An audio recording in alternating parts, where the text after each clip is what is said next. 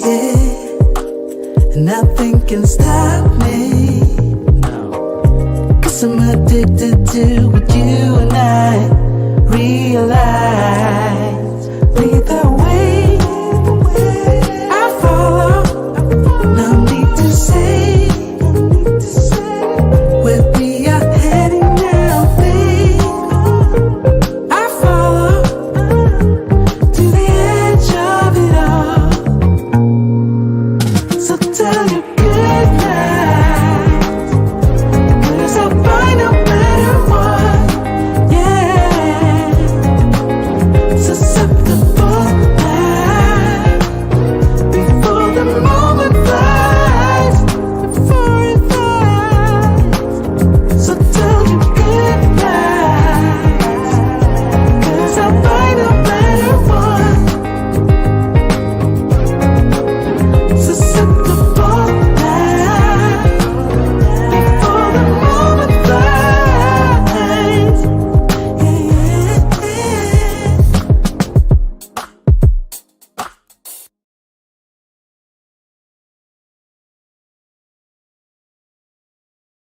Screen. Shout out to all you guys that are here with Andre and Andre's Love Crossing Borders on a wonderful, wonderful Monday evening. Hope you guys are doing great. We got a great topic tonight, guys. Very serious grown man conversation. All the boys cannot be in the room when grown men are talking. All the boys, you already know what your mama used to say. Keep your mouth shut when grown folks are talking. We're having a grown man's conversation tonight, gentlemen. Grown man's conversation. So shout out to all you guys that are here. Let's even go over here with this music. Let's go over here with this, even better. Let's go here. There we go. Okay. We need to talk. I know a lot of you guys are working hard in your endeavors to relocate to another country, or at least to start traveling and visiting other countries. And I commend you for that. But for many of us, there's only one thing holding us back. It's not money. It's not opportunity. It's not even governments or they're putting up banning you from going to that particular country. The problem for many of us when it comes to traveling to other countries that we rarely acknowledge is the woman that we got back home. Some of us are still in the middle of relationship situations that really haven't worked out for years, and we just haven't figured how to get out of it. Or we're in situations in which it's over, but she keeps coming back. And we're going to talk about that tonight, because some of us will not be able to progress into the life that you deserve and see the things that you're going to be seeing in the future if you keep allowing her to come back. In other words, you got to get to the point where you got to let her go so you can go. I know, Dre, I know I need to let her go. I need to stop messing with her. You said that 5 years ago. You said that 3 years ago. You even said that last year for New Year's. You're going to let her go. And she still has the ability to keep coming back in your life, whether it be for nostalgic reasons because we were together in high school, or she's my baby mama. Whatever your excuse is, it ain't working, is it? Your excuse to be with her is keeping you from going out to live the life in other countries that you really want to live. So we're going to talk about that tonight. That's why I said this is a grown man's conversation tonight. This is a grown man's conversation. All you sensitive dudes, the exit is right there. You go and leave right now. You ain't got to stay. We ain't gonna miss you anyway. We ain't gonna even know that you left. I'm serious. All you sensitive dudes, do not stay here. If you got somebody that's in your situation, that I just described, and you keep allowing her to come in your life, tear things up, and then leave, and then come back like 3 months later, tear your life up again, and then leave, bruh, this is not the live stream for you. This is for grown-ass men, bruh. This conversation is for grown men, adulthood only. This conversation is not made E, rated everyone. It is not rated E, bruh, for everyone. It really isn't. I had to do it. Other brothers had to do it. Shout out to Jay Clyde. Congratulations to our brother Jay Clyde in Medellin. Him and his girl have been together for 5 years, just celebrated. For all you guys that said you can't find a good woman in Medellin, shout out to my brother Jay Clyde. It's Jay Clyde celebrating their not only 5th year anniversary, but actually engagement at the same time, so they'll be married. He had to do the same things that we're going to be talking about tonight. I had to let people that were in the States go, that I really enjoyed being in my life, whether it was intimately or whether they just was good people. But I couldn't travel the way that I wanted to, and at the same time go back to the States and pretend like I wanted to be with this person for the rest of my life. No, I didn't. I wanted to travel for the rest of my life. So all you dudes that plan on keep lying to yourself, you can go ahead and exit on up out of here. This live stream ain't for you anyway. You can head right on up out the front door. This is not for you. This is for grown men. And shout out to all the grown men that are here tonight. We got 32 in the building, going on 34. Glad to see you guys here. Glad to see you gentlemen here this evening. Let's get some shout outs going. Yes, sir. I love the shout out music. Let's scroll to the top, to the tippy top, to my brother who is here, numero uno, not StreamYard. Rico was here, number one. Rico been here for a while. I remember when Rico popped up about an hour ago. So shout out to Rico being here. Andre in the chat. He said, this is going to be a good one. Boy, this is going to be a banger. A banger tonight. I kid you not. I'm excited about this one. Shout out to my brother Kenny Peoples. Kenny says this. He said, about to cook some honey bourbon. Salmon. I had salmon today too, brother. Andre made me salmon in the air fryer and a nice salad. And I just took that salmon and put it on top of the salad. Oh man, it was great. It was great. Yes, I see you eating good, brother. Eating good. With some jasmine rice too, and the kale greens. Oh man, keep it healthy. Keep it healthy on the table. Good evening and salute to you as well, brother. Good evening and salute to you as well. Shout out to my brother Christopher being in the building of the Brown family. Chris says this. He said, good evening, Andre and Andre. He said, family and friends. And friends.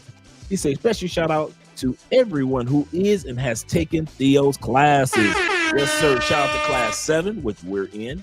Shout out to class 6.5 and shout out to class 6 that are still taking their classes. He say, my wife is named Terraform. Yes, I know that feeling. My wife realized I have a sad chick. Her name is Terraform as well. I have a sad chick named Terraform. Yes, sir. Shout out to Rico once again. And Bobby Coltrane of the Coltrane family saying hello, chat. He say, what's good, Andre? How are you doing, man? I'm feeling great tonight. I am really, really feeling great tonight, man. I'm excited, man. I got some things coming down the turnpike. Andre and I have a trip coming up this week. We're going to Caracas Island, right off the coast of Venezuela. Yeah, that same island where Donald Trump has all his boats and military ships going. He would have to go to that island while me and Andre are going there. So off the coast of this same island in Venezuela, we had already had our plans made, and here comes President Trump with his ships. But we're still going to have a great time, and we're going to be going live from there. And yes, Theo, I will be doing homework from Caracas Island as well. Shout out to my brother Ronan Travels. Good evening to you. Good morning to you, and salute. Shout out to you, brother. Ronan, just like the rest of us regarding this topic, many of us had people that we still considered in the United States. Well, maybe we could give them a chance. Or maybe one more time. And Ronan wouldn't have met the person who he's with if he would have kept giving a person another chance back home in the States. Sometimes we got to tell the women in the States, I can't do it. We could be friends, we could be associates, but as far as dating, I'm going global, baby. I'm sorry, I'm going global. Yes, sir. Shout out to all you guys being here. Let me scroll down a little bit more. Make sure I got everybody else who's here. Bobby, we got Bobby already. Shout out, salute to all, T-Mac says. Shout out to our brother in Medellin, T-Mac. Salute to you as well, brother. Yes, sir. And for Profit Stores in the building. Yes, sir. We're doing something right to the... Oh, my man Jay in the building. Congratulations, brother. Yes, sir. You blessed my heart. You and your girl blessed my heart, brother. You blessed my heart, man. Because you guys have been, I'm going to tell you something. You guys have been together so long that I thought, I say, okay, is this the anniversary or the engagement? But when she pulled the ring out, she said the bam. When she hit the bam on him, took the photo with her hand, I said, oh, yeah, girl. I see your work, girl. I see your work. Shout out to your fiance, man. Shout out to her. Yes, sir. You guys are amazing. You guys are an amazing example of how it's done. An amazing couple, whether on camera, that's the part, or off camera. Camera's not needed. Photos aren't needed. No matter what anybody knows or says, you guys are an excellent example of you can find real love, real relationships, just like T-Mac has shown us that you can find real love and real relationships in Medellin, Colombia, especially if you keep your butt out of Parque Yeras. Shout out to you, brother. I didn't know you were here tonight. Hey, sexy boo. Andre just walked in the door. Shout out to my brother David Dice of the Dice family.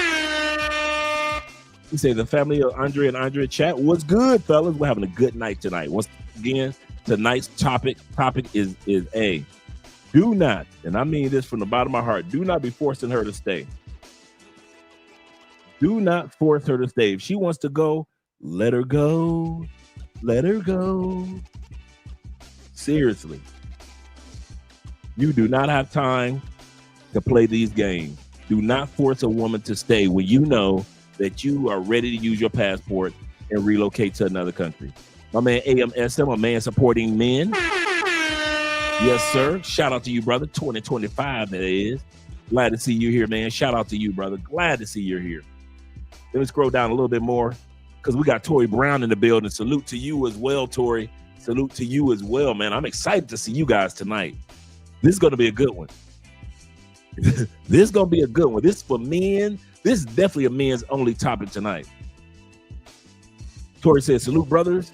He said, can't salute individually. He said, helping in Terraform. Yes, sir. Continue to help brothers in Terraform, especially on nights like this. Yes, sir, man. Yes, sir. And T-Mac sending out the salute to everyone. My man, Jay Edwards. Shout. Oh, that's JJ. Jay, hey, Jay, how you doing? Sometimes I think is Jay like a dude, but this is my girl, Jay. Shout out to Jay being in the building. Talking about some, hey, Andre. Hey, Jay, Miss ATL yourself. Glad to see that you're here tonight. We got a good topic tonight, Jay. It's predominantly men, but you can hang off in here. You my girl. Shout out to you. Salute to Grown Man Chat. My man, Jay Anderson. The great, that is. The great. He said, salute to Grown Man and a Grown Man Chat. He said, Andre and Andre, I love crossing borders. Hope everyone is having a great day.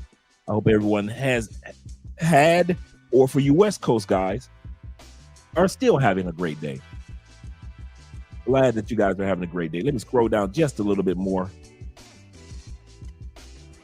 He said, my signal is spotty. Mine is pretty good tonight. We're doing pretty good on the Wi-Fi tonight. So it's not choppy. On our end, finally, we're looking good. Because on this monitor, I'll actually watch to see what you guys are watching. On this monitor is actually the StreamYard show, the actual show itself, the behind the scenes part. He said, I've been waiting on this conversation for a while. Yes, sir. Yes, sir. Let her go so you can go.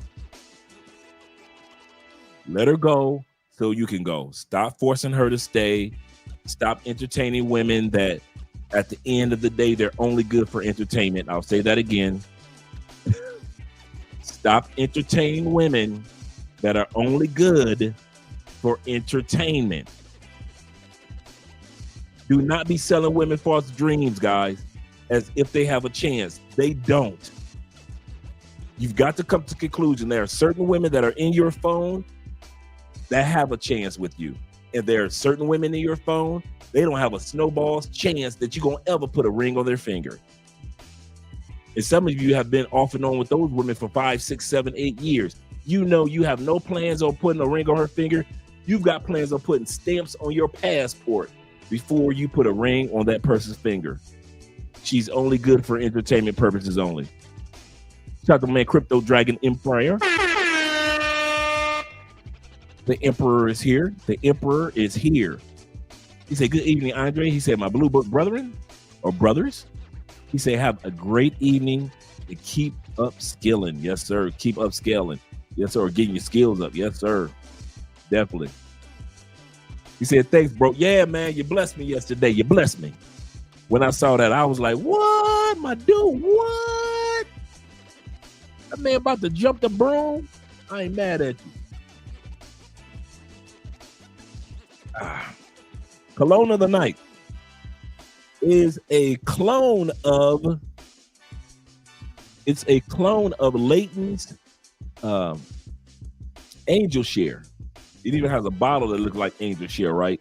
And anybody knows that Angel Share is a honey liqueur scent, very masculine. It's sweet as can be, and it projects. It is beast mode extraordinaire. This one right here is by Fragrance World, and it's called Cocktail Intense. This is the I'll give you a perfect example.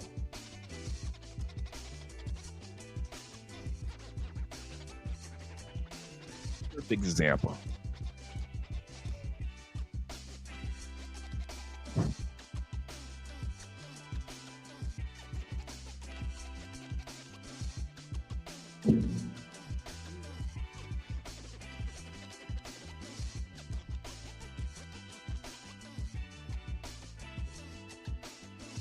Okay, let's go with the example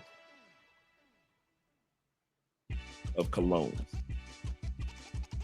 Now, when they first came out with which a lot of people consider the greatest cologne of all time, which is Camera by Lattafa.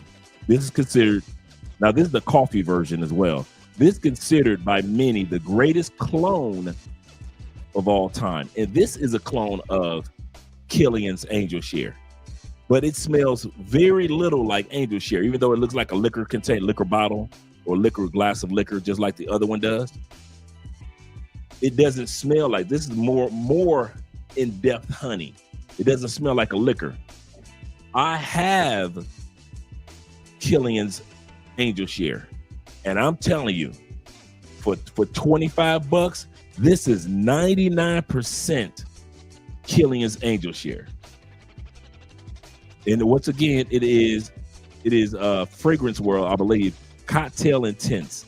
That's what I'm wearing tonight. Cocktail Intense by Fragrance World. Instead of paying $150 for Angel Share by Killian. But you can also, if you want to just get this coffee version of it, you can get Camera by Lattafa, and this is like $20 right about now. It's everywhere. It's everywhere, and it's a really good scent. Oh man, that's really good. Great atomizer. See that squirt? Yeah, this this is just honey. This is pure masculine honey with coffee. And this one is definitely a liquor. This one is definitely a honey vanilla flavored liquor, very masculine. So those are the colognes of the night, gentlemen. And each one of them are less than, I'll say $30 at the most for each. Let me put that right there. All right.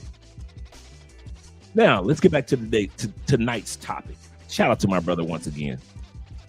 And shout out to Toy Brown, a grown man's. Yeah, all the grown man, bruh. This is a grown man conversation. We got 39 in the building. Appreciate you guys being here. T-Mac said you can find a good woman in Medellin, but it's harder than other Colombian cities. I can understand that. I can understand that. But also, let's put the shoe on the other foot, too.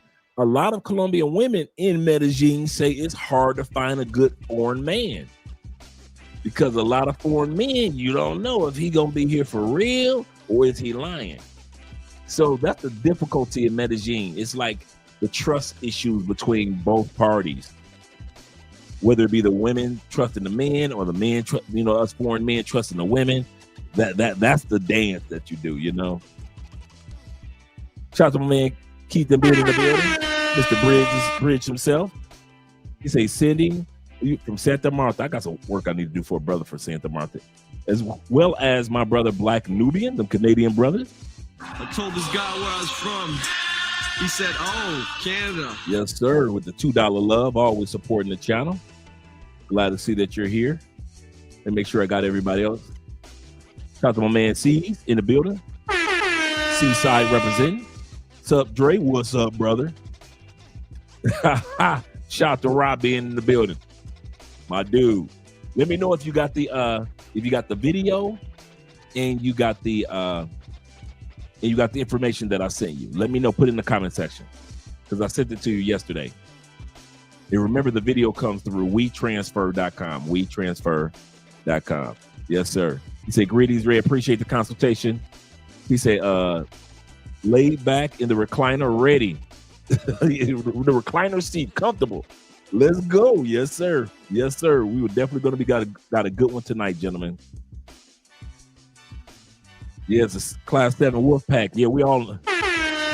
That's International Quiet Storm Group. Yes, sir. Shout out to you and my man Montrez Montgomery of the Montgomery family. Shout out to you being here. He said, good evening. He said, you have to let her go. Just like another love. TKO. Yes, sir. Pull out the Teddy Pendergrass out the crate. I see how you did that. You pulled the Teddy Pendergrass. Shout out to them Philadelphia boys. Here, you pulled the Harold Melvin and the Blue Notes out. You didn't think I was going to go that far with the Teddy Pendergrass. Pulled out the Harold Melvin and the Blue Notes. Shout out to you. Jeffrey says this. My Uncle Jeffrey, shout out to you. He said, what a coincidence. We're all seeing the same chick. Well, yes, sir. Yes, sir. I feel you, man. Let's scroll down. Got the man Shade Trees Philosopher. I like that name.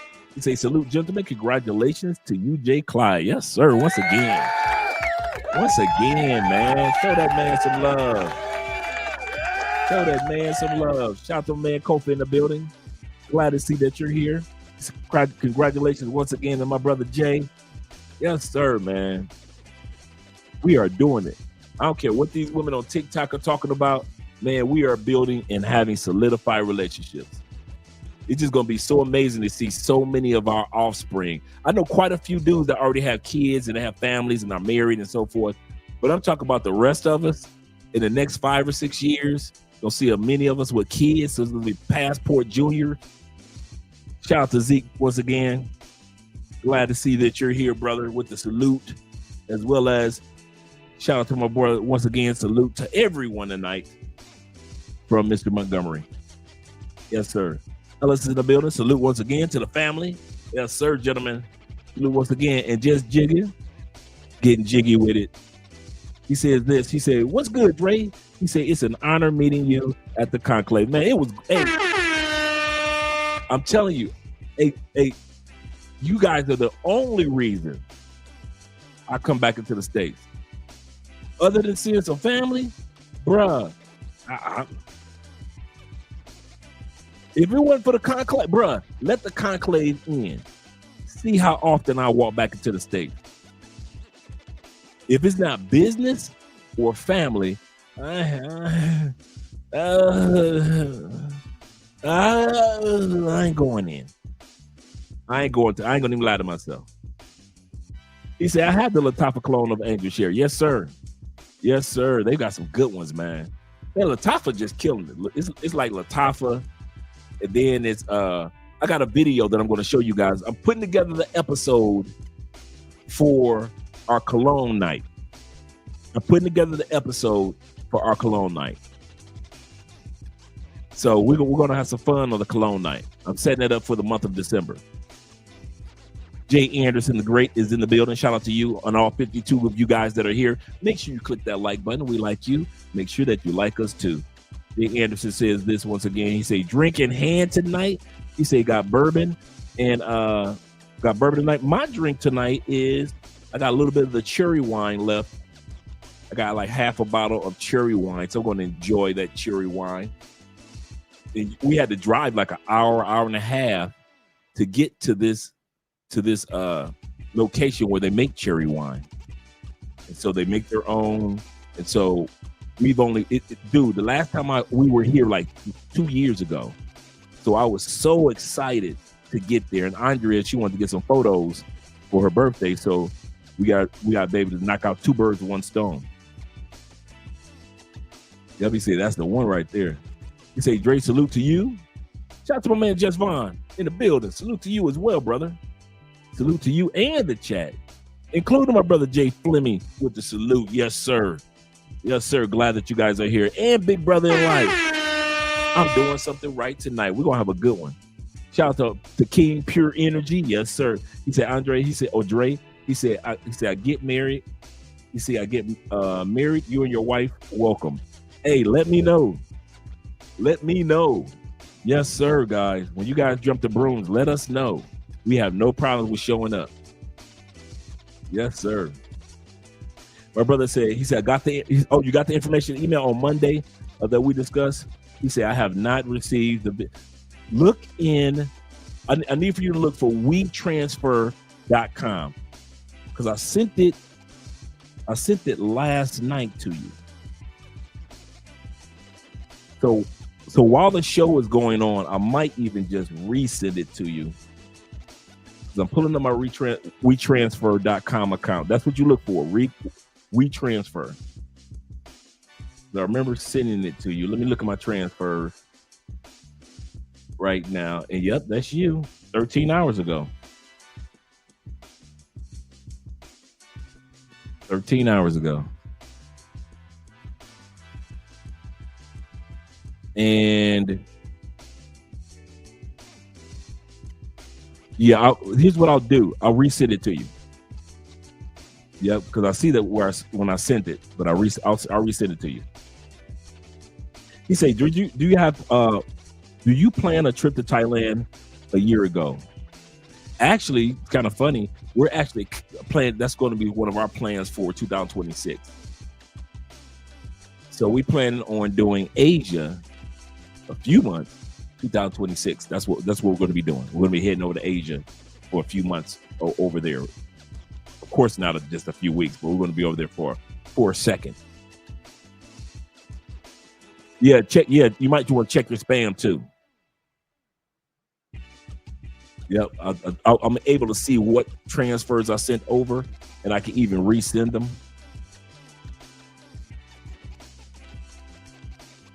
Yes, sir, man. I'm happy for Jay, man. They're a good couple. I kid you not. Really good couple.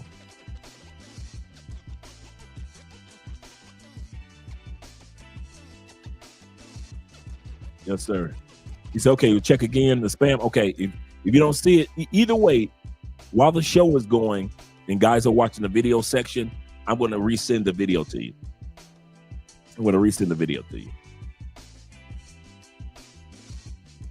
All right, let me change the music over for us, guys. Shout out to all you guys once again for being here. And let me scroll down to change the music for us. Let's turn that down quite a bit. All right. As I was saying, guys,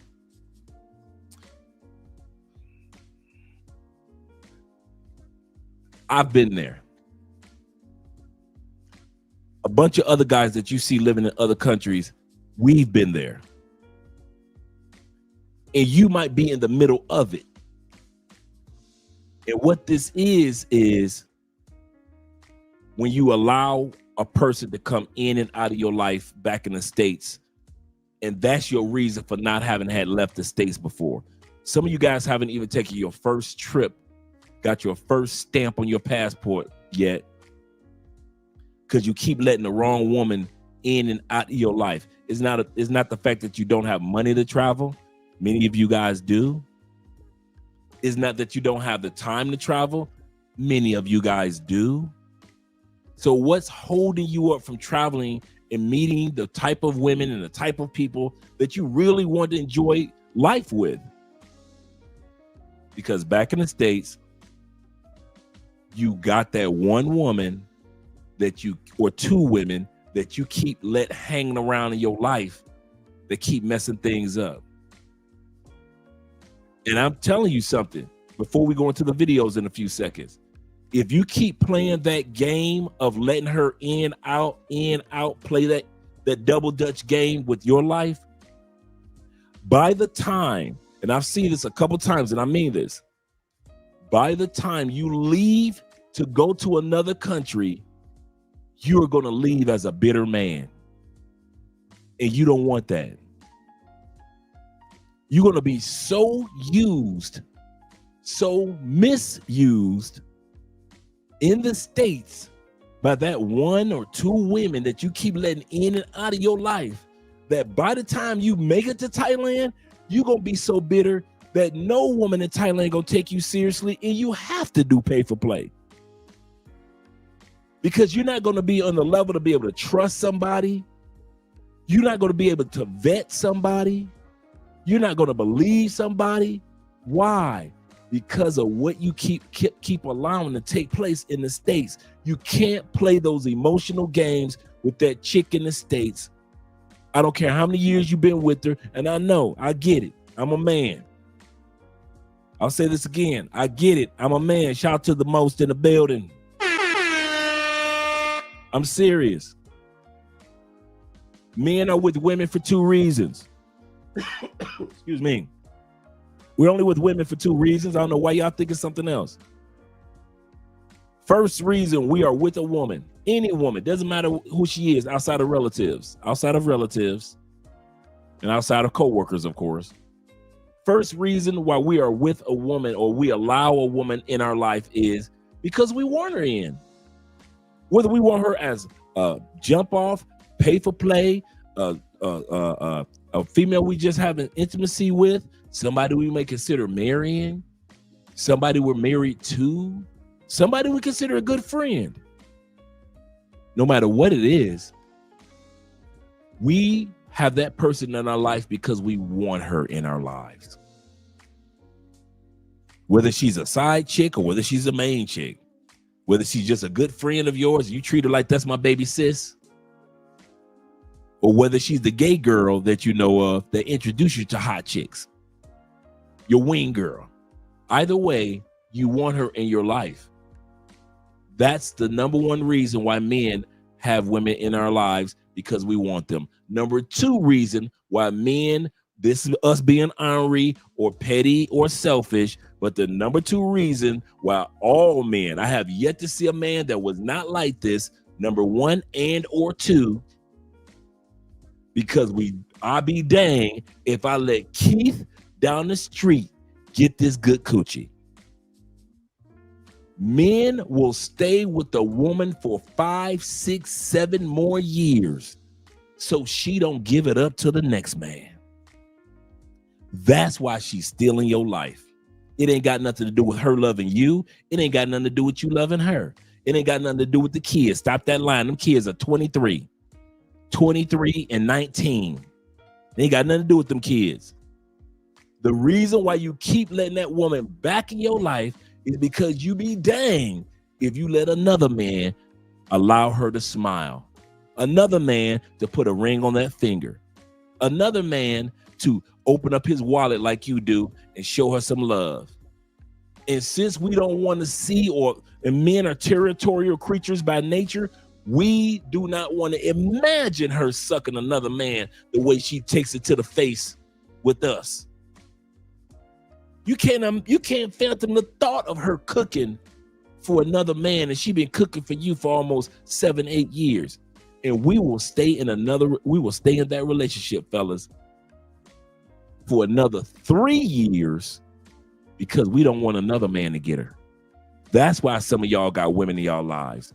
Not because you want her, but because you don't want the next mother to get her. Stop me when I'm lying. Stop me when I'm lying about that relationship should have ended 3 years ago. Stop me when y'all in the last 3 years, y'all been fussing more than y'all been fucking. Stop me when I'm lying. You and your girl fight more than y'all fuck. Stop me when I'm lying. If you fighting more than you fucking, that relationship been over, bruh. Stop forcing her to stay. Stop forcing her to stay. My man AMSM with the $5 love. He said, I don't want another man. Biscotto, my wife's face. Yeah, for real. Biscotto or Picasso. For real, painting on the yeah. And a lot of dudes are like that. Now, if you're gonna be with her, cool. If you go if she has no problem with the position that she's playing in your life, whether it be wife, whether it be just a jump off, whether it be a female friend, whatever it is, if she's okay with the position and you're okay with what position she's in, fair exchange is not a robbery, right? Fair exchange is not a robbery. Everybody knows where everybody stands. But I'm talking about you dudes that you know that you do not love you love your girl, but you ain't in love with her no more. You ain't been in love with her in 3 years, bruh. Let's be real. Okay, she ain't been in love with you in 3 years. Let's be real. But you and or her keep hanging around each other for another 3 years, and you wonder why you can't travel nowhere. The money that you've been spending on a woman that don't want to be with you no more, and you don't want to be with her no more, you could have been in another country 3 years ago. But no, you figure if I'm in another country 3 years ago, who she fucking? That ain't none of your business. You living in Singapore now. You live in Vietnam now. You got a girlfriend in Malaysia right now. You got two girlfriends that live in Poland and one in Sweden right now. Who she smashing, that should be none of your business. Some of us just don't know how to walk away so we can walk into. I'm gonna say that again. Some of us men, and I had to learn this, we don't know how to walk away so we can walk into. You don't know how to walk out of a door. Realize when you walk out of a door, you are also walking into another room. Walk out this room. You got to walk out this room to get into the next room, right? You got to walk out this room to get into the next room. And some of us don't want to do that because I can't imagine somebody else making her smile, taking her on long walks, painting a bedroom together. They laughing. I can't imagine her laughing with another man. Bruh, she ain't laughed with you in 3 years, bruh. All that imagining that you doing, y'all have sex twice a month.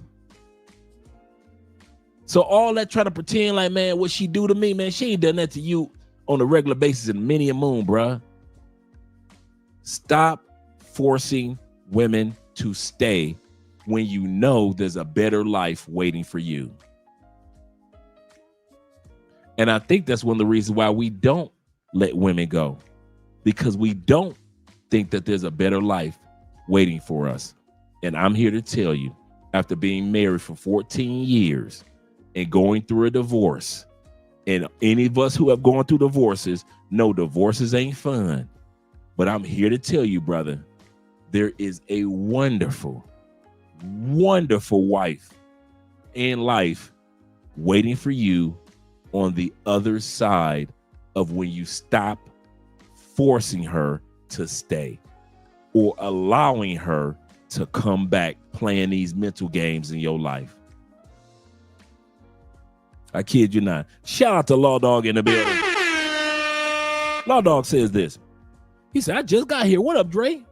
He said, best thing that ever happened to me was my, boy, if you don't preach, best thing that ever happened to me was my divorce for my American wife, so I could discover Colombian.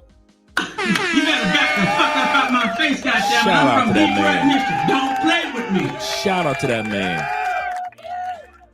Yes, sir. You know how many of us, man, we're celebrating this episode, our brother Jay Clyde, right? Do you know how many people Jay probably had to let go, or how many women he had to say, I can't allow this person to come back into my life. I'm traveling right now. I'll say that again. You know how many women or temptations, let's say just temptations, that he had to say, I got a choice. I can stay in the States and smash these statesides on a regular, maybe have me a girlfriend, maybe have me a wife, but that's a big maybe. Or I can go and get these stamps on my passport. All of us dudes that you see that are in solidified relationships with maybe 1, 2, or 3 women in other countries, bruh, we had to walk through the door of immigration, leaving the immigration of the United States. You can't have them both. Both of you guys, some of you guys want your cake and eat it too. It's not gonna work. I'm gonna say this.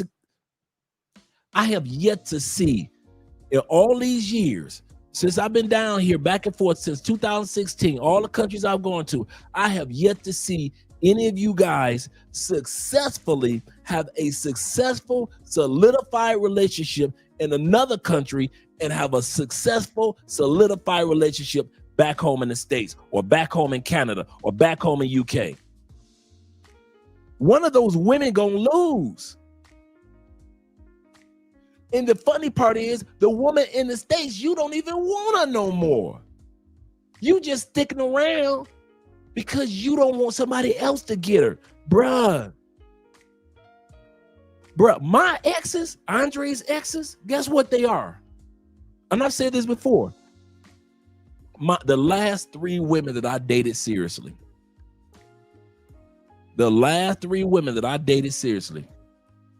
Every single one is happily married. And guess who else is happily married? Your boy. But if I wouldn't have let those women be who they are, and I kept blowing up their phone every time I came back to the States, see, I had to let them go before I left the States. I didn't wait until, okay, I'm moving to Colombia next week, so now I'm gonna let these chicks go. No, I let them chicks go when I decided I was gonna move to Colombia. So I decided to move to Colombia. It was a 3-year journey until I officially moved to Colombia on November 26, 2019. Bruh, I had to let them chicks go in 2016 in order to travel to all these other countries to decide on Colombia. I couldn't keep those chicks and at the same time travel to these countries. I couldn't do both. The money that I would have been spending on trying to keep these chicks happy, the time I would have been wasting trying to keep these chicks happy, the time I would have been using to smash these chicks, I could have been in other countries smashing other chicks from around the world. Some of you dudes do not know how to let your pride down and let that chick go. I'm giving you the hookup before you leave the States. Some of y'all ain't got no business even thinking about, can I find a good Colombiana? What for?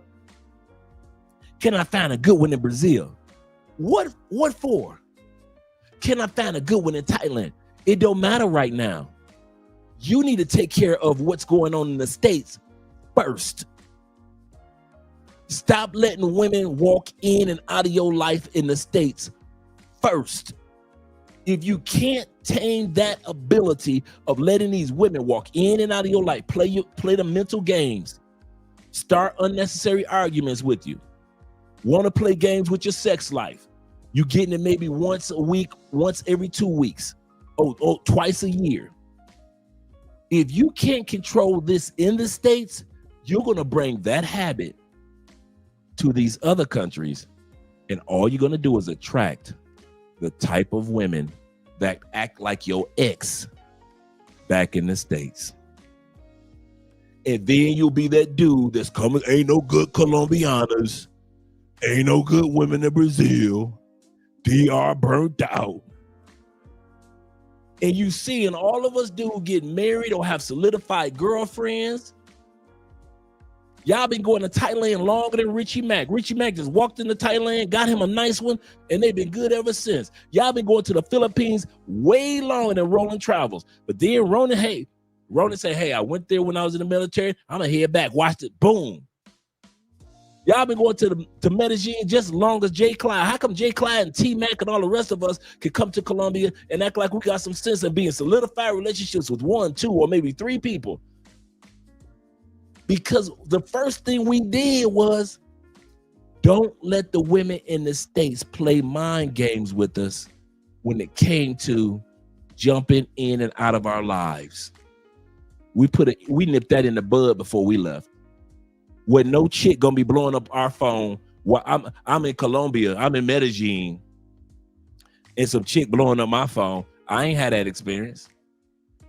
I ain't had no stateside chicks blowing up my phone. That's one of the things that made it easier for me to date, because I didn't have to worry about when I was dating in Colombia that, oh man, I got a stateside chick. She just 14 text messages missed. I ain't have all that. You gotta let her go so you can go. But if you don't, bruh, y'all doing it the hard way. Y'all forget about the stamp.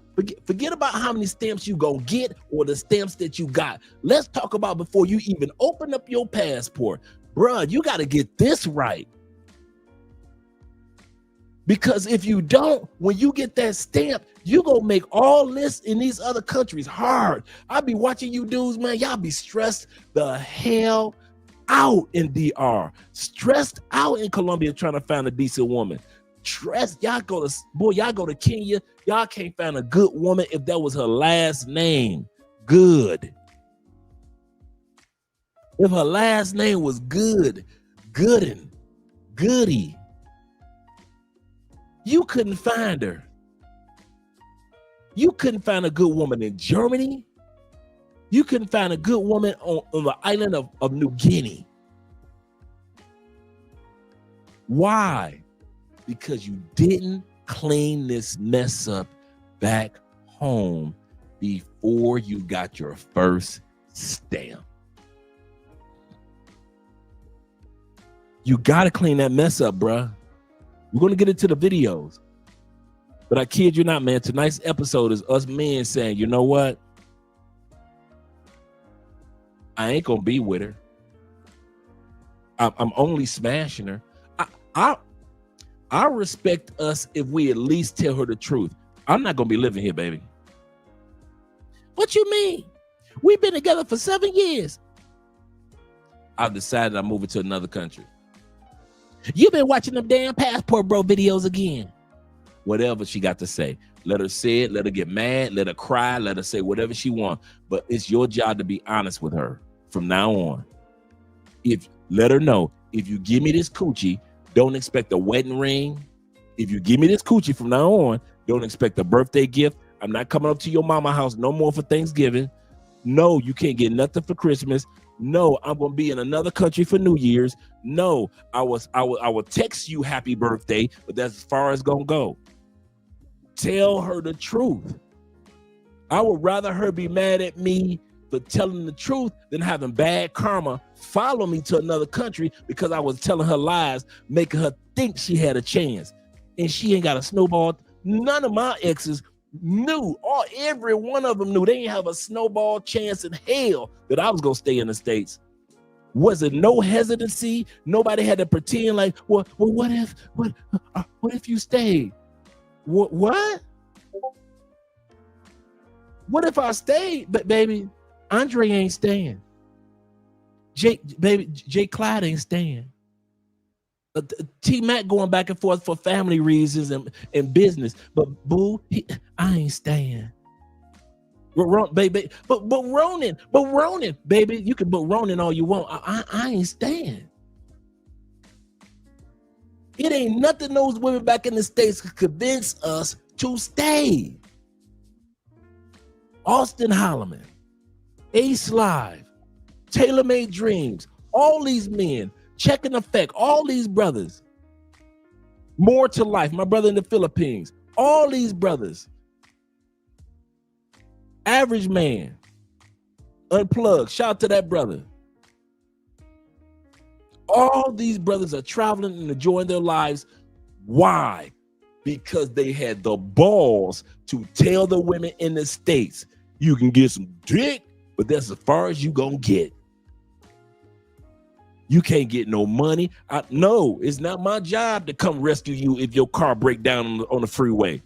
That's when I was gonna stay in the States. But since I no longer stay in the States, even if I'm here in the States, I'm not about to come get you off the freeway. Who is in your phone that you dating, boo, that can come get you? You need to call that dude. I'm no longer that dude to come help you get your car off the freeway. That's where you need to be. See, when you decide that you go stay in the States, she could call you while you at work. Hey, baby, what's going on? My car broke down. I'm out here. I'm on I-75. Come help me. I'm on I-95. I'm on I-10. Come help me. I'm on Route 66. Please. She could do that when you was going to stay in the States. But even though you still live temporarily in the States, them days of calling you for emergencies is done. You got to get to the point where you do not allow people to just walk and waltz in and out of your life at will. Like they got a right to come and tear up your life like they have in the past and then just walk right on out. Them days are done. If you plan on leaving the United States in the next 5 years, 5 months, or even 15 years, and I say that on purpose, you have to come to a conclusion. I'm done with the games or even playing games or accepting games from the ladies back home. You got to tell yourself you're done. Or you're going to keep having that psychological, sexual umbilical cord connected to the States, and your journey to these other countries won't be as smooth as you deserve them to be. Let's go to the comment section. Shout out to all you guys that are here. Shout out, gentlemen.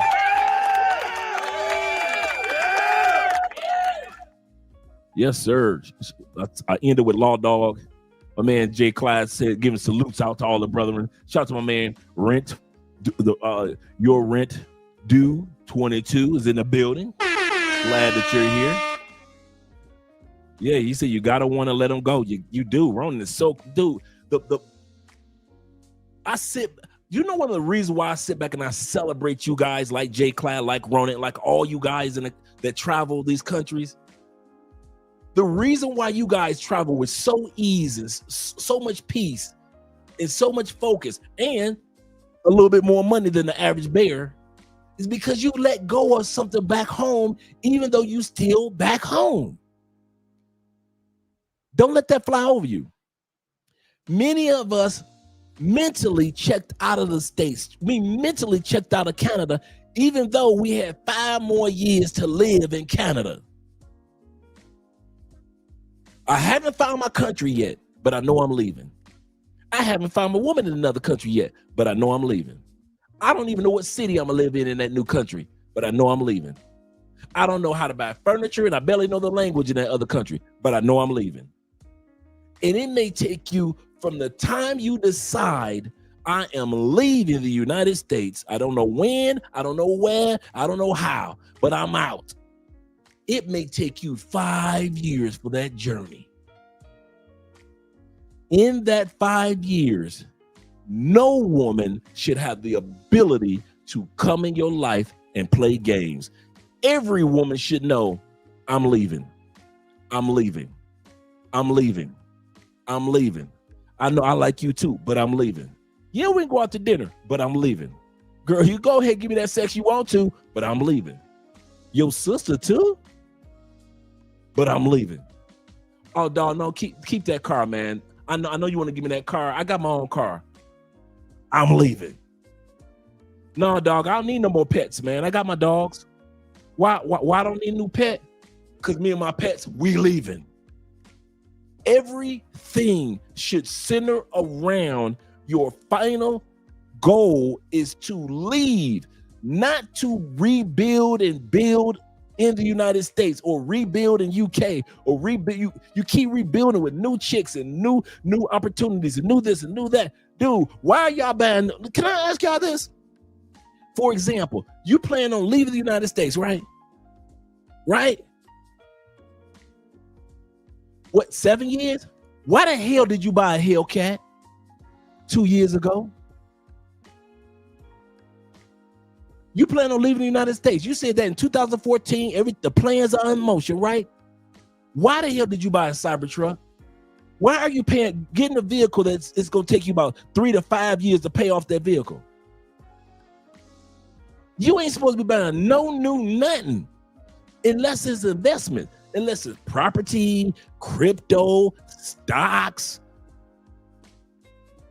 Nothing in your life. If you plan on leaving the United States, no investment in an appreciating object should be yours. Man, dude, I sold my Ford F-150. I sold my truck, got me a nice little convertible Saab, brand new in mint condition, used. Convertible Saab, excellent, $6,000. I ran it until I got it the year that I decided to leave, 2016. Sold my Ford F-150. I don't need to be paying them high-ass gas bills. I mean, gas prices, high-ass car insurance. I'm trying to stack this money. So I sold the F-150. Went on ahead and got me a used convertible Saab. That beautiful car. Guess what I did with the Saab when I left? My Uncle Jeffrey passed it on. Why? Because my Uncle Jeffrey ain't got no business buying a damn Hellcat. He ain't got no business buying us this new this car and the new No, it is not your job, dude. Stop laying foundations in a country that you know you ain't gonna be living in. Now, if you plan on living in the United States 50% of the time, I got you. I see why you buying a Hellcat. You're going to live in the country half the time, and then the other half of the time, you're going to be in the States. I got you, 50-50. I'm talking to those of us that plan on moving to another part of the hemisphere. You're moving from the Western hemisphere to the East. Why the hell are you buying brand new vehicles? Property? Yes. Investments? Yes. Like crypto and your other investments or starting a business. Yes. Land, buying land. Yes. Depreciating objects. Why? Why? Why are you buying new furniture for your house? New? New? Why are you making a man cave in the basement? I'm talking about a brand new man cave. You told yourself in 2020, I'm moving outside the States. Why the hell did you make a man cave in 2023? It ain't about you got the money for it. Of course you got the money for it. But you're going to be so busy doing other things with your travel, you ain't got no time to be sitting in no damn man cave watching football like everybody else. Your Sundays, you just flying in from some damn where. While everybody else sitting around watching football, your Sundays and Saturdays, you are just flying in from a different country. Ask me how much football I watched or basketball I watched the years I was flying to these different countries and flying in on Sunday to get back to work on Monday. I ain't seen no football for about 2 or 3 years. Basketball, none of that. Why? I'm flying in on Sundays from countries, man. I'm flying in on Sundays. Sunday afternoon, I'm flying in. Only time I'm seeing the football game is when I'm at the airport. Seriously, bruh. Stop trying to say or pretend that you're going to move to a new country, but your actions show you ain't going nowhere. Your actions show you ain't going no damn where. You got a good talk game, though. You got a good talk game. Let me hit the super chats, then we're going to holler at everybody else. Shout out to all you guys that are here. He said, Andre, what's your definition of a happy marriage? Because it's the same people who claim that they're happily married that they're really not. Okay, there's stateside happily married, and then there's other states happily married, right? Let's be real. Come on, all you travelers, because in the States, happily married, it's the white picket fence, us four no more, we got 2 kids, we got our dogs, we got our cat, and she's making good money, I'm making good money. We might go to the church, we might go to the mosque, we might go to the synagogue. Our sexual life our intimacy is good. That's in the capitalistic society, we mainly care or consider what's a happy relationship, what's externally looking good, what looks good on social media. Y'all got the house? Cool. 2-car garage with 2 cars and a truck? Cool. Y'all got enough land where landscapers got to come out and do the yard? Cool. That's what we consider happiness in many cases in the States, right? Where externally everybody else can see us as happy. Other countries. Do these Colombians have 2-car garages? What about all these couples in the Philippines that are in good couples? Before we get to talk about their happiness, is the husband making 6 figures in the Philippines? Some of them are, but most of them aren't, right? Oh, it got to be in Africa. Got to be South Africa, right? South Africa, everybody got a 2-car garage in a F-150 in a man cave. Oh, they ain't got all that in South Africa? So what is it that makes a happy couple outside of the United States, Canada, or UK if it's not materialism? What makes me, Andrea, and all of us other brothers that are in solidified relationships in other countries is the stuff that comes absolutely free. When your woman is appreciative and courteous, that's free. She could do that for free. When you're loyal and she's loyal, that's for free. When you don't take each other for granted, whether it be intimacy or financially or spiritually, that's free.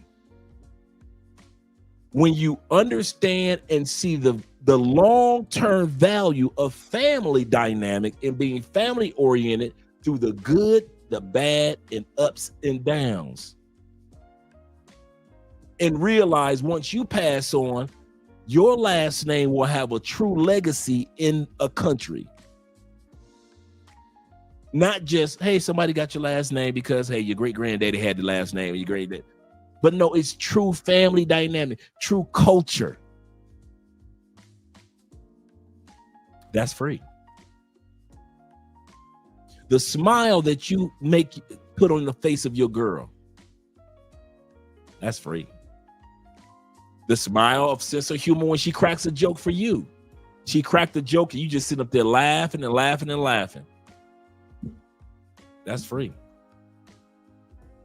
Happily married or happily solid couples don't have to necessarily be married that I notice among us guys, that meet good women in other countries, most of what these women offer us, it has no price to it. That's what a happy relationship is for many of us. It has no price on what this woman does for us. The courtesy of bringing you a drink, the courtesy of making you a meal, the courtesy of making sure that you are all right and asking you how was your day. All that stuff is absolutely free. You can't get that in the West. In some cases, yes. In most cases, no. In the West, it's about capitalism and it's about me, me, me, me. She thinks like that, you think like that. And what we consider happiness, who can get the most me, me, me, me, me from the other person. Whether she gets all she wants from you or whether you get all you want from her. We focus on the me, me, me, me, to where in other countries with good traditions, they focus on the us, us, us, us, we. Now, nothing is 100%, but you find in other countries, you see, how many times have you walked through in Colombia or Brazil and you see the most gorgeous women, happy as can be, with some of the most out of shape dudes, and they got 2 kids that look just like the woman, so you can tell them they kids. The boy looked just like his daddy, and the girl looked just like his mama, and they walking through the mall holding hand, and I'm talking about they in a full conversation and laughing and giggling, and I see that all the time. You ain't got to be 6 feet in these countries. You ain't got to be 6 figures in these countries. You ain't got to be 6-pack in these countries. You ain't got to be 6 inches plus long in these countries. Many of these countries, these women are like, listen, I'm happy because I'm able to make my family happy. Andrea is happy because she's able to make me happy. I'm happy because I'm able to make her happy. Jay's girl is happy because she's able to make him happy. Jay is happy because he's able to make his girl happy. You think about the other person, and much of what you can do is free, and much of what they do for you is free. But back home, everything is transactional and capital. You can't say you're happy back home and you don't have at least 2 cars. You can't say you're happy back home and y'all don't own a house yet, or y'all don't this, that, or she don't own this type of purse, or she don't own that type of shoes. You can't say that she's happy. That's why I said there's a difference between happiness in the United States and there's a difference between happiness in the other 96% of the world.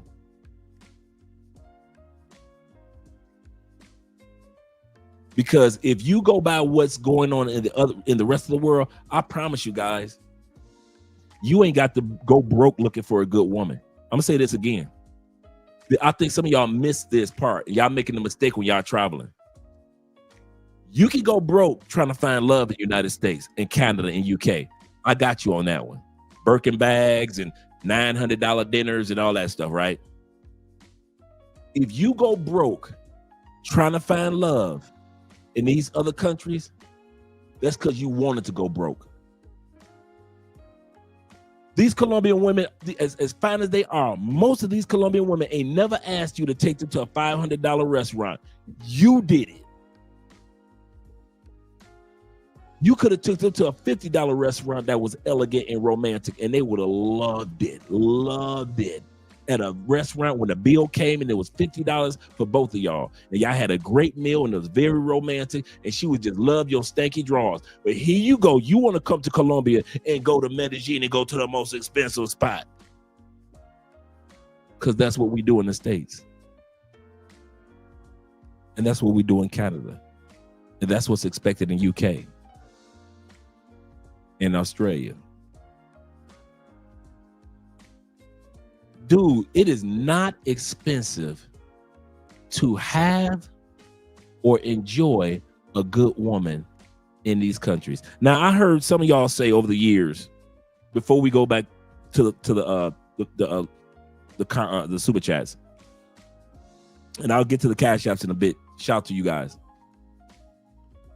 I've heard guys say, well, there's a level of Colombianas that will never get with you anyway because they're so rich and affluent. You do know that's in every country. You do know in the United States, fellas, no matter how much money you make, there is an upper echelon of women in the United States that if your family doesn't have a certain blue blood, you can't get to her.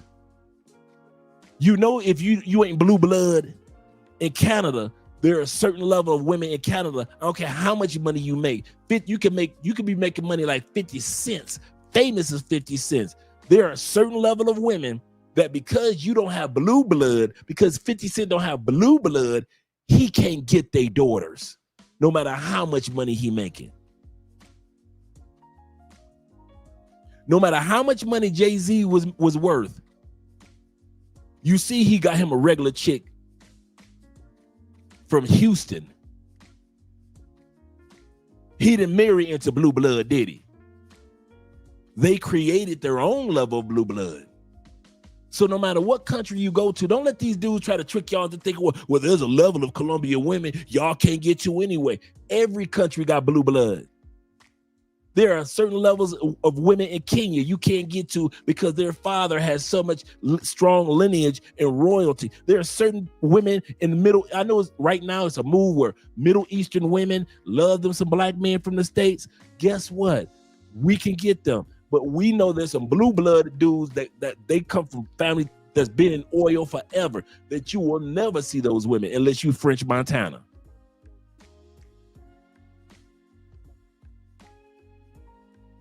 And I ain't got no problem with accepting that. Why? Just because a woman is blue blooded doesn't necessarily mean she quality. I done bust my butt, got all the way up there, and I done married a billionaire's wife, and she get on my daughter, and she get on my last nerve. But because she's a billionaire's daughter, I gotta stick with this chick. So just because a woman is blue blooded doesn't mean that she's a quality woman.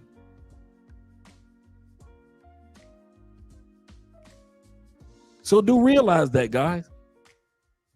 Do realize that. Shout out to you with that question, brother. My man D-Man in the building.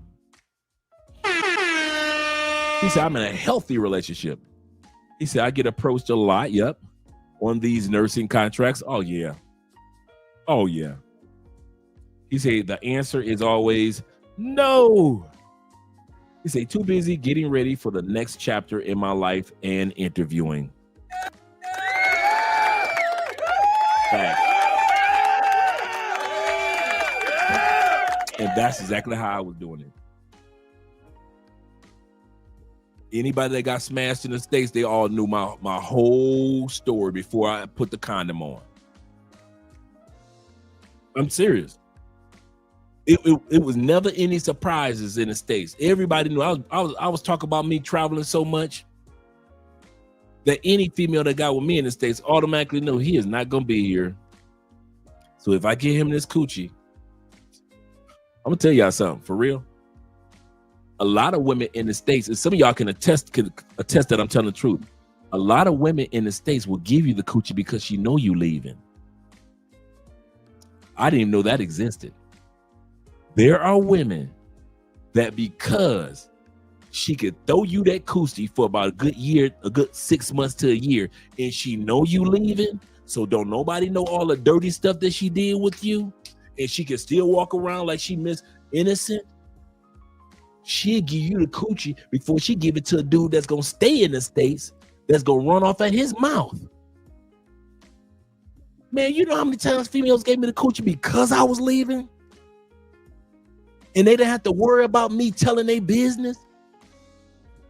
How many wives wanted to smash me because they could smash me for 6 months and they knew I was leaving, so their husband would never see me? Girlfriends, yeah, dudes' girlfriends want to smash me because they knew I was leaving and their boyfriend would never see me. Man, y'all better stop lying to these American chicks, these Canadian chicks, these UK chicks. Some of these chicks gonna give you the coochie just because she know you ain't gonna be around to tell a tale. My man Growth Kofa said this. He said, I know I'm leaving. He said, I know I'm leaving. He said, time for some merch for the channel. He said, put on a t-shirt and a hoodie, Dre. Yes, sir. The t-shirts and stuff that I have is mainly Richie Mack stuff. Mostly Zoom is Thailand stuff. I need to get some stuff for us to Love Crossing Borders. Yes, sir. Yes, sir. I kid you not, man. That's how I was. A lot of women are like that. Dude, it was amazing how many women are like, oh, ain't nobody gonna know? Shoot, let me go and throw it to them. The Mo said this. He said, Dre, these whack-ass modern women are draining my life force in a very negative way. I could imagine, brother. I could imagine. Jay says this. He said, there is one thing that I will do.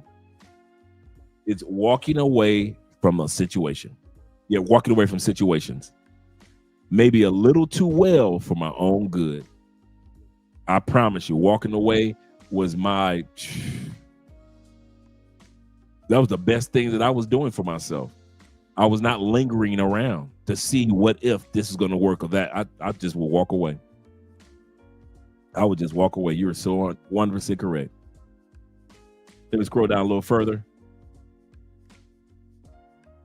Law Dog said, no comparison to U.S. I think I read this one. No comparison to the U.S. women versus Colombian women. He said, worst day of my life turned out to be the best. Meaning, we were talking about divorce earlier. He said, I will not date U.S. women again. Never again. For any guy here who has not been to South America, you have to go. Please. He is not lying. We listen to all these commentators and these critics of Passport Bros, but 99% of these people have never been anywhere, but they want to criticize what we do and where we go. He said, "Oh, and I would like to give a big shout out to my exes for the things not working out." Facts. Let's give a shout out to all of our exes. To all of our exes for staying out of the way when God was trying to do something in our life. Yes, sir. Our lives are so much better because we have exes. They have moved on. Yes, sir. Yes, sir. Shout out to man J.K. sitting in the building. Glad to see you here, brother. He say, don't be like Lot's wife. For real, looking back. You just reminded me of something. We had it. Most of you guys know I did 10 years in the feds, right? 10 years in the feds, right? From 1989 to 1999, right? Check it out. We had a saying, like I'm about to get out that year, 1999, like early 1999, February. So right around December, guys were pulling me to the side, the old heads, right? And they were like, now, young man, here's the trick of staying out of prison that most guys don't listen to. And I said, okay, well, talk to me. And he said, and a couple of them told me this. When you are in that van, leaving the prison, you're going to be facing the 3 mirrors, the rear view mirror, because you ain't got no cuffs on. You're free. They take you to the airport to give you a ticket to fly on home. He said, you got 3 mirrors. You got the rear view mirror and the side mirrors. And I'll never forget this. And he said, if you look back, you going back. Make sure when you're driving those first 2 minutes until they make a turn, look straight ahead. Do not look in those 3 mirrors, because if you look back, you coming back. And another old dude told me that. It was like the old dude code of staying out of prison, even though they went to prison. He said, most of us don't listen to this. And so when it was my turn, true story, like Lot's wife in the Bible, when it came to Sodom and Gomorrah, and she looked back and turned to the pillar of salt. I got in the back of it. I kid you not. I got in the back seat. The rearview mirror there, rearview mirror in the middle, right? Bruh, I don't know if I got laser sharp on a bush or I looked at a wall, but I purposely just pinpoint my eye to look direct. They were asking me questions. Are you excited about going home? This is not the time to talk. I talk when we make a first turn. I am not looking back at a prison. And like I said, it might be just a little superstitious thing. But at the end of the day, 85% of guys go back to prison.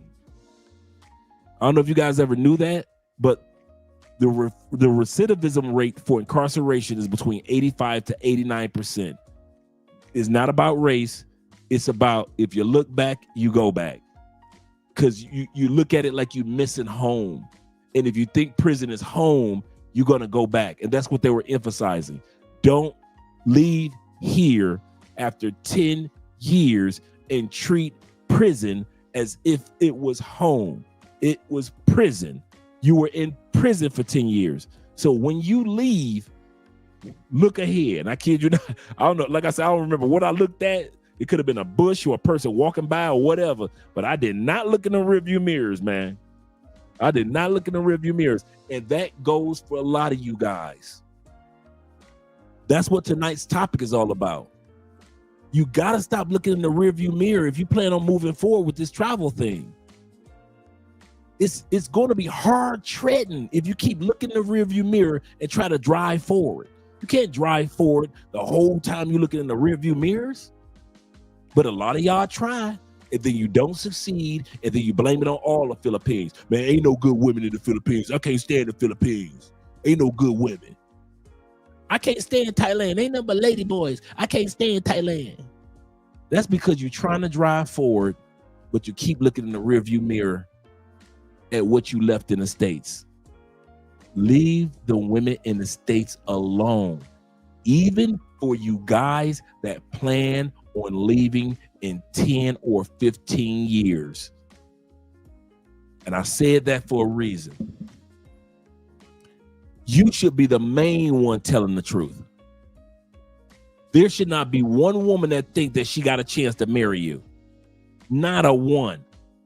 I don't care if you leave in 15 years, cool. You should still be traveling anyway. Your final choice of a country can be in 15 years, but you still should be like at least once or twice every other year traveling to some different countries anyway.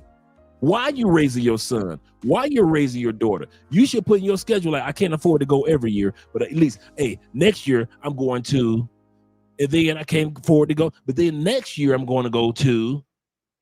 So you ain't got no excuse. All you do is think, well, I'll be leaving in 15 years when the kids grow up. Cool, but that ain't got no reason, no excuse for why you aren't visiting a country or two, at least once or twice a year, to find out which country, by the time 15 years do come, you know which country or countries you're interested in, what hemisphere or region of the world you're interested in. But that waiting to the last minute, and do not let them chicks think that they got a chance with you in 15 years. I don't care what chick you've been smashing for 5 years. She really think this because you've been smashing for 5 years. By year 7, you gonna put a ring on it. And you know your butt leaving just like the rest of us left. Keep reminding her, I'm leaving. Remind her year 5, I'm leaving. Year 7, I'm leaving. Year 10, I'm leaving. I don't care if she stay with you all 15 mother years. When you leave, ain't no guilt. Why?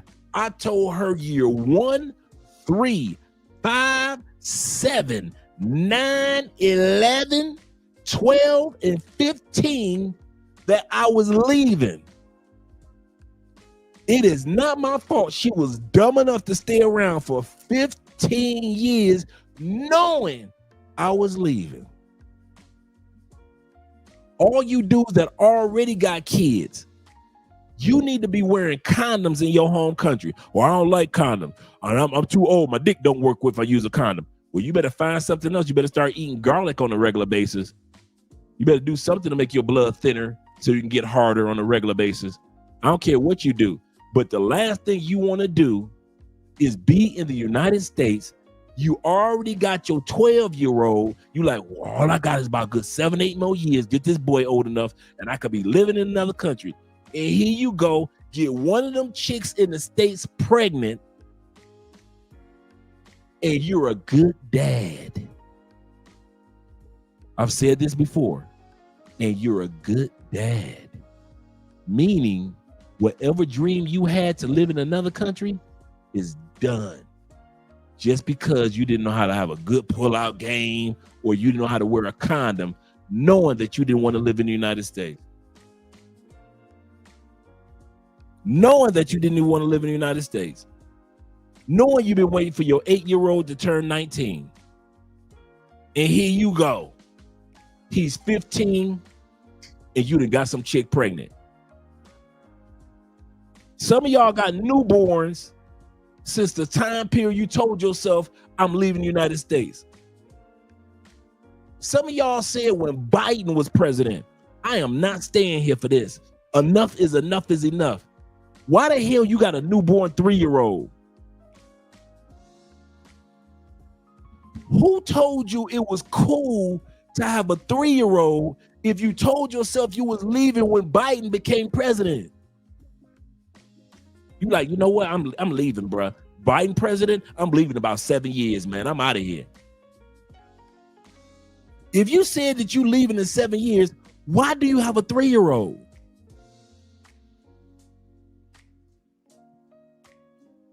So you think that you could be irresponsible back home and suddenly you're going to be responsible in another country.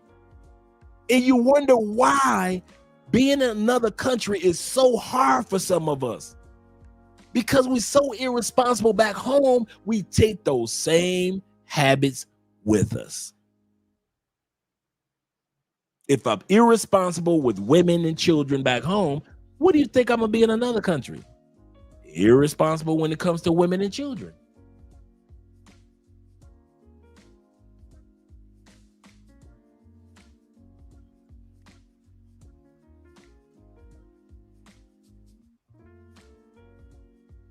Wish I could put it another way.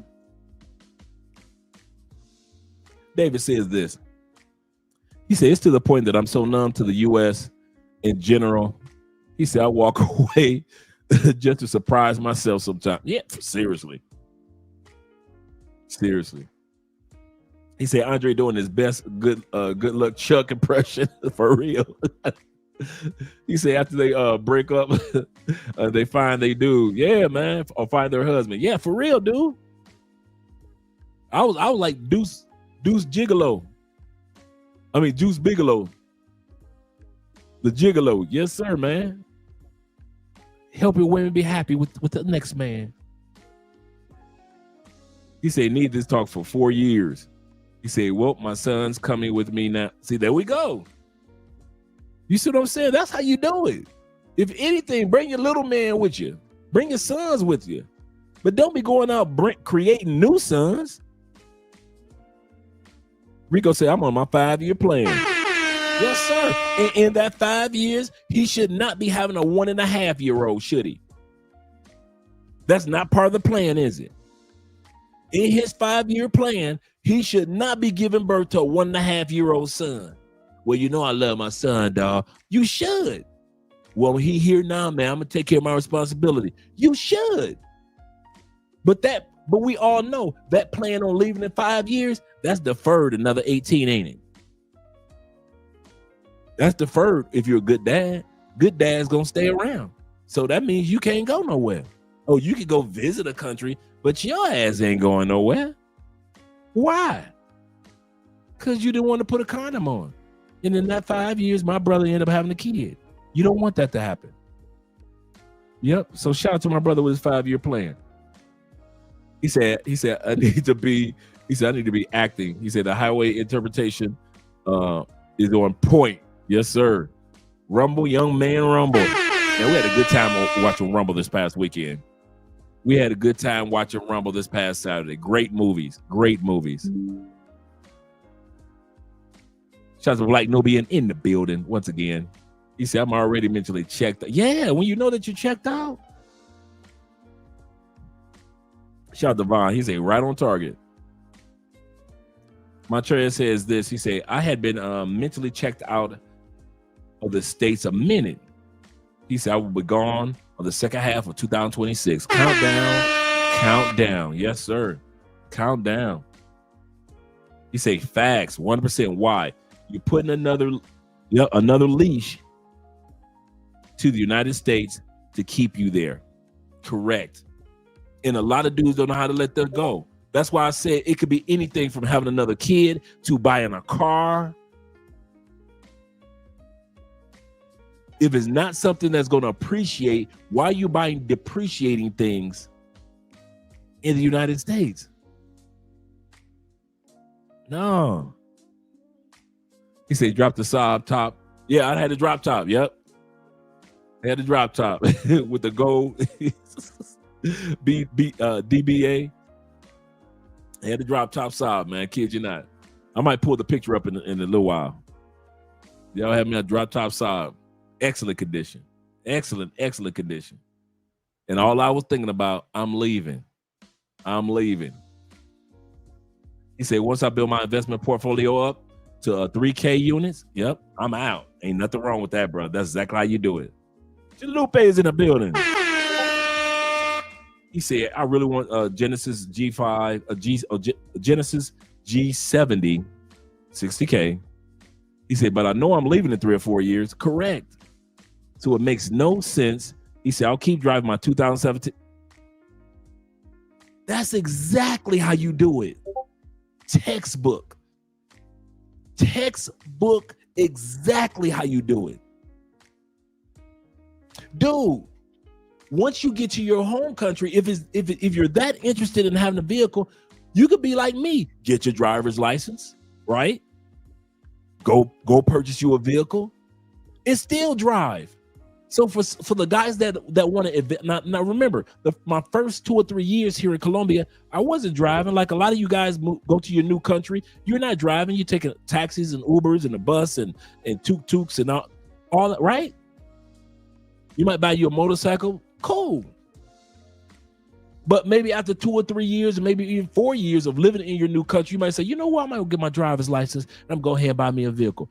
I'd rather do that in my new country and enjoy the vehicle in my new country and drive around and be able to pick you guys up from the airport in my new country than to sit up here and have spent all that money in my old country for a new vehicle, knowing I wasn't going to stay.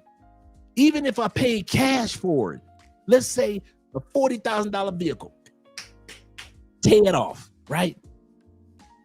Why? I'm not going to be in the United States to even drive it. It's all for some of us who plan on relocating out of the United States. Purchasing a new vehicle is equivalent. Now, leasing is one thing, but purchasing a new vehicle is equivalent to, have we ever seen those videos where a person finds a rare car like a Corvette from 1977 with 30 miles on it? They drove it from the dealership home and they put it in a barn, and it's been sitting in a barn for 20-something, 40-something years, right? And then somebody discovers this old Corvette, and they clean it up, restore it, and they sell it at Barrett Jackson's car auction. That's what it's like for many of us to be buying and depreciating stuff. And most of us ain't buying a Corvette and put it in the garage for it to be restored. Most of us are buying just regular nice cars. But why not just keep that money and buy you a nice car in your new country if you're really adamant about a car, like I was? If you're really adamant about a car.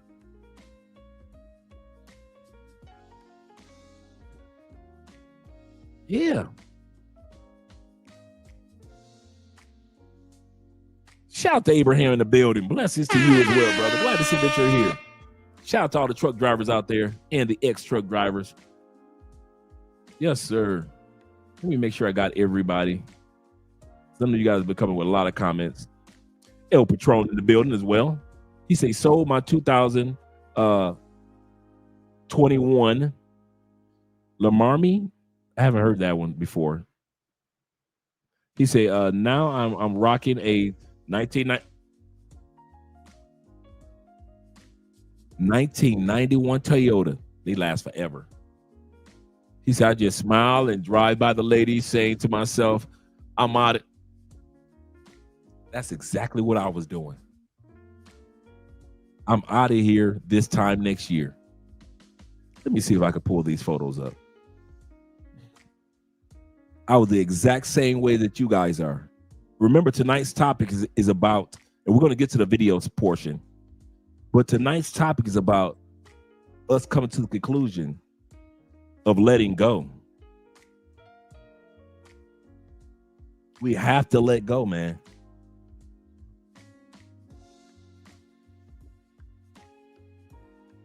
Because if we don't,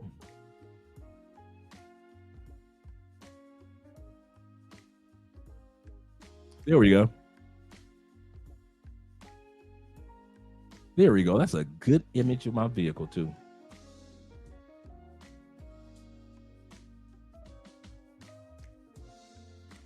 Let's go here. Screen share. Let's move me out of the way. Let's remove this and add this. There we go. That was my convertible Saab. That was my convertible Saab. Yep. 2006.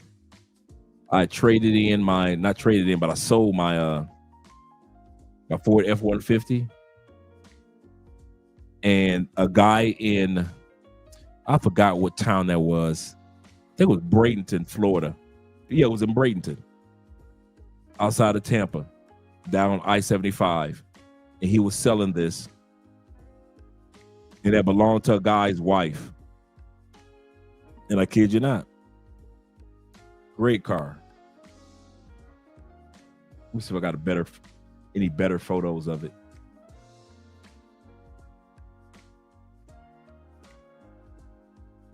No, just got license plate. I just got the front right here. Front photo on a sunny day. I was taking photos.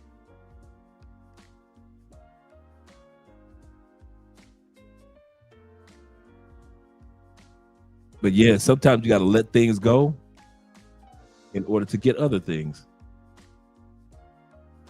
Let me see if I can find some other photos.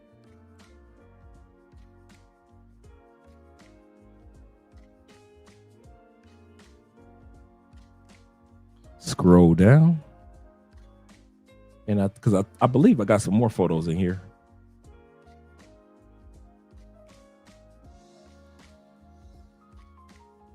And that's what my point. The reason why I talk about that, about letting go or don't repurchase new things if you know that you're going to be leaving, because I don't want you guys to feel like there's something wrong if you sold your car, your nice car, and you bought you a 1990 Toyota.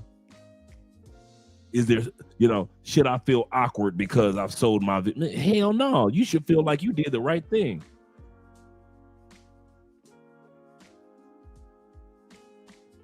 Oh, there we go.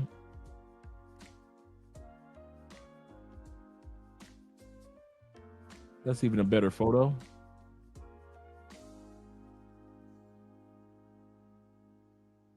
So as you can tell, I kept it clean, well taken care of. 2006.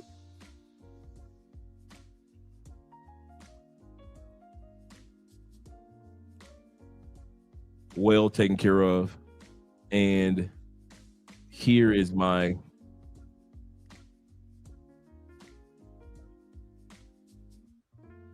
let's see.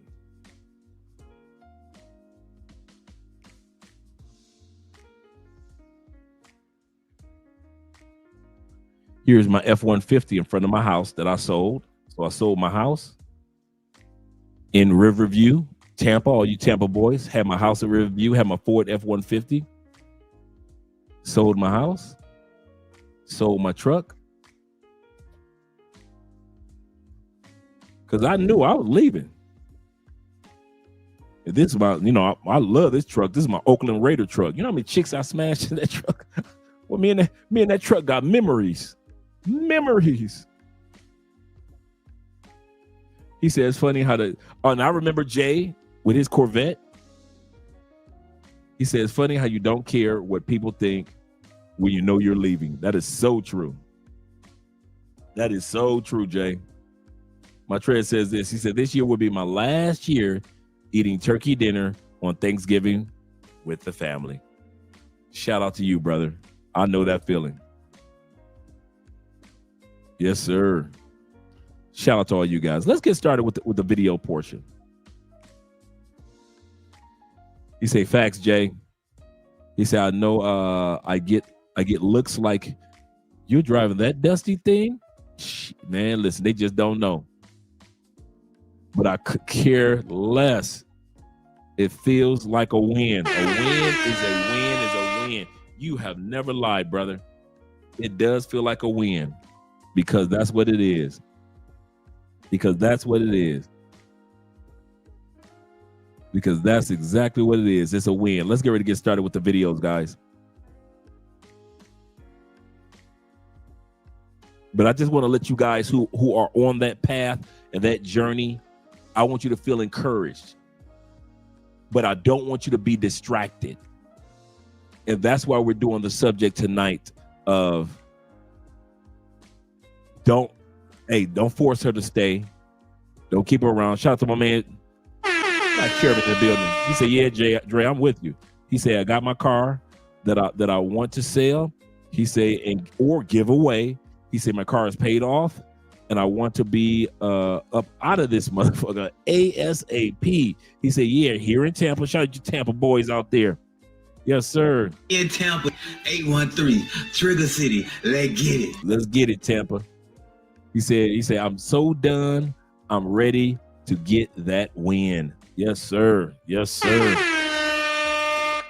Let's go with the video. Let me pull the video up, gentlemen. Let me remove this and bring this here.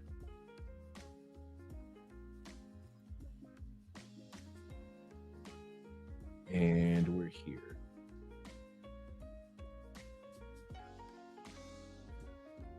Give me a second. There we go. Don't ever force someone to stay in your life. If that person is designed to be in your life, God will keep that person in your life. Some people are meant to be in your life for a reason, and some are meant to be in your life for a season. And so many people are trying to hang on to the people that are designed to be in their life for a season. They're trying to basically submit to that person and get them to stay in their life, when in reality, as hard as it is, sometimes God does not want those people in your life forever. He wants to remove those people, remove that person so he can replace it and give you somebody better, somebody that's gonna elevate you more, right? And I think so many people just hold on to the wrong people for the longest time, and they are literally delaying what God wants for them, the friends that God wants for them, the relationships that God wants for them.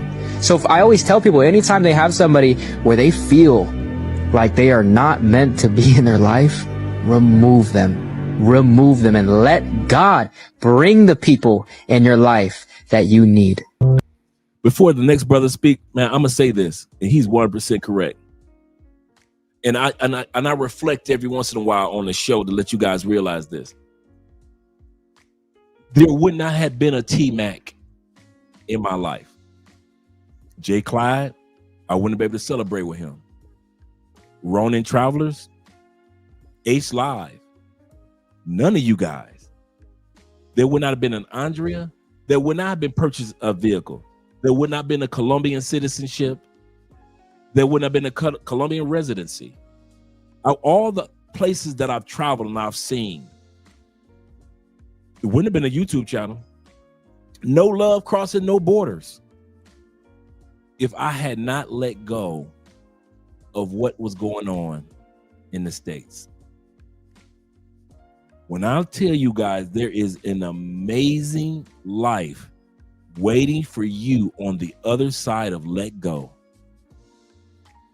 And a part of that let go is you may have been the one that let go, but she hadn't. You gotta allow her to not keep coming back into your life. Once you get to that point, bruh, all the people that God is going to introduce you to, male and female, there wouldn't have been a conclave, bruh. None of these books, think about it, none of these books would have gotten written. Not one.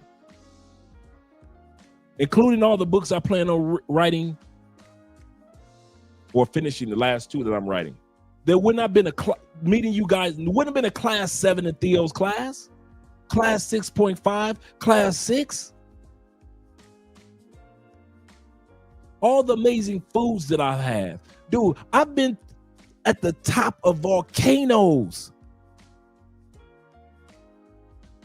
I've been down and literally swam in waterfalls.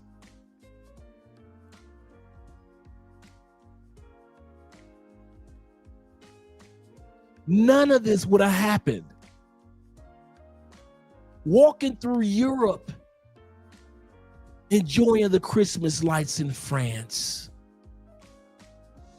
looking at Big Ben, the clock, taking a selfie with him. Wouldn't have been an Ace Live or Austin Holloman, Razor Ray, my fellow YouTubers. None of that. If I would have been spending time trying to hold on to the woman or women in the United States or Canada or UK, wherever you dwell, where God is saying, don't worry about the next level of life. I got your back. It's already furnished. I'm going to say this again. All that I described was my life already furnished. And me and my Uncle Jeffrey were just talking the other day. I feel like I'm still at the beginning. I've been out of the country almost a decade with traveling back and forth and everything. And dude, I still feel like I'm at day one. Because there's so much to see and so much to experience. And yes, your first years are going to be nervous. And your first years, you're going to be like, I don't know that many people. I didn't know that many people. What y'all think? I came down here and I just had a whole phone full of, they put it like this. You guys know more people that live in these other countries now than I did. Black men and white men traveling on this level, other than military and a few other little nomad, like the digital nomad business movement that was taking place. The passport bro of black men and white men, that movement didn't exist when I left. So when I got to Medellin, it was just Dre. When I got to Cali, it was Dre. Wasn't no WhatsApp groups I could just jump into and say, hey. And then when the WhatsApp groups that were around, nobody lived in these countries. Everybody was visiting Colombia, but nobody was living here. And I was trying to live here. So then I got in the WhatsApp, true story. Then I got in the WhatsApp group, but it was mainly white people from Europe, which was cool with me, but it wasn't, I'm the only brother for the first 6 months that I know that's living in Colombia. Now, I know there were others, but there were so few of us, and social media wasn't the thing yet for us who were traveling. We had no way to connect to each other. You guys,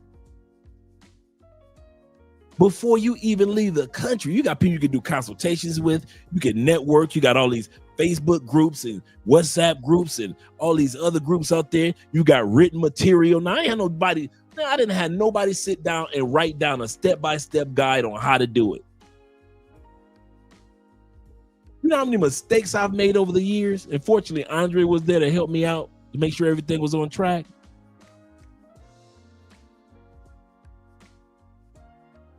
So guys, I'm telling you, there's an amazing life waiting for you on the other side of letting her go. And stop trying to force her to stay because y'all been together so long or because y'all got kids. Shout out to you, Jay.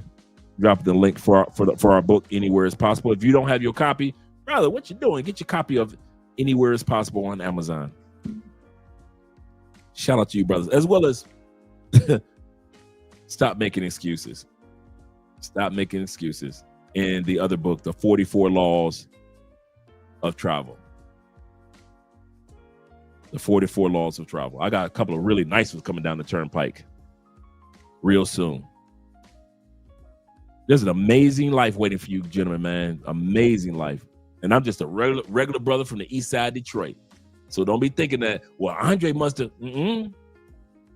Andre just had the balls to do it. If y'all want to know my number one reason how I made it outside the United States, I had the balls to go for it.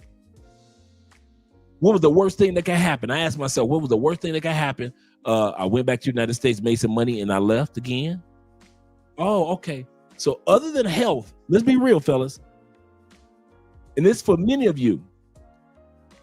Other than health, because we want to have good health, right? So that's a given. So let's not put that on the table. What's the worst thing that could happen? For many of us, the worst thing that can happen, because this is what I told myself too, was I go back to the States, I make some more money, and I get the hell out the United States. I revamp my plan while I'm making money, and I get back out. I realized that in 2016. So you saying, Dre, what are you saying? Dre, so you telling me, Andre, talking to myself, the worst thing that could happen is that I got to go back and make some money? That's it?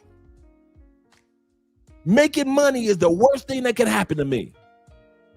And remember, this is 2016. This is before online this and online that opportunities was the thing. Now you ain't even got to go back to the States. If you just go online, you can get a job from Ireland and work online. You get you a job from China and be working online while you in Colombia. I ain't had them opportunities. So my mindset was the worst thing that could happen was I got to go back to this. You dudes don't even have to do that. You ain't never got to go back. There's so many online opportunities now. Shh. I wish I did have y'all opportunities today. I kid you not, man. Y'all got the network. Y'all got the encouragement. Y'all got the YouTube channels that encourage you. I ain't had none of this, bruh. None of all the black YouTube channels was talking about pay for play. Let's go party in this country and that. So wasn't nobody talking about living in a country. Nobody was talking about women, love, marriages, girlfriends, food, health, visas. Wasn't nobody talking about no visas. Nobody. Man, when we started talking about visas, when Love Crossing Borders came, man, dudes laughed at us. Where them hoes at, Dre? Where them hoes at? And I'm talking about the first 3 years, we was laughed at. People were like basically pointing at me and Andre. That's stupid. He's stupid. We talking about investments in other countries. What am I talking about that? Dude, wasn't nobody talking like that. Every YouTuber, especially bro Ace, Check in Effect. Shout out to them brothers. All the white boys, they were talking about the travel part of travel and opportunity. But nobody was saying you could live in the Philippines. You could live in Colombia or Brazil. They just were telling you how to travel there, travel safely, spend wisely, and get the ladies. So when I was talking about you can live in these countries, man, that wasn't the end thing. I was the only one, except for a couple of old, like they've been living in Portugal for for 14 years, like old white couples, you'll see them on there like, hey, you can live in Portugal too. So it'll be like older couples, but like dudes like us, man, well, nobody. And I'm not saying this in a braggadocious way. What I'm saying is you guys have the opportunity to take advantage of all the networking and get the questions answered years before you even leave. Take advantage of it. Take advantage of it. Let's go back to the video. Yeah, man, you can move. Dude, y'all just don't know. Y'all just don't know. The hell that y'all live, I can't relate. I'm gonna say that again.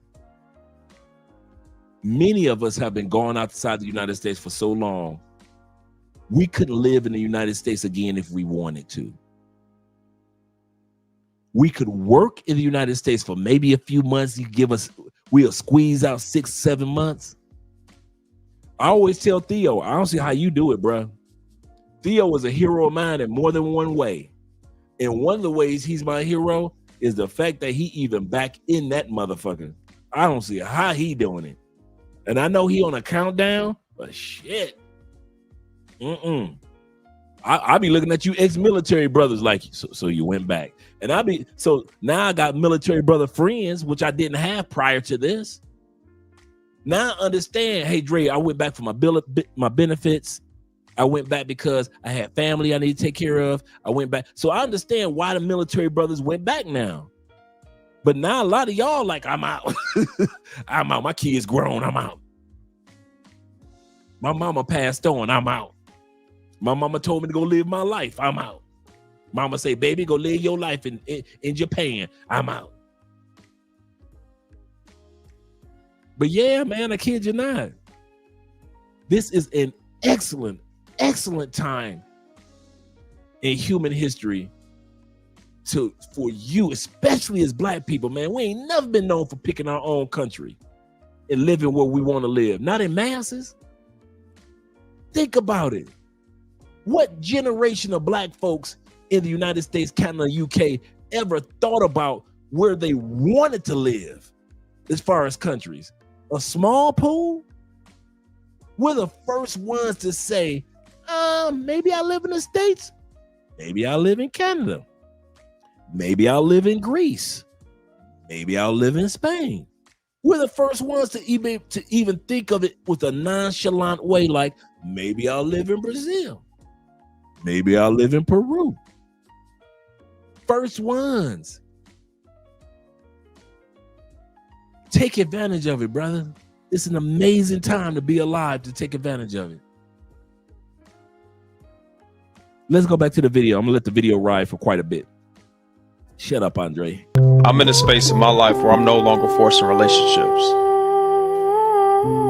If it happens, it happens. If it don't, it don't. But the last thing I'm gonna do is keep putting out energy that's not reciprocated. And my prayer is that my distance makes them realize what type of person they lost. So from now on, my focus is to put myself in circles where I'm celebrated and not just tolerated.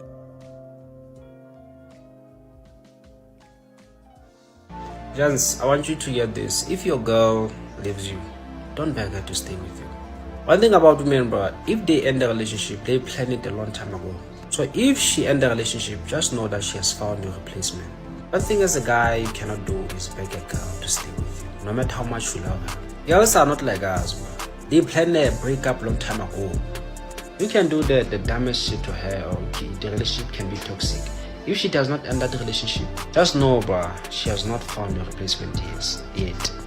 If she ends the relationship, just know that your replacement is already there. So you cannot beg her to stay. You cannot disrespect yourself by begging her to stay with you. Because if she's leaving you, bro, that means she means it. Kings, girls or women, when they break up with you, they break up with you if they think they found someone that is better than you. So if she ends the relationship and you're trying to beg her, you're only gonna prove her right by begging her to stay with you. You're gonna be like, yeah, I was right. This guy is better than him. Kings, no matter how much you like her, if she wanna leave, open the door for her to leave. So, bro, after she leaves you, bro, focus on yourself, bro. Be the best version of yourself. Don't try to be, don't try to run after her, man. Basically, increase your value as a guy. Focus on yourself after that. You can't force shit like that, bro. You can't force it, bro. Whenever the woman that you supposed to be with, that you destined to be with, nigga, whenever you supposed to meet her, you will. Like, you will, bro. All that shit comes naturally, fluently. Like, I never force anyone to choose me. If you think you can find something better elsewhere, then go ahead. I'm not holding you back. Life's too short to hang on to someone who's not sure they want to stay. Yes, I believe sir. in freedom and the truth of feelings. If you must stay, let it be because your heart tells you this is where you belong, not because I asked you to. I want to be a choice, not a default option. I deserve someone who sees my value, who understands what I bring to their life. I don't want someone who stays with me out of fear of loneliness or out of habit. I want someone who stays because they can't imagine life without me. The door is always open. You're free to leave at any time. So if you think your happiness lies elsewhere, I won't stand in your way. And in the meantime, I'll keep going. I'll continue to build my own life, to be happy on my own. Because my happiness doesn't depend on your presence, but on my own ability to blossom. Follow for consistent improvement every day.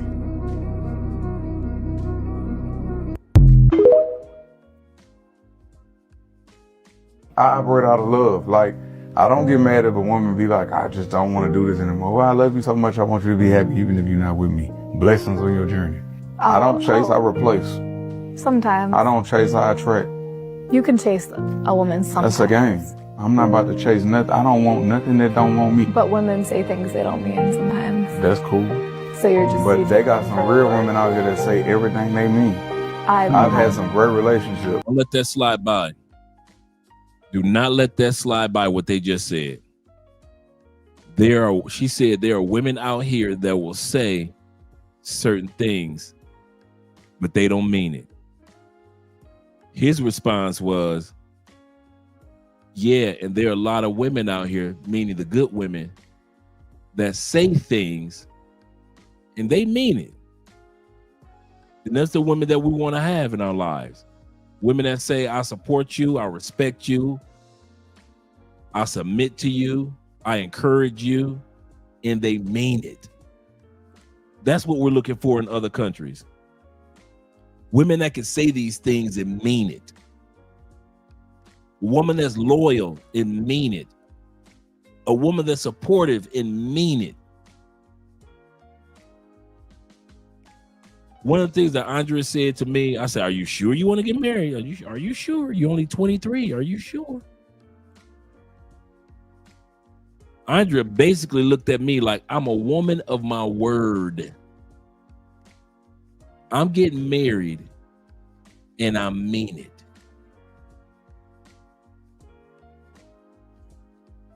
I mentioned to you guys that on her mom's side and her dad's side, both grandmothers are still alive. They stayed with their husbands until death do they part. That's all Andrea knows. You stay with your husband in thick and thin, in and out, till death do you part. That's all she's ever seen through all her aunties that are married 25, 26 years. Her mom and dad will be celebrating in a couple of months 34 years of marriage. Her grandmother, her dad's mom, not her mom. I forget how long her mom was married, but they were like 40, 50 years. Her dad's mom was married to her granddad 67 years. That's all Andrea knows, is being a woman of her word. So there, like he just said, there's a lot of women out here around the world that when they say something, they mean it. And they ain't gonna put no sugarcoat on it. My man, the Mo said this. He said, I had a chick over here trying to strong arm the fast track me into a relationship and or marriage 6 months after I divorced my ex-wife. He said, shaking my damn head. He said, I got to get my ass out of here. I got to get up out of here. For real. He say, bruh, I need to really be seriously explore living outside. Man, you have yet to seriously explore that? Yeah, you should, man. At least, like I often say, make the United States your second home and not your only home. You do not have to live full-time outside. It's not either or. You can do part-time. Give you a perfect example. This was an interview that Taylor Made Dreams did like in 2018. Young brother. He had been doing this for 10 years. Started at 22. He was 32 when Taylor Made Dreams interviewed him. Married to a gorgeous sister. She was from Bermuda. A gorgeous sister from Bermuda. Cool as can be. He lived in DR for 8 months. He was a tax accountant for businesses and individuals. He would go back to the States every January. From January to the end of April, he said, I didn't drink, I didn't party, I didn't do anything. I made my money. He said, I wasn't dating, I didn't want to be bothered with nothing. I made my money. He said, now throughout the year, I have a few businesses I work with throughout the year. But for the most of the part, I go back to the States during tax season, make the bulk of my money, and is able to take care of me and live the best life that I can in the Dominican Republic. That brother learned to make America his second home and not his only home.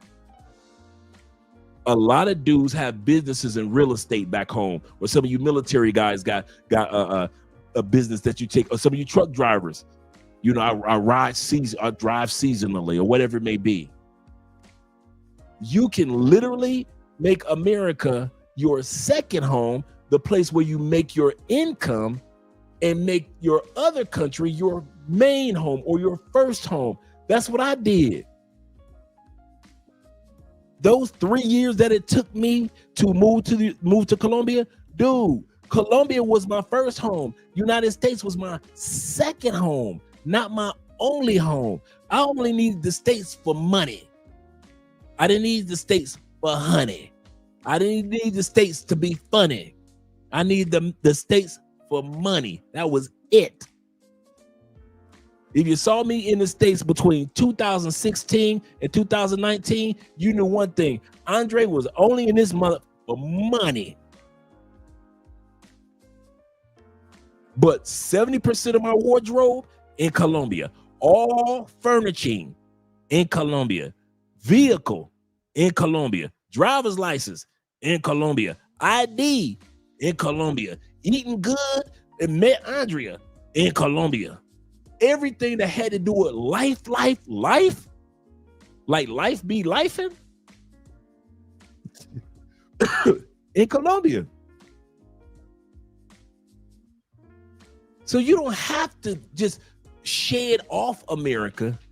Take advantage of America. Use America for what it is. If it's a capitalistic country, get that capital.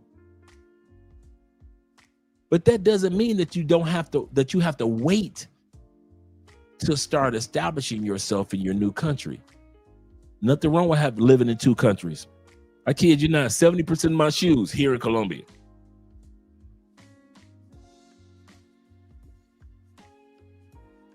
Yeah, use it for what it is, man. It's a corporation, not a country. I don't know why y'all want to treat United States like a corporation when it is literally incorporated. One of the few countries in the world that's a corporation, literally.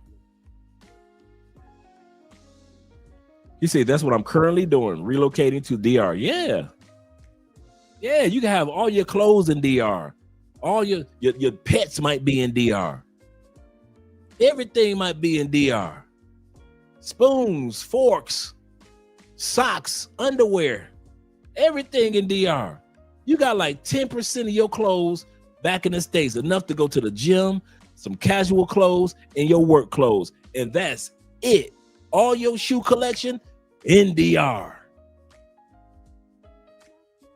All that is in DR. And you might go back, check it out. You might go back to DR only 4 times a year, but that's still your first home. That's still your first home. Okay, if you think I'm lying, do military guys, are they all, you could be a military guy. Do you own a home? And aren't you often deployed and you not at that house? You deployed for 2 or 3 years. How many times are you literally at that house? What, 3 or 4 times a year, if that? But you can be deployed, can't you? And yet still own a home somewhere, can't you? What about you truck drivers? Can you not own a home in your particular city, but yet you rarely at that house? All that furniture, all your clothes there, but you constantly on the road. So that means, or you sales guys, you're always on the road with a meeting here, a meeting there. So don't tell me that you can't have a home in one location, but yet you're too busy to where you're not even there all the time. Same thing with me in Colombia. I was busy in the States, but I wasn't always at my home in Colombia. So I may have come to Colombia maybe 4, 5, 6 times that year. But that was my home I was going to 4, 5, 6, 7 times. My plants that were growing in Colombia. I didn't have a damn plant growing in the United States. I ain't caring about no plants in the United States. No shrubbery. Make America your second home. Get your paper. Treat it like for what it is. It's your second home. If you guys whenever you guys come to Colombia, what do I always say? So what day do you get back home? Andre, I'll be there on Tuesday. Welcome home. I don't ever say, oh, so you coming back to Colombia? No, I always say, so you're coming back home. Text me, you're going to hear the word home. You ain't going to hear the word Colombia. So what part of home are you going back to? Well, I'm going to Santa Marta this go around. You going to Brazil? Oh, man, you go. Welcome home, bro. Welcome home to South America. Shout out to Blade Runner with the $5 love on the Cash App. And let me go to the super chat. Did I miss one? Oh, he said, I'm looking for truck driving opportunities overseas. Yes, sir. Make sure that it gels with your economic goals and go for it. Find a country that gels with your economic goal. If your goal is initially, when I move out the country, I want to make at least $3,000 a month. I can build on that. That's another thing. You guys be waiting around. If I'm leaving the country, I need to have at least $10,000 a month. Okay. The one thing you can't get back is time. A lot of us left the United States and we were not making $10,000 a month. Most expats do not make $10,000. Most Americans don't make $10,000 a month. Most expats do not be. Dude, I kid you not. Y'all want the truth? And I'm serious. If you can meet the window of between two, that's what the book is about. Shoot, what are you talking about?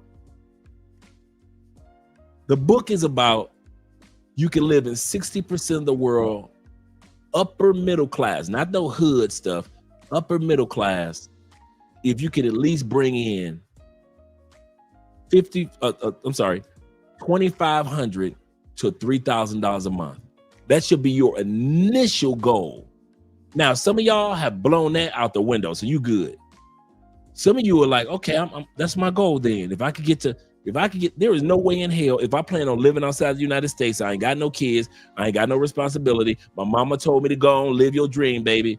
And I have enough to bring in at least $2,500 to $3,000 a month, and I can live in 60% of the world's upper middle class. Ain't no way in hell I'm still staying in the States struggling. I don't care how old or how young you are. There is no way I'm staying there, because that $3,000 or $2,500 is your foundation. You've laid your foundation. Now you build on it economically. But to be sitting around like, yeah, I'm gonna leave when I make it $10,000 a month, you ain't going nowhere. There's gonna be some dude that heed what I'm saying. He's gonna leave because he makes $3,000 a month. You're gonna be stuck in the States for another 5 years trying to get to that $10,000 goal when you could kept that dream of $10,000 goal. I'm not saying lose that part of the dream, but you could have had it. Dude, I got 5-figure a month dreams like you do too. I didn't have to stay in the States to try to fulfill them, right? Let's be real. I've got 5-figure a month goals just like you have. And I've hit them many, many, many a times. But I didn't have to stay in the States or in Canada to accomplish it. And I think a lot of us keep making that mistake of thinking that if I leave with only $3,000 or $2,500 a month, that's how much I'm gonna make for the rest of my life. No, you aren't. What's gonna happen is once you leave, all the superpowers that you have that you don't normally use in the States will kick in. All your creativity, all your insight, all your knowledge about how to accomplish this and how to do that will all of a sudden just kick in, dude. I kid you not. I kid you not. Take advantage of it. Don't, like I said, set a goal of between $2,500, $3,000 a month. You can live in 60% of the world's upper middle class. You do not have to be living in no hood. You can't even live in the hood in most cities in the United States on $3,000 a month.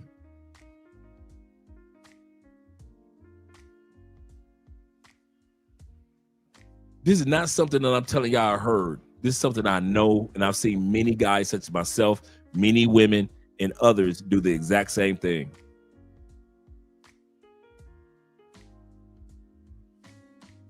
Let's go back to the video. Shout out to all you guys. Yeah, use the United States for making your money, brother. You do not have to rush out. And guess who fucked him up? Oh, you? Yeah, I fucked him up. Because I wasn't ready to receive that type of love. Women don't chase you because you make yourself too easy to have. The moment you meet her, you drop everything. Your routines, your goals, your friends, your gym time. Everything gets rearranged around her. Now she knows you'll always be there, no matter what. And here's the problem. When she knows you're always available, you're not exciting. You're not a prize. You're a guarantee. And nobody values guarantees. You don't need to ghost women, but you do need to have a life that's already full. Your business, your hobbies, your purpose. Those things come first, and she fits into that, not the other way around. And when your time becomes rare, when your presence becomes earned, that's when she starts to chase you, because scarcity creates value. Women don't want a man who makes her his world. She wants a man who has a world she wants to be a part of. Facts. Follow me if you're done simping and ready to become the man women actually chase. You will avoid a lot of stress and bullcrap when you stay single. He caught his girl cheating on him in his own house, and she had the nerve to call the police talking about he's an intruder. You see, guys, this is why I say, man, you just gotta stay single and focus on yourself. Because if not, you'll be dealing with chicks just like this. Women like that will sit up there and gaslight you and make it seem like you the problem. She's over here cheating, having another dude in his place talking about he's the intruder. Now, guys, what have I always told you? The beginning is the most important part of the relationship. You see, guys, I bet something happened in the beginning for him to see her true side. I bet she did something in the beginning when he first met her where he knew that she would be bad to date, but he probably just ignored all the red flags and said, you know what? I'ma still rock with her. Because he's probably desperate. This is why I say never ignore red flags. Don't ignore them. Be on your P's and Q's. Don't be desperate. Because when you're desperate, you will end up in situations just like that. If it's between me or another person, just choose the other person. Just choose the other person. Because the person that really wants me isn't ever going to have to choose me. They're never going to put me as an option to where they're going to have to choose me or another person. So if it's me or another person, choose the other person. Because I'm not competing with anybody. I'm gonna stay to myself a little bit. You feel what I'm saying? I gave everybody a chance to even cherish me and deal with me and support me. And if they did, they stayed. You feel what I'm saying? But if they didn't, they'll never see me again.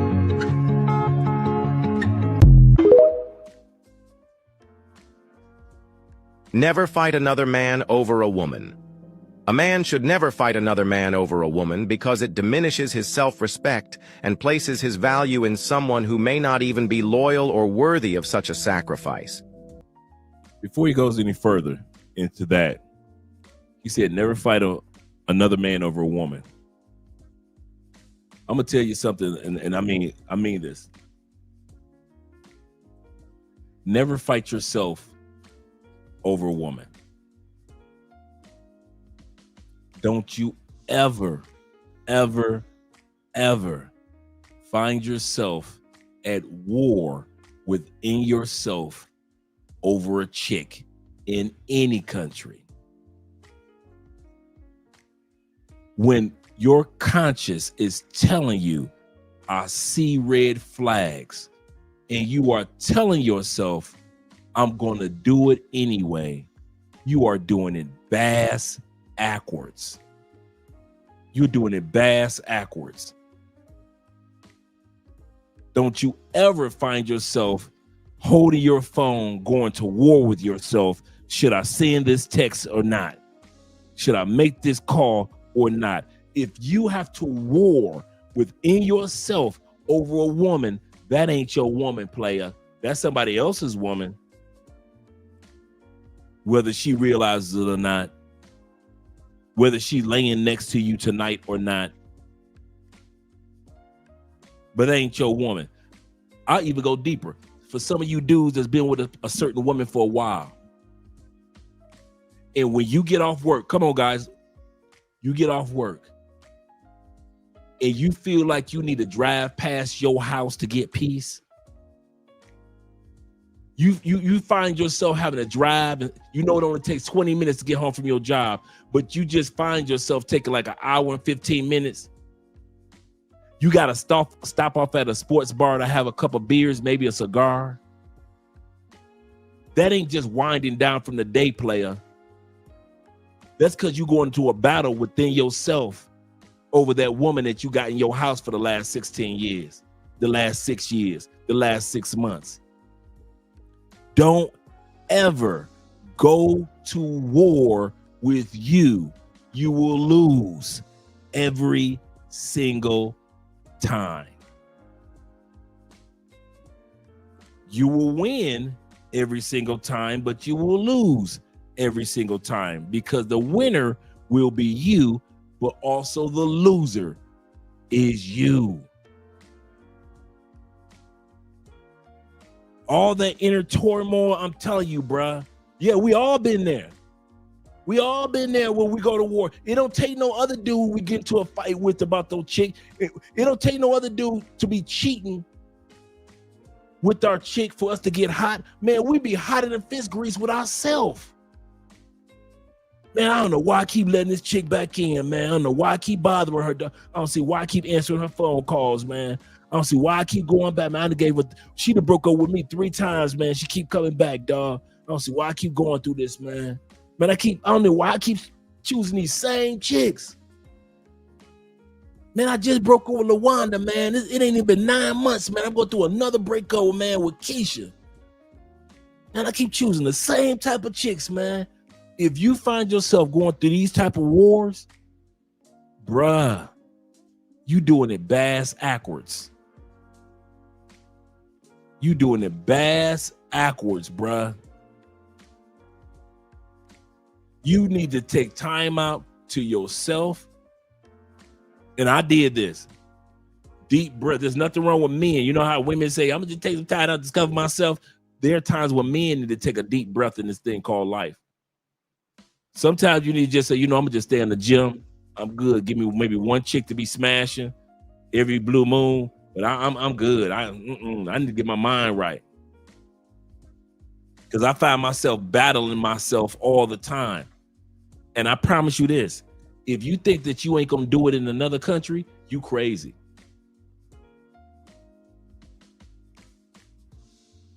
Do you really think all the dudes that got drugged in Colombia didn't know they could eventually get drugged, or they had the potential to get drugged? You telling me all the dudes that got drugged in Colombia, ain't none of them seen no DC Rob videos, no Obi-Land videos. They never saw somebody that got drugged being interviewed on Razor Rays. They never saw a reaction video on Love Crossing Borders. You telling me all the dudes that got drugged, it was a surprise. I didn't know that you couldn't bring 3 Colombianas into an Airbnb. I didn't know. You telling me all these dudes didn't know?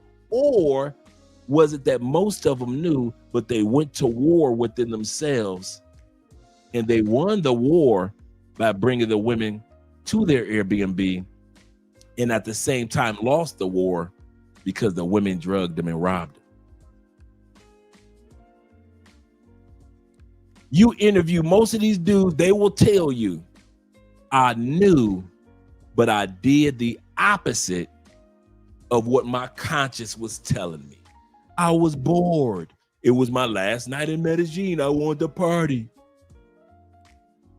Well, I never got drugged my first 5 times coming to Medellin, so I thought I couldn't get drugged. The worst person that you want to go to war with, bro. I'm so glad. There's a difference between going through temptations as a man. Every man goes through temptations, right? That's just a given. That's not the war I'm talking about. There are parts of us that says, I need improvement. I'm good here, but I need a lot of improvement over there. That's one thing. That's improvement. I'm talking about you're in the middle of that battlefield moment of whatever it is now. You got 2 chicks coming into your Airbnb now. You trying to keep something going on in the States knowing that you're about to move now. And you find yourself going to war over it within yourself. And like I said, you're going to win and you're going to lose. You're going to lose. But the best type of losing is sometimes losing out. Sometimes when you say, hey, you know what? My conscience is right. I guess tonight I ain't gonna have a threesome. I'm gonna have to lose out. You know what? My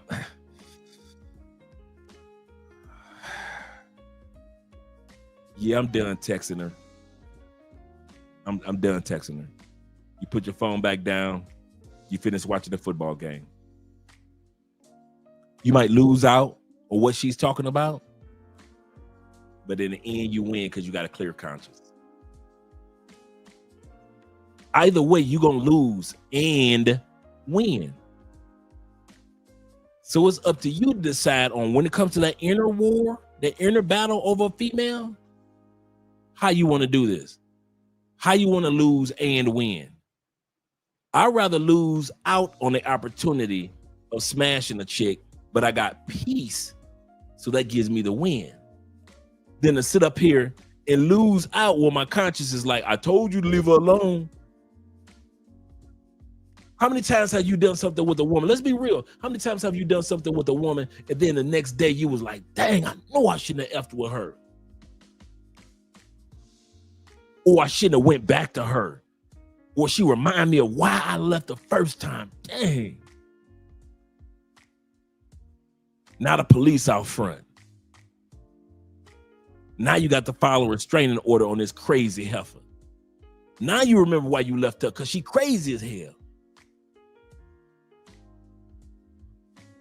You lost. You lost. Stop letting women back in your life, bro. I kid you not. I don't care about you guys fighting about fighting another dude over your chick. That doesn't happen as often as you going to war within you over a chick. That I can tell you the truth of. I'm gonna tell y'all the truth. I ain't never had one fight with another man over a chick. Now ask me how many fights I've had with Andre over a bitch. Ask me how many fights I've had with those, and each one of them I won and lost. I won because I convinced myself to go over her house. Then when I got over her house, the sex was trash. I lost. All that convincing I did, my conscience was like, man, stay in bed, dog. Man, you got to go to work in the morning anyway, Dre. Go get your rest in. No, I'm telling my conscience, nah, man, I've been waiting to get this coochie. No, conscience, I don't care if it's a Wednesday night. I don't care if she texts me at 3 o'clock in the morning and I got to get up at 6. Man, I'm driving all the way over on the other side of Tampa. I'm about to beat this coochie up. As soon as I get the coochie, it was trash.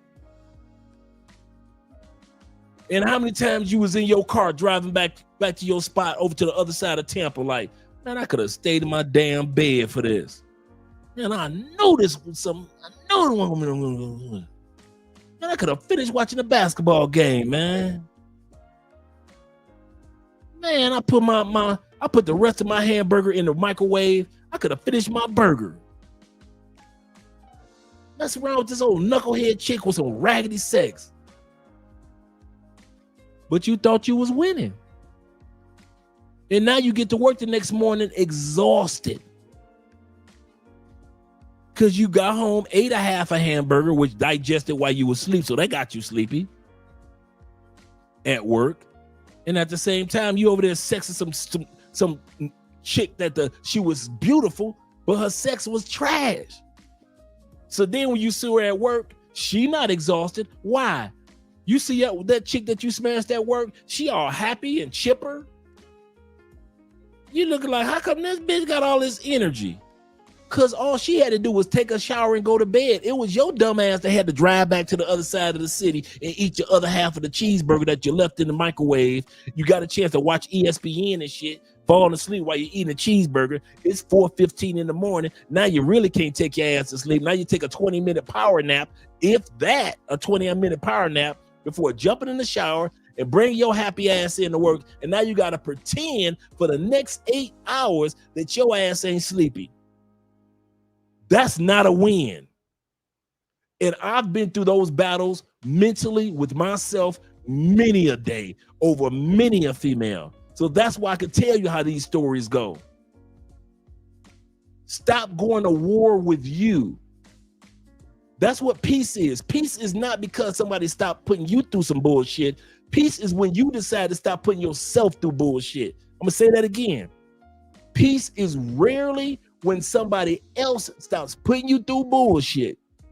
Peace is normally when you finally decide, I'm not gonna be putting myself through bullshit. When my conscience say let her go, I'm letting her go. I don't care what country I'm in. I don't care how good she is. If I got the sex, cool. If I didn't, cool. I am not about to go to battle just to get some coochie that I don't even know if it's going to be good or not. Unless you can do that, bruh, you're going to be doing this thing the hard way. He said, Rick James said, cocaine is a hell of a drug. Yes, he did, for real. He said that may be true, but so, yeah, so is coochie. Seriously, man.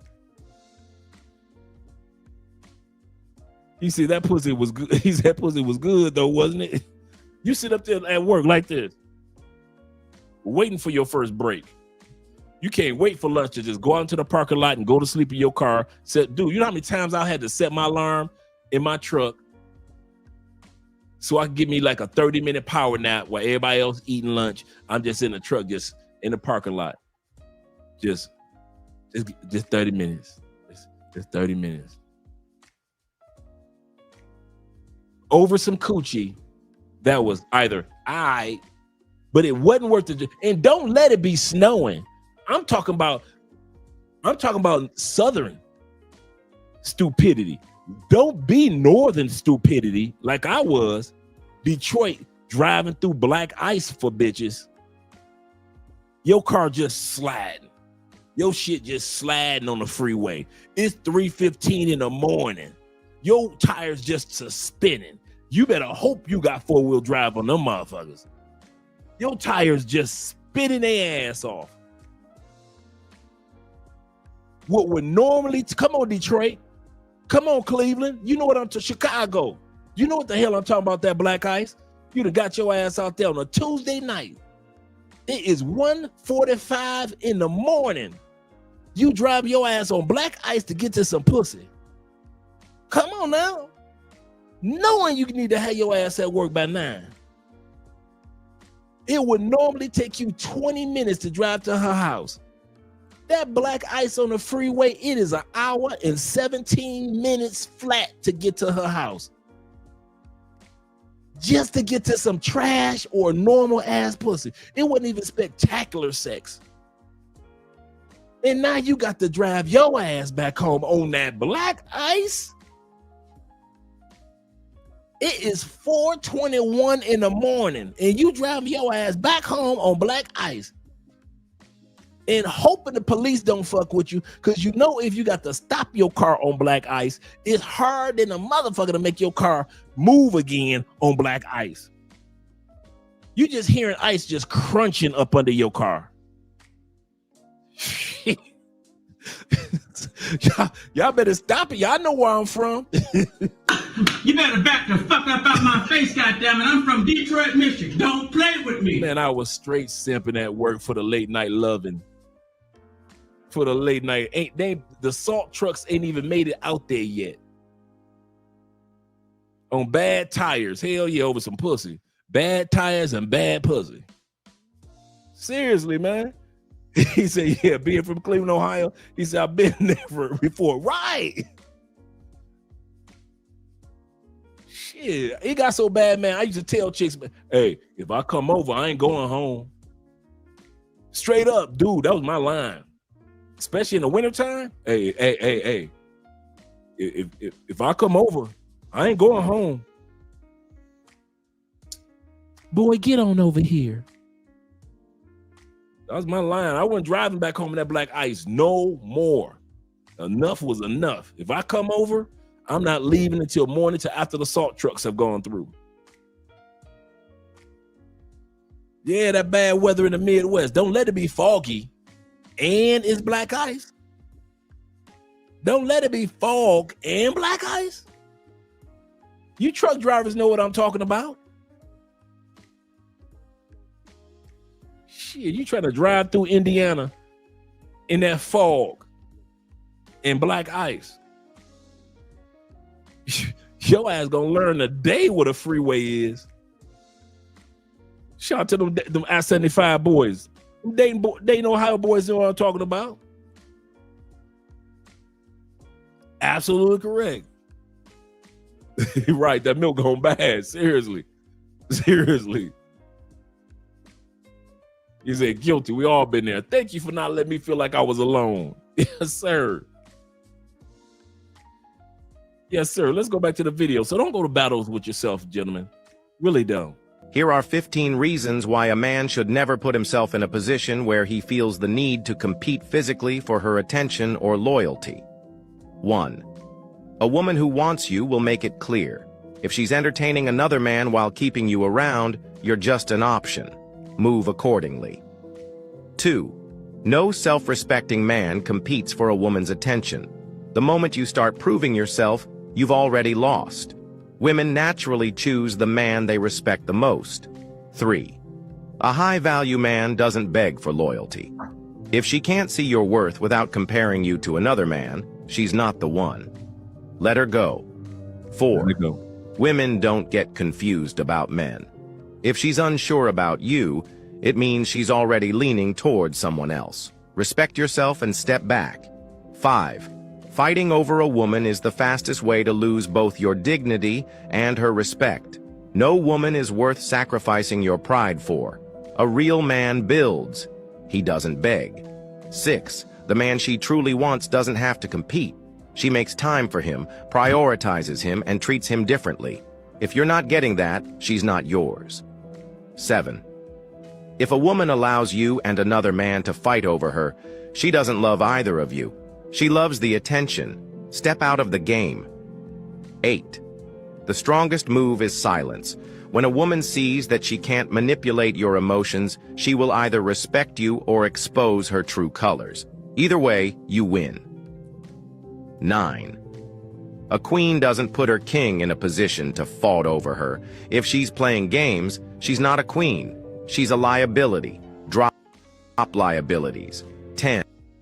You never lose a woman who's truly meant for you. If she walks away, she was never yours to begin with. Let weak men fight over temporary women. You focus on building your empire. 11th, women respect men with standards. If she's constantly testing you, she's trying to see if you'll break. Stand firm. If she disrespects you once, it's her fault. If she does it twice, it's yours. 12, the moment you start chasing, she starts running. The man she truly desires doesn't chase, he attracts. Work on yourself, and the right woman will follow. 13. If she loves drama, let another man entertain her. Your life as a man is already a battlefield. Don't add unnecessary wars over a woman who doesn't value you. 14. A king doesn't compete for a woman. He focuses on building, leading, and protecting what's his. If she's not loyal to the kingdom, she's not fit for the throne. 15. The best revenge is self-improvement. Don't fight him. Don't argue with her. Just elevate yourself until they both become irrelevant. A real man never competes, he replaces. If you enjoyed this video and found it valuable, don't forget to like, share, and subscribe for more insightful content. Before we go any further, shout out to our brother Kobe with the $9.99 love in the building. He says this. He said, listen to Dre, fellas. He said, it wasn't different women. He said, I kept allowing the same woman back. Absolutely correct. Now, that one, we've all been there.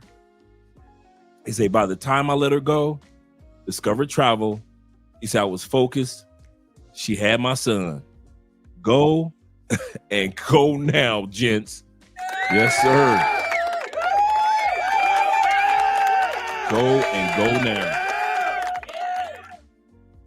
Thanks for watching, and I'll see you in the next one. Why would you want to be in that? Why would you want to be in a relationship where you have to beg somebody to stay, where you have to beg somebody to be, where you have to wear them down to the point where they're going to not continue to pull away from you? The reality for a lot of us is that we only want those things is because we convinced ourselves that we're not going to get anything better. Our mindset has been so focused on this thought that if this leaves, there's nothing better after. I promise you, I don't even know you, you're listening to this. This is a promise that nothing that is good for you is going to force you to get out of your character to keep it. Nothing that's good for you is going to force you to have to beg and plead and say, please stay here. It's going to want to be there. It's going to ask to be there because it's mutual. It's not just you begging. If it's good for you, you won't have to beg it to stay. Let it go. And if you continue to do these things just because you think that this is the most balanced you possible, you need to understand that that's a lie. You're going to continue to pour and pull and plug and plead with something that needs to leave from your life just because you think it's balanced.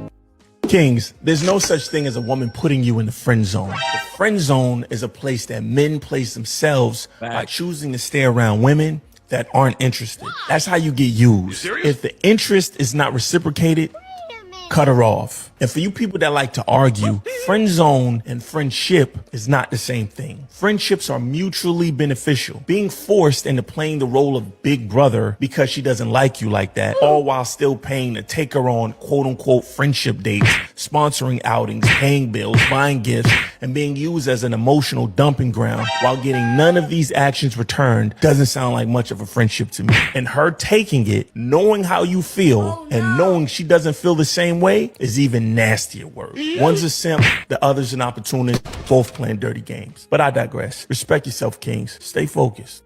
Things that will kill any woman's desire for you instantly. The first one is if you come across thirsty. And what I mean by that is if you're constantly liking girls on Instagram, if you're constantly following new girls, if you're stopping and staring every time a beautiful girl goes past, some girls might chase you more because you do that, but it's usually low self-esteem women. High self-esteem women will see that as weak, they'll see that as immature, and they'll slowly start to hate you. Let her go be with him. Let her go talk to him and flirt with him and do whatever she wants to do with him. Let him go talk to those girls. Let them go. You can't convince someone to stay. You can't force them to stay in a relationship and a commitment with you if they don't want to. In fact, when you tell them to stay, you're actually pushing them away even more. Think about yourself when your parents were telling you not to go to that party or not to do this. You wanted to do it. It's the scarcity that you're creating in them. And a lot of us are attracted to things that we can't have. And emotionally immature people are not going to realize your value. They're going to look at the dopamine rush, the adrenaline that they can get from a situation that is not in their hand. So let them go. Stop trying to convince them to stay. Because ultimately what you're doing is you're showing them that you want to control them. When you tell him to block this girl or you tell her to not talk to this guy, all you're doing is pushing them closer. All you're doing is showing them that, hey, I'm going to regulate your behavior. If they don't have the discipline internally to stay away from that, they're not good for you. Never force nobody to choose me.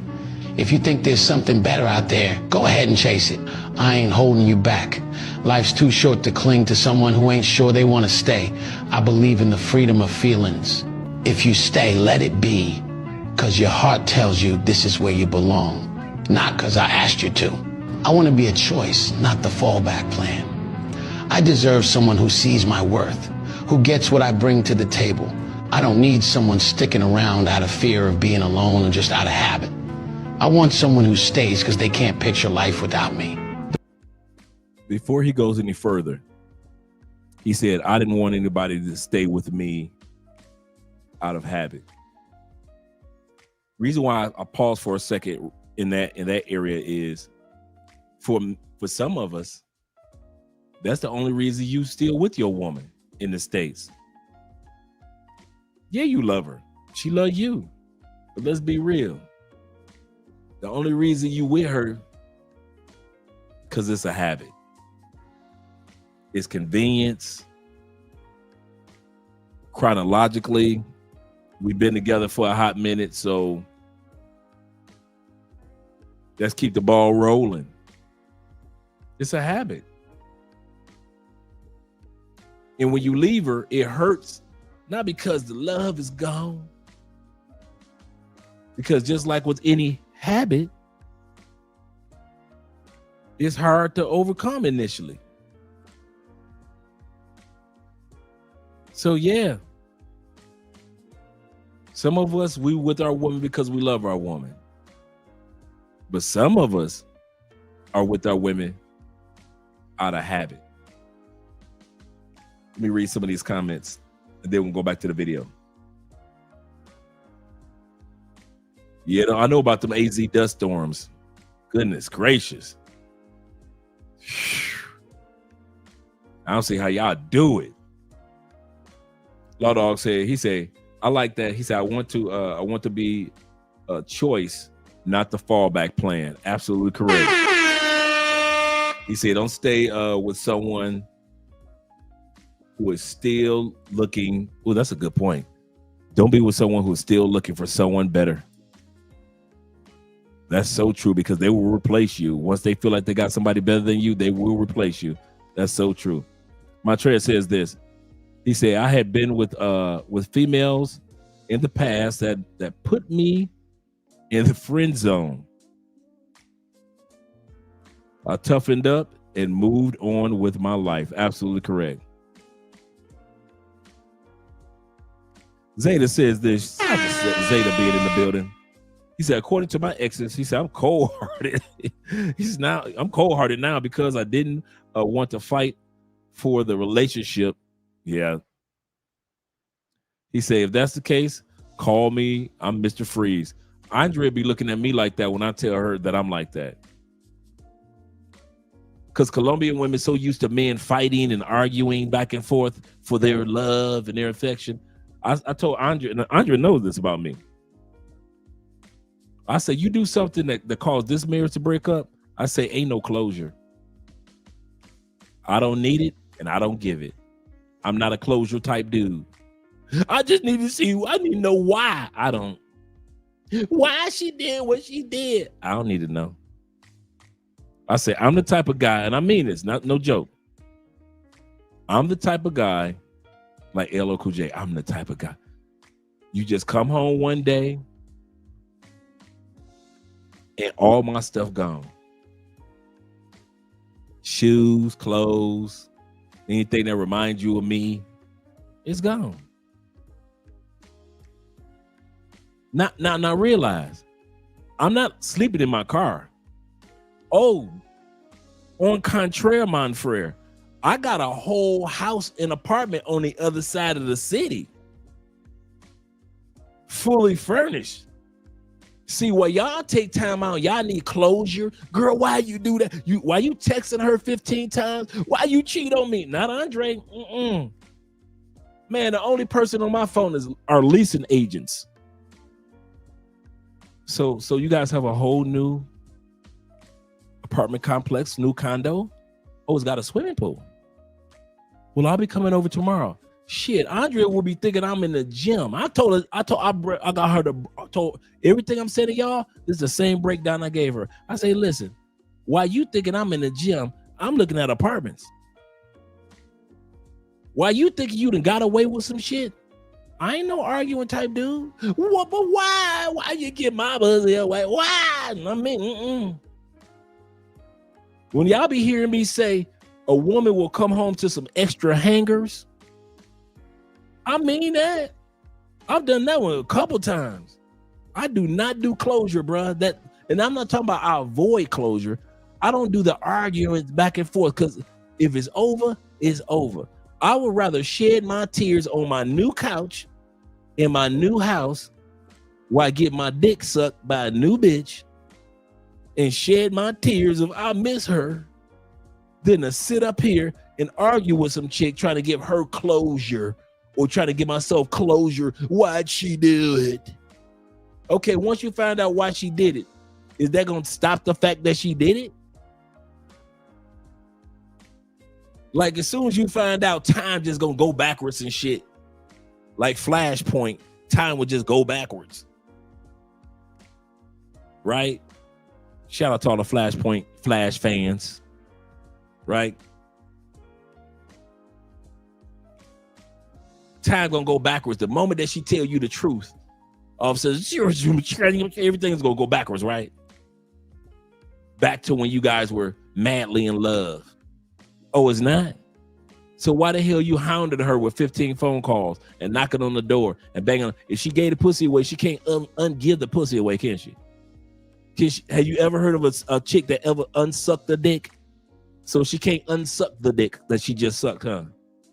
So why you not doing like most dudes? Just find somewhere, get some beers or your favorite drink, shed your tears, get a new bitch in a new place, and get a new life. It hurt, Andre. It's supposed to hurt. Your bitch was just sucking some dick. It's supposed to hurt. And it wasn't yours. It's supposed to hurt.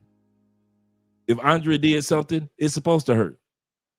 I'm not stupid enough to think that if anything happens to Andre now, it ain't gonna hurt. When I left chicks and left them with extra hangers, it hurt. When I was getting a new lease in a new apartment, it hurt. Buying all new furniture for myself and this chick don't even know I got a new place, it hurt. She's still cooking and cleaning for me and making life all happy, but I got my own spoons, forks, and everything else, plates in my new house. It hurts. But I'm not one of these dudes be sitting around calling, texting 15 times. I need closure. Why, boo? Why? Get the fuck out of it. I ain't wired for that. Y'all dudes, y'all can do all that texting chicks. Me? I ain't gonna argue. As soon as I know that I got my proof, bruh, I'm going to get me a new apartment, man. I ain't about to waste my damn time. I've always been like that. If you ever wonder, I probably simped one time and I probably was like 15, 16. My new girlfriend invited her old boyfriend over to her house. I was so hurt. Why? That's the only time I ever had a sucker stroke. You will never see Andre have a sucker stroke. Ever. Why you want to break up? I ain't one of them dudes. Well, maybe we can. Y'all be thinking I just be talking shit. They be talking shit. I be telling y'all real life stories and of the tales of Andre, the tales I've survived to tell. I don't do that, man. I'm the dude that an ex will see like 7 months later. They're walking into Kroger's or Publix. I'm walking into Publix or Kroger's, Winn-Dixie, Piggly Wiggly. I'm walking into this grocery store and they just so happen to be walking and say, Andre? LaWanda? Hey, how you doing? Oh, I'm good. Well, you just disappeared on me. I thought something happened to you. Something did happen to me.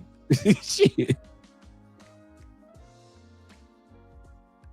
Well, can I talk to you? No, I'm good. As you can see, I'm good. Got me a new girlfriend, got me a new life, got me a new, we about to get married. What? You never see, they gonna be looking for closure from you because you didn't beg for closure from them. Now they want closure. Well, what? You just disappear? You never told me anything? Listen, LaWanda. But Andre, I need to just talk to you. I just want no. I came in Walmart, Piggly Wiggly,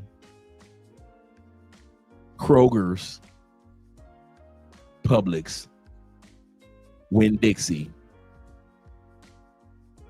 to pick up some batteries. I didn't come here to talk to you. It was good seeing you. You're looking good, girl. I'll talk to you later. But man, I'm in line. I'm standing in line. I don't do that, but we need to talk. Well, what happened was I found out that you were cheating on. If you think your woman don't know why you left her, you think this woman who have been sucking dicks for 7 months don't know that you found out that she was sucking dicks for 7 months. She just oblivious. She needs closure because she just did not know why you left her ass.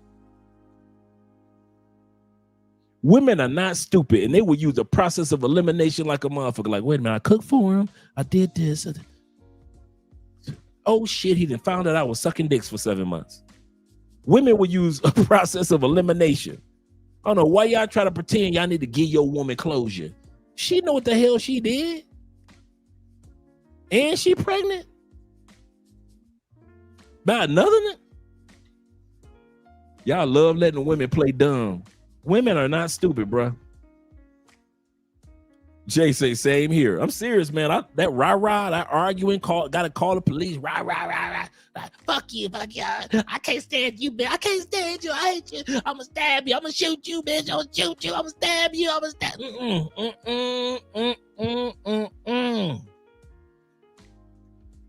I had a motto. I used to tell all my exes this. They used to try to stalk me or try to get closure. True story. My motto was this. Come on, girl. The dick is good, but the dick ain't that good for you to be stalking me. I ain't got no stalker dick. Maybe the dude you was messing with got stalker dick, but I ain't got no stalker dick. The dick is good. The dick is hella good, but ain't no stalker dick. Go on about your business, girl. You gonna get over me. You be all right once the swelling go down. You will be all right once the swelling go down. But I need to see you. All this stalking in my bushes and coming up to my job. This ain't no stalker dick. I was not giving you stalker-ish sex. Stop acting like the sex I was giving you was worthy of stalking. It wasn't. I kid you not. That was my motto. This is not stalker dick. Some of y'all take pride in the bitch stalking y'all, not me. I'll be telling them right out, get your ass out them bushes. This ain't no stalker dick. Get your ass up out of here. Skedaddle, scram before I call the police. Trying to act like I got stalker dick. Like my dick is just so good. Like the head I was giving you was so good that you just had to stalk me. No, this ain't stalker dick, girl. This is not stalker dick. Bullshit you not. Some of y'all be proud in the mode. That bitch was stalking me, man. She damn near killed 3 motherfucking police officers over me. Not me. Not me. I will tell a bitch this is not stalking. This ain't worthy. My dick ain't worthy of going to jail. My dick ain't worthy of lying about. It ain't worthy about stalking. You ain't got to lie to your mom. You ain't got to go to your priest about this dick. This ain't no going to your priest type of dick. Get you a new man, baby. Go and get you a new man. You good? Get you a new man. What happened to the nigga you was sleeping with behind my back? Stalk that nigga. Shit. Stalk the nigga you with. Stalk his ass. Don't be stalking me. This is not stalker dick. Yeah, y'all be proud in the motherfucker bitch be stalking y'all and shit. Yeah, I got this bitch stalking me, man. I had to get like 5 restraining orders on her. I had to buy 2 pit bulls on this bitch. Yeah. And a Saint Bernard. Not me. I'll be proud of no bitch stalking me. Y'all crazy shit. This is not no stalker dick, bitch. Get the fuck on. This is the get the fuck on dick. If you don't fuck with me, I don't fuck with you. Get the hell on. Beat it. Hey, sexy boo.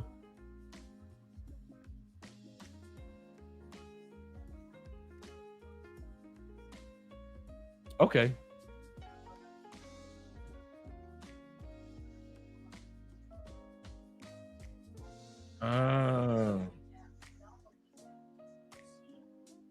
The routes. I was looking at the map too.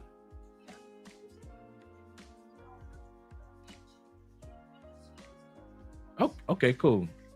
I love you, sexy boo. Teamwork. Yeah, we're getting everything ready for our trip in a couple of days.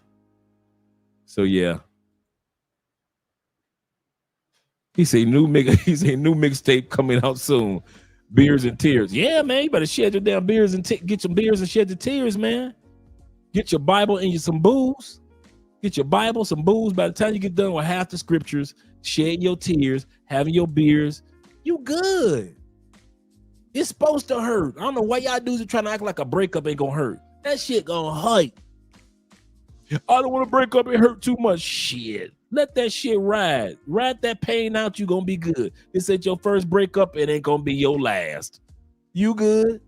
You survived many breakup. High school breakup, college breakup, side chick breakup, main chick breakup, marriage breakup, fucking with somebody's wife breakup. You ain't been through too many breakups to all of a sudden you want to pretend like you ain't never been through a breakup before. For real. He said, I've been single. He said, I've been single for 13 years. He said, I've been a single man for 13 years. He said, I'm so very happy. Yes, sir. Yes, sir, man. My man Zeta says this. He said, we don't need to talk about shit. I turn my back, facts, that's me. Walk away. He said, but I'll say I have a blessed day and keep on moving.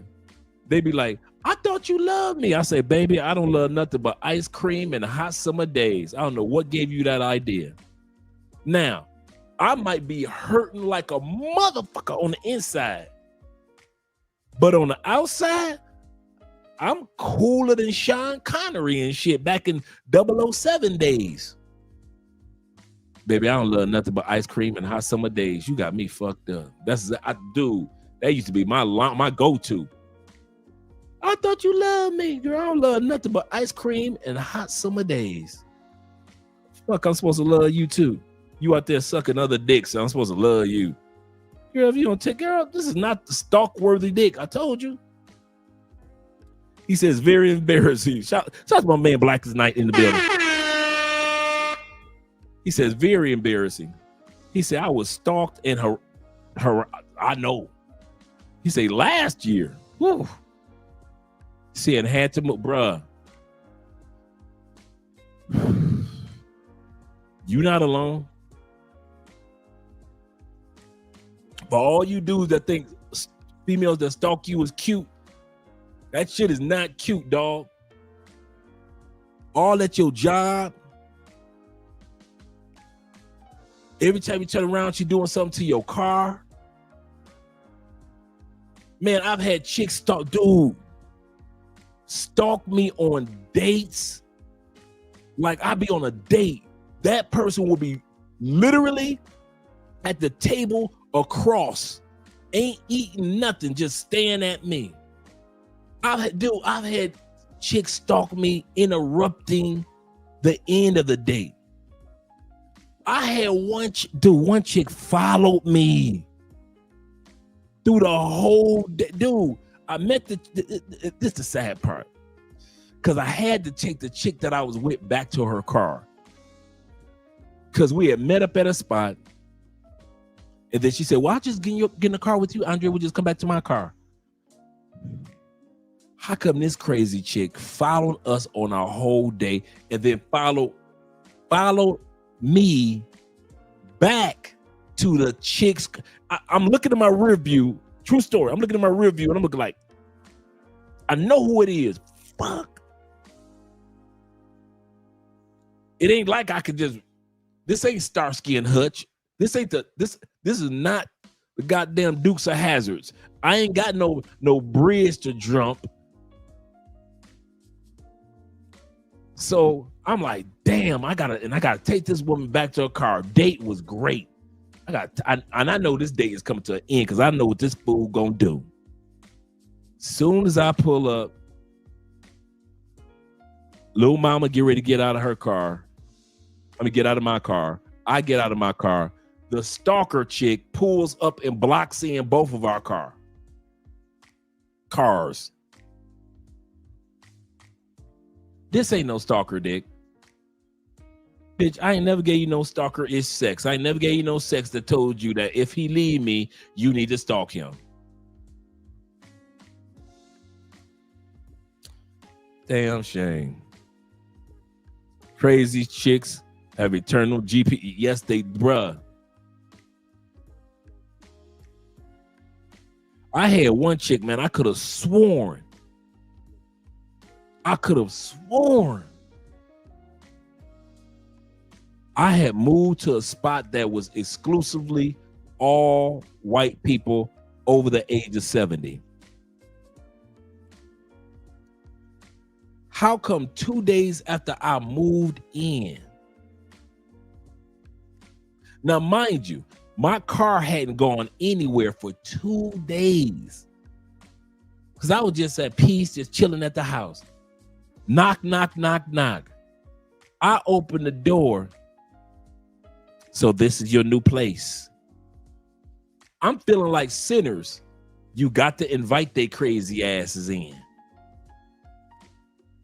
I'm like, how the fuck did she find out what? Dude, true story.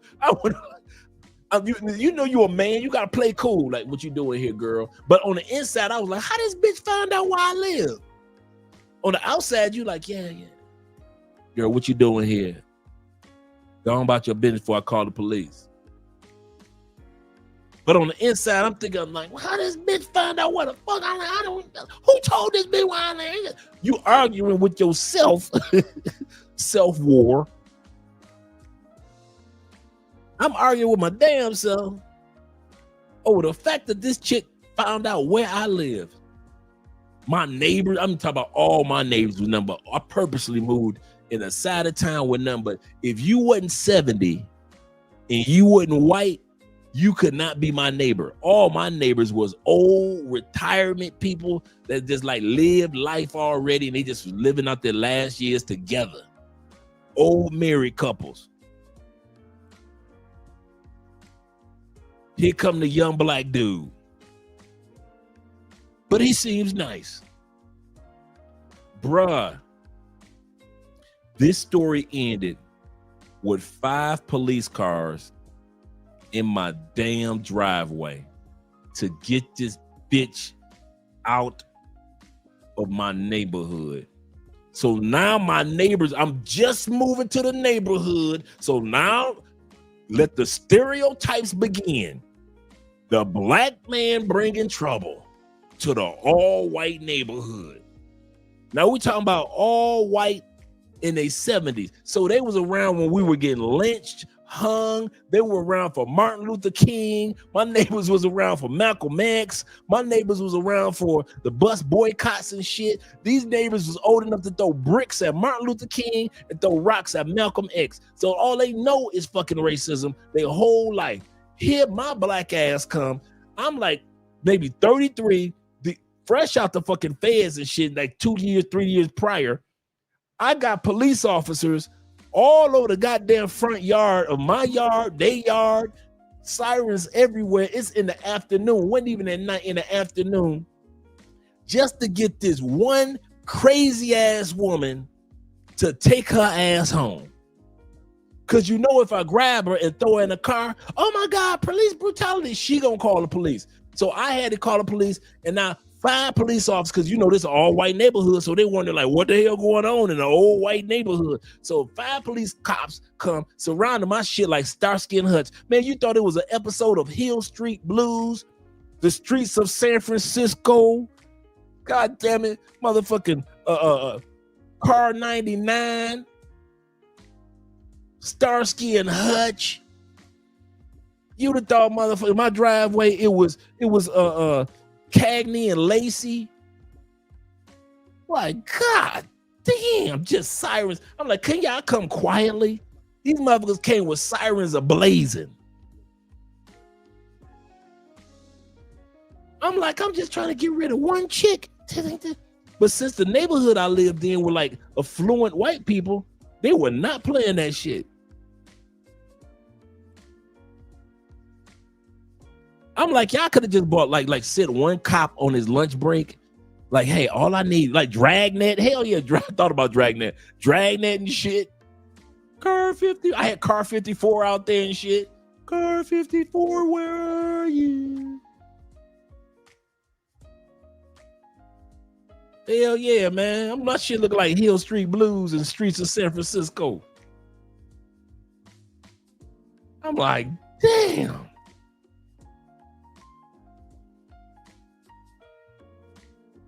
That was the last time I saw her. Police had to get rid of her ass. Facts, true stories. Some of y'all be thinking I be making up these stories and shit. Y'all be like, this dude got too many stories, man. This ain't true. Do realize I've been walking this planet for 58 years. By the time you get to 58, you gonna have a lot of stories too. Shoot. You have a lot of stories too. He said, I practically need a witness protection program. That's how I was feeling. Program to change my identity so my ex never finds me again. Seriously, man. I'm with you, El Patron. I am with you. Shout out to Black Lex. He said they don't have nothing to do out there, so that when they call, they send the entire school. Bruh, and the neighbors came out in droves. And they thought I was just the nicest young man, no issues, church boy. They were like, oh man, you got a nice young man. We don't let too many darkies come in our neighborhood, but we're going to let this darkie come in. Man.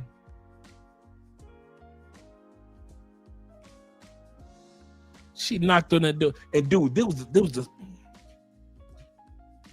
this was the sad part. I know the rest of it sounds sad.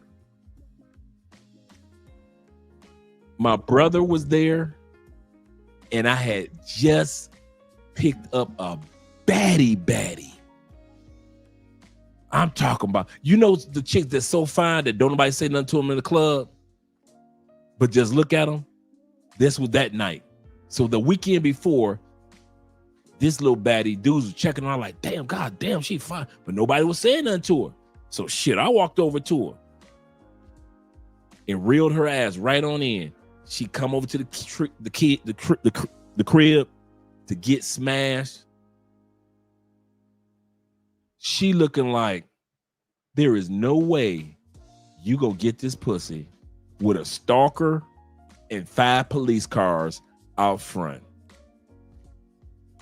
I mean, that pussy juice dried up so fast. My brother was sitting up there shaking his head too. He had just come down to visit. He was like, this is when I was living in Fort Wayne, Indiana, right? Shout out to the fort. Man, my brother's shaking his head like, damn, Dre, you messy. I'm looking at myself like, damn, how this bitch find out where I live? The little chick, like, she looking at me like, what the fuck have you got me in? What situation have you got me into? My neighbor's looking like, the niggers are at it again.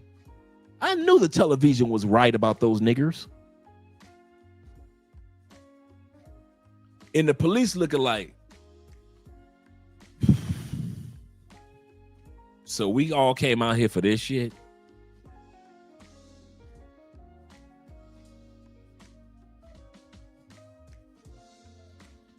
That's why I say, man, y'all better stop. Hey, if y'all planning on living in another country, don't be having them chicks falling in love with y'all in the States.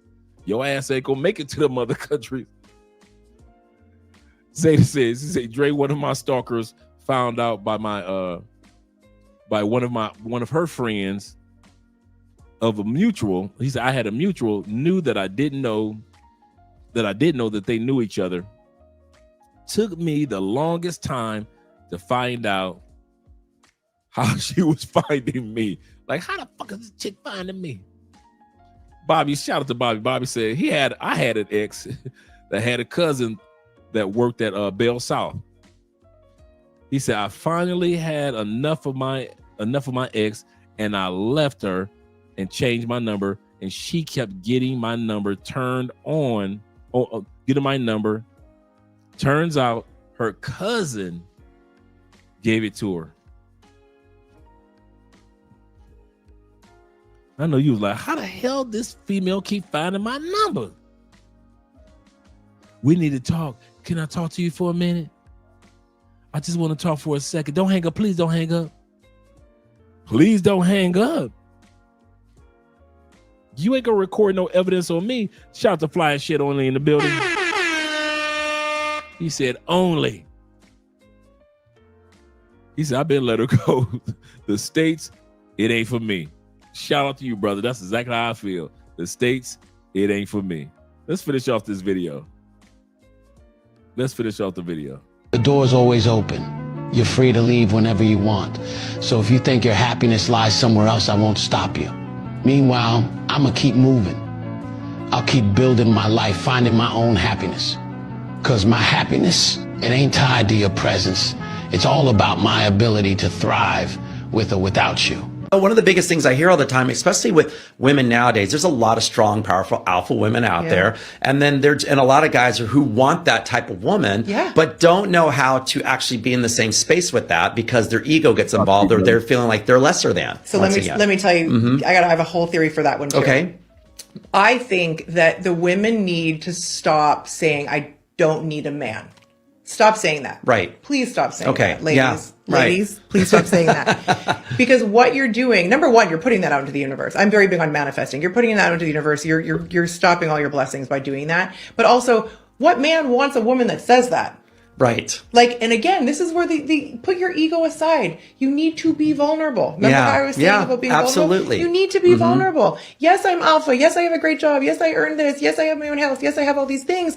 But I want you. And I need you. Right. Don't say I want a man, but I don't need a man. And Nobody wants to hear see that. how he like responds to all this and see how he handles it. Yeah. Nobody wants that. Agreed. You know what I mean? Because we all want. And I don't care what women says, like they don't need somebody. We all want someone. We all have. I was at an entrepreneurial mindset talking about this the other night. Like literally, I go, I don't care. Like if you're a 24/7 business person, you're working your ass off. You're making all the money in the world. No one wants to be alone. No. Everybody wants to be with someone. I know.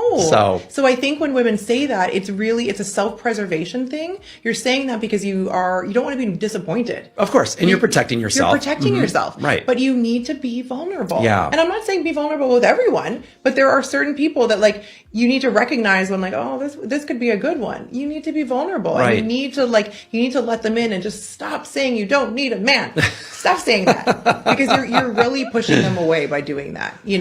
Don't force anything. If they think they can find someone better than you, let them go. In fact, hold the door open for them. You will never have to chase true love and true friendship.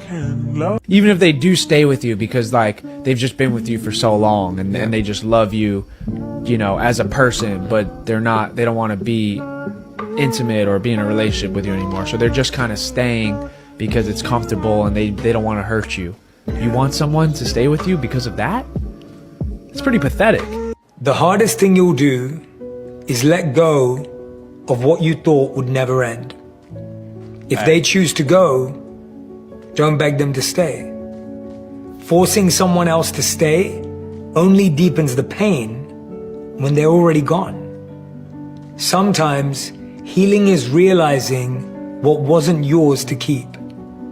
Let go, not because you're weak, but because you know you're worth more. 3 signs for you to know it's time to let that bitch go. Number 1, stress.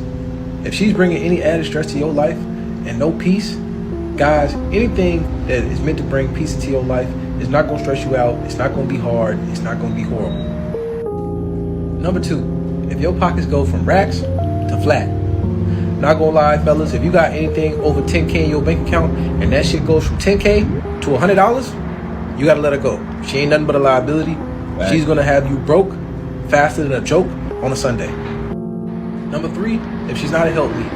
Guys, the proper function of a woman, first and foremost, biblically, was to be a helpmeet to the man.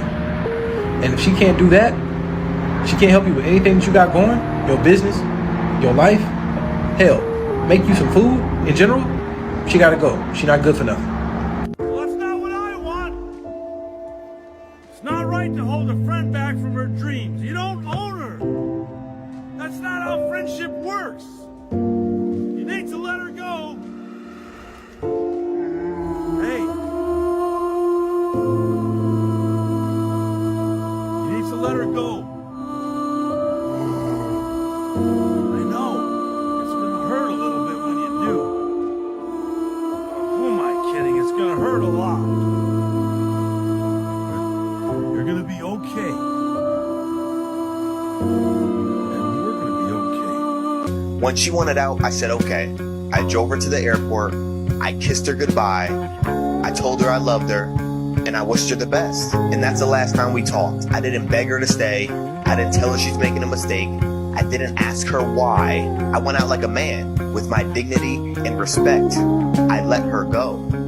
My nigga, don't get mad because she wanna move on. Don't get mad because she talking to a new nigga. She back with her ex. She talking to the nigga she told you not to worry about. Fuck all that shit. It don't matter, bruh. That shit do not matter, gang. I understand you like that. I understand you fuck with her. But at the end of the day, bro, we ain't doing no chasing. We replacing, bro. Tell that bitch to go where she happy at. You say you love her, cool. Release her with love then, gang. Let her go be happy. Let her go find a nigga she think better than you, bro. Let her go do that shit, bro. But you being all in your feelings about that shit not gonna do nothing, bro. You going being all mad because she wanna move on. Because she said she need time to herself. She need to focus on herself. She needs a break. Whatever it is, bro. She told you them things and you and your feelings about that shit. That's not gonna do nothing, gang. If a girl says she need a break, she need time to focus on herself, or it's not cute, it's me, she hit you with one of them lines, gang, it's a new nigga involved and she moved on, bro. She already mentally checked out, so let her go and go on, gang. But you trying to force a bitch to stay in your life, or you being fucked up because your girl not in your life, not gonna get you nowhere, bro. Now I understand you gonna think of it at times, you gonna reminisce about the good moments and shit, I understand.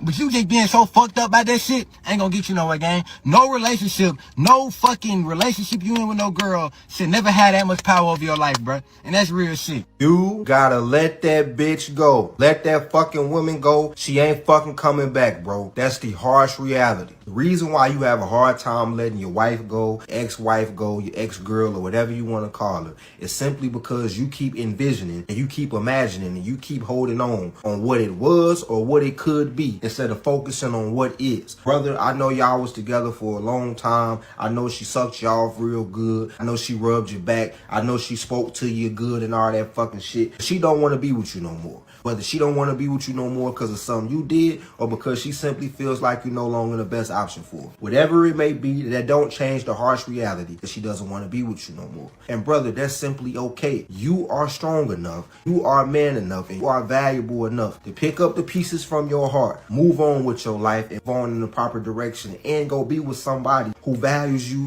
who loves you, and who treats you good. But besides that, you can go move on with your fucking life, and you can have a quality and fulfilled life with or without a fucking woman. Everything ain't centered around a goddamn woman. Fuck the bitches right now. Fuck the women right now. Fuck the woman who left you. Fuck that shit. What do you want to do with your life? What do you envision for your life? How does this shit make you feel? Don't you want to be happy? What the fuck you want to do for yourself? Why you so concerned about a bitch who don't want to be with you no more? Fuck that woman. Let that woman go. Let her fucking go do whatever the fuck she want to do while you sit here in the fire, you sit here in the hurt, and you move on with your fucking life and you get through it and you make sure you never go through no shit like this again. So fellas, let that woman go.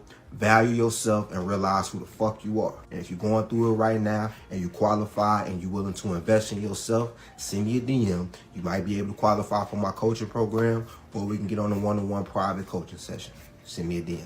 So no. Before my brother goes any further, he's absolutely correct. And that goes for us that travel.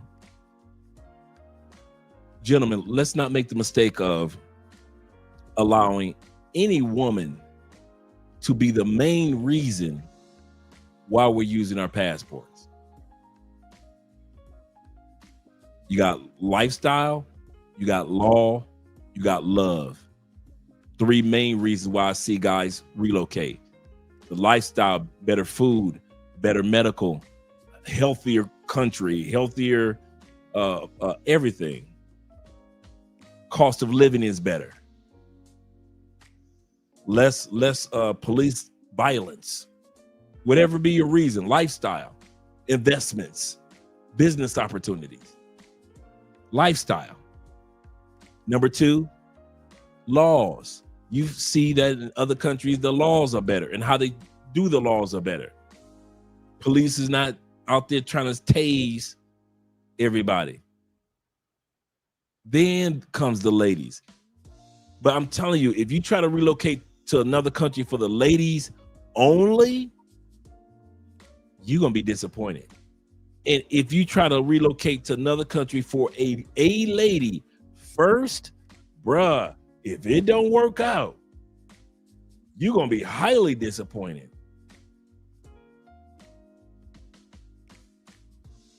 Let's put it like this.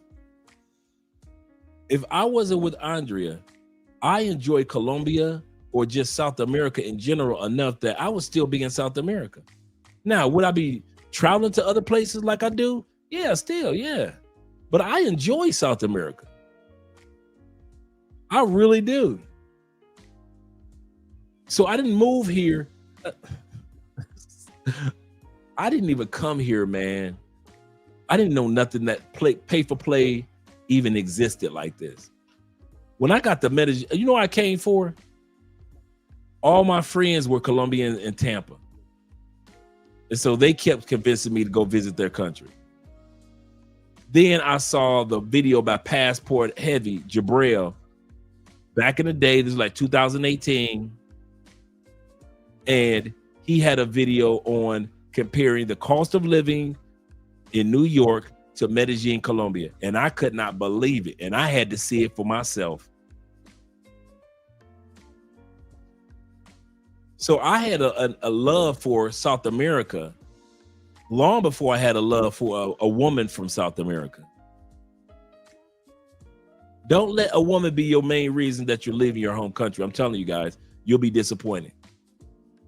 Those of us who have our woman in other countries, this was a benefit. This was a cherry on top. But it wasn't like, yes, I'm going to leave America and I'm going to look for, don't listen to that BS that they be selling in the United States. Why? Because most Americans don't want to admit to you that we are leaving America because of America. That's why you never see any videos of them doing commentary on us when we say, no, we're not leaving for the women. We're leaving because of America. You've never seen Anton do a video on that, have you? What about Angry Man? What about O'Shea? What about our brother Obsidian? You've never seen any of them do a video on the fact that we're constantly telling them that America is falling apart and is becoming trashier and trashier and more expensive to live there. They never do any videos on those videos when we show our homes, when we show the healthy food. They never do a video on when we show, hey, for $100, I've got 5 bags of groceries right here. Let me show you. They never do videos on that. I've never seen Anton react to Passport Bros after we showed them our medical bill when we got back from the doctor's office and it was 84 cents. They never should do a video on when we show them how nice of our apartments or our houses are in other countries.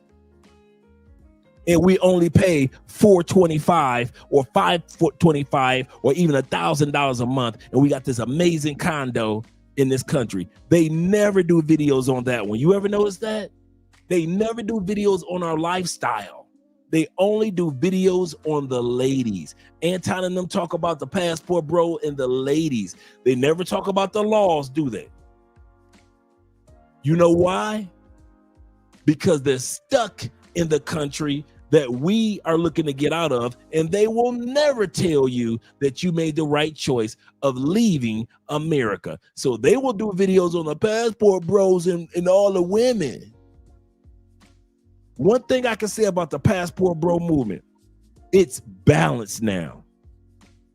There was a time when there was a lot of videos on the ladies only, but now there are so many videos and YouTubers showing you the lifestyle in all these other countries. There is no excuse to have never done one reaction video about the lifestyle that people are living in other countries.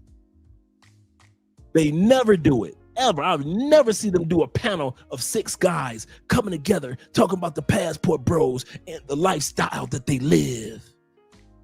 But they will talk about some females all day long, the Passport Bros and the ladies. So at the end of the day, man, that's why I don't get on panels. Because they don't care nothing about us and our lifestyle. They just want to justify themselves by only talking about the ladies.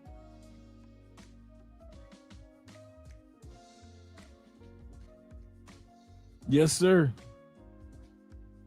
Yeah, the non-sexual attention. Absolutely correct, big brother in life.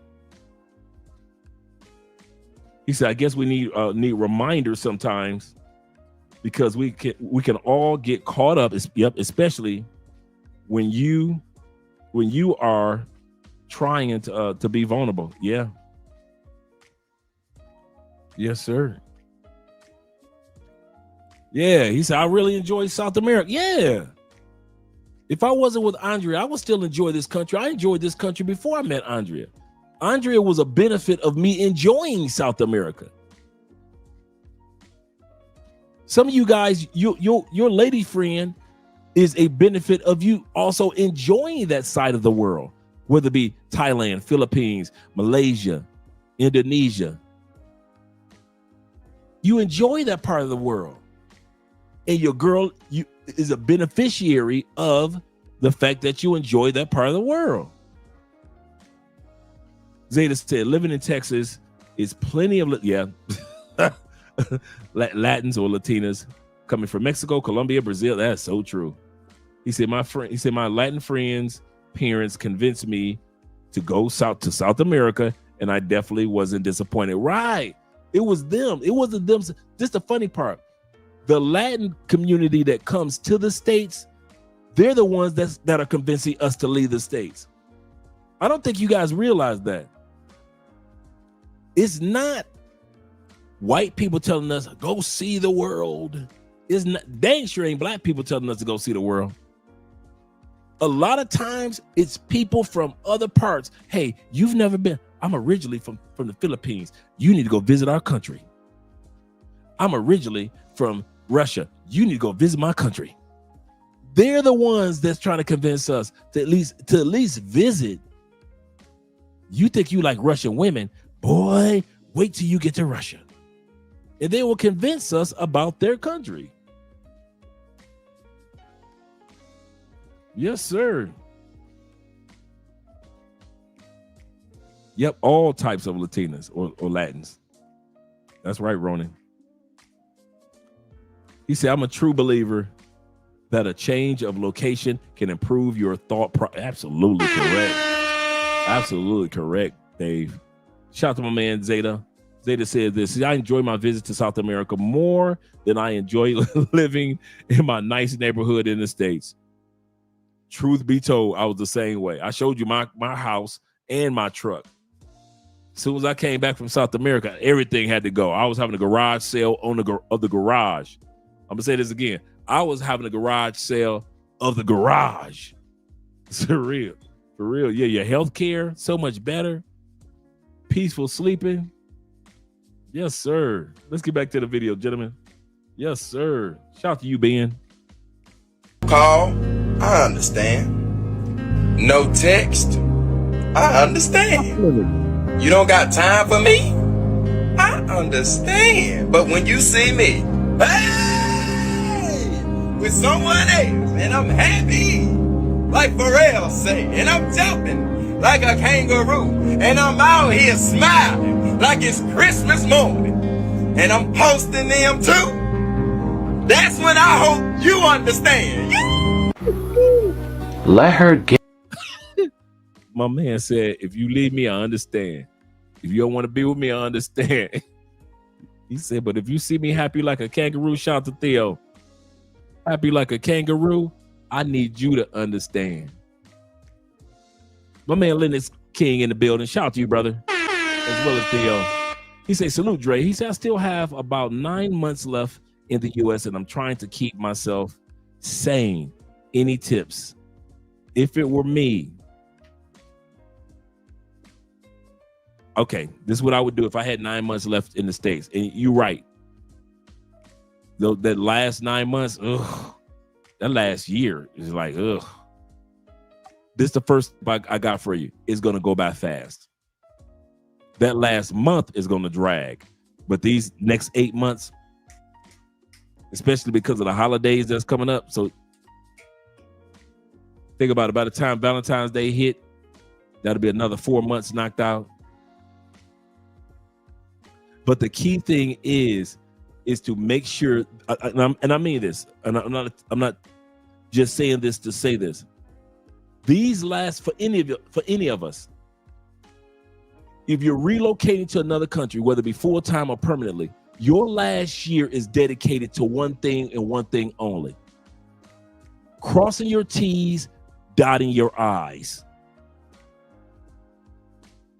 That last year should be dedicated to, I know I have a lease. I don't care if it's an Airbnb lease or if I leased a place directly with the owner or mortgage company. I got a place to lay my head in that new country. B, is it furnished? Where's my gym membership going to be in that city?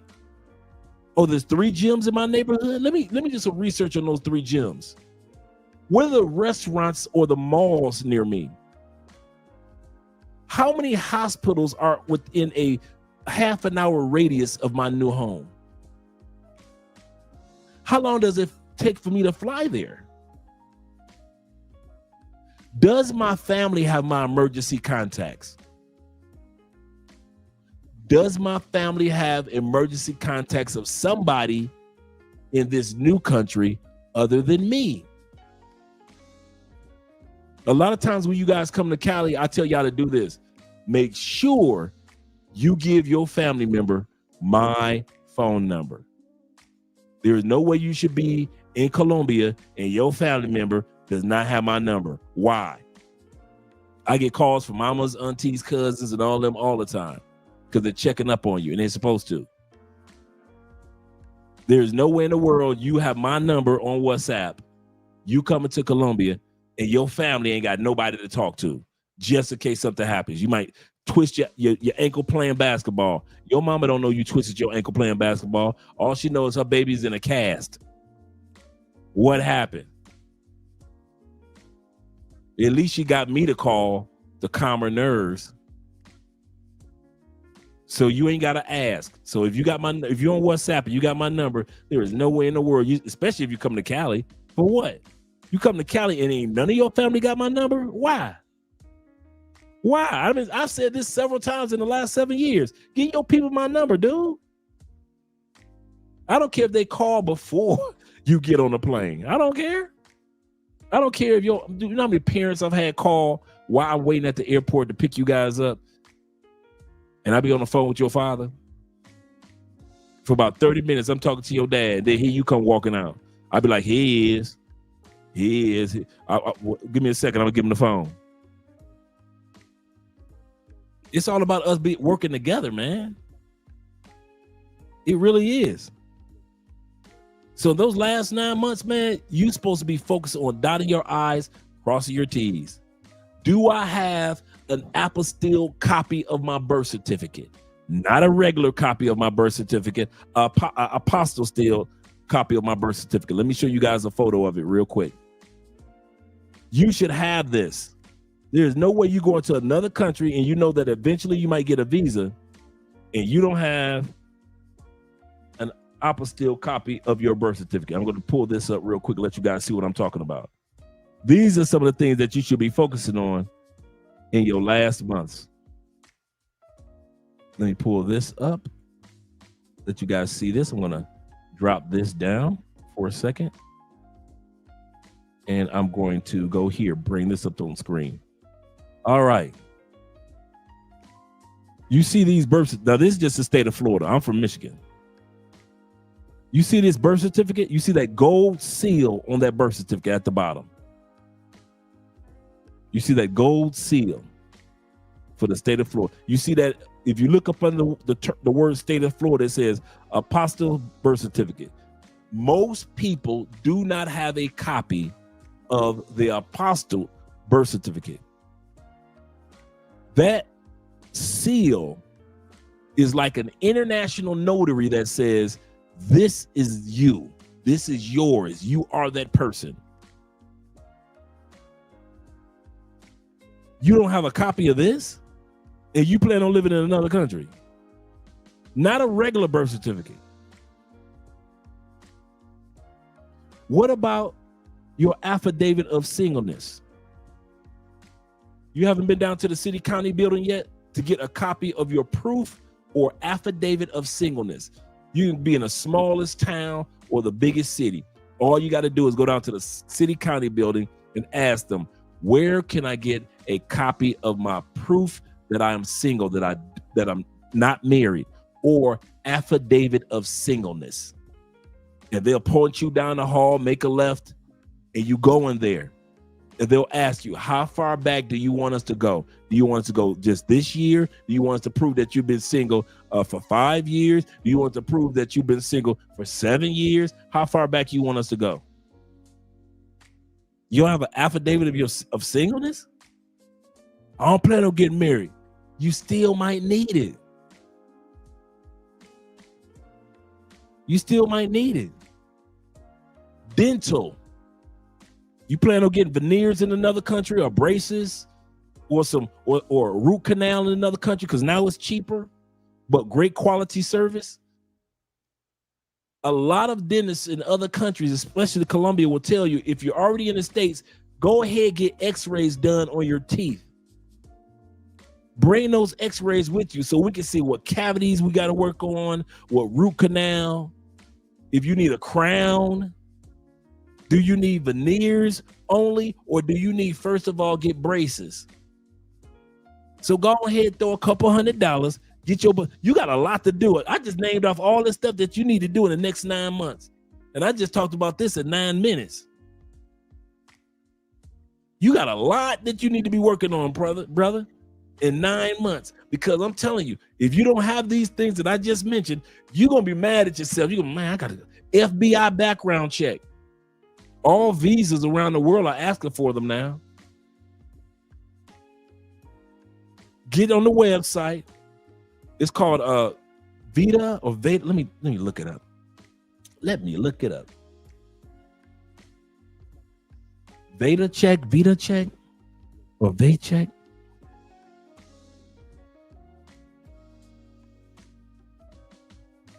Let me see if I got it right. Let's see if I got it right.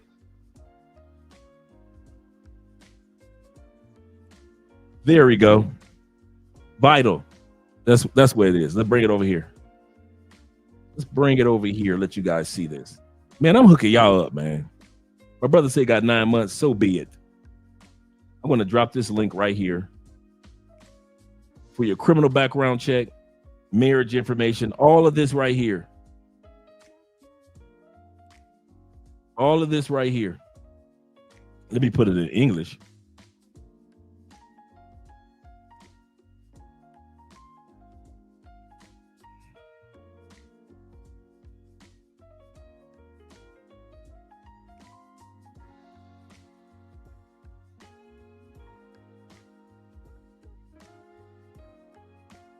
Let me drop this link. There you go. I'm gonna drop this again for you guys. For criminal background checks. And don't be feeling like, and this is another thing. Don't be feeling like, man, I got a criminal past. Man, they gonna let me in. Bruh, if it was all about criminal past, I'm the main one they shouldn't have let in these countries. I got state records and fed records and city records. Man, I got more records than Motown, bruh. I got more numbers behind my name than a parking lot. If anybody shouldn't have got in any country because of a past, shh, don't let that fool you. But you'd be a fool to go to another country and you didn't get your criminal background information ready for you. And even though it may say, you know what, we need a fresh copy of your criminal background because you got that last year, can we get a new one? So use this website and they'll send it to you. You got 9 months, man. You got 9 months of work. I don't know why you think your 9 months gonna go slow. Shh, you better get to work. If you just what time are we on? We at 3 hours and 47 minutes. So that means that right around 3 hours and 30 minutes, I started talking about this. You should go back to the 3 hour and 30 minute mark, have a pen, and write down a lot of the stuff that I just talked about so you'll know that you already have it. If you have it, that's great. But if you don't, at least now you know. The last thing you want to do is move to another country. Then you be like, man. He said that they won't tolerate any exploitation of women or children in the background. That's another thing. Now, if you one of them dudes that mess with kids and you know you weren't supposed to mess with them kids, you might not be able to make it into that country anyway. Yep. You need to apostle birth certificate on the state level and federal level. There you go. There you go. So yeah, y'all got work to do. He said, I know that. He said, I know what you were talking about, Andre. He said, you have to apostle birth certificate on the state level and the federal level. You can get copies of your vital statistics. Absolutely correct. Absolutely correct. So yeah, man, you guys are on top of it. Shout out to you guys. Yes, sir. Let's get back to the video.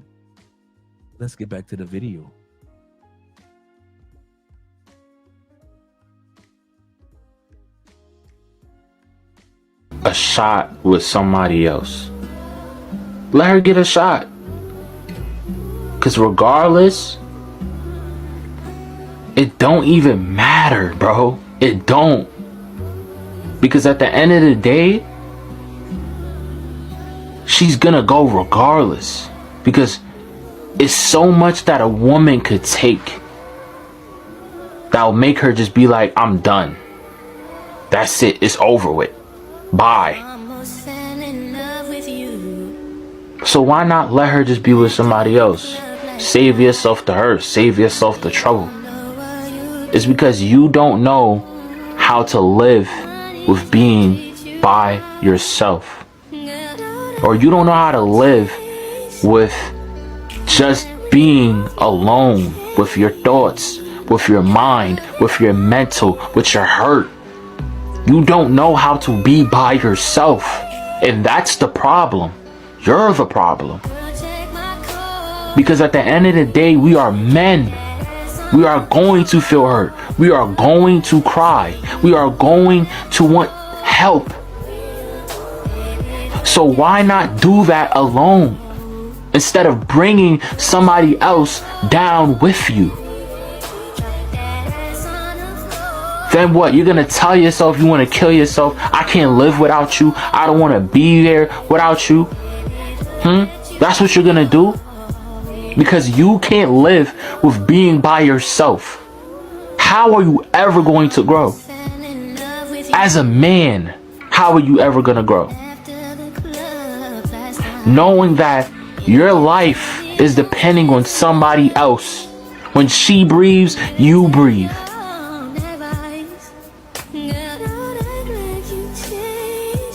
Stop, bro. Because you have the potential to be great, but you're holding yourself back because you want somebody to tag along with you. Stop. Stop. Just stop, bro. Never, ever, ever chase a woman. My brothers, never try to build a case for a woman to stay with you, to go out with you. Never ask a woman multiple times to spend time with you. Never try to convince an existing woman to stay. If she wanders, let her go.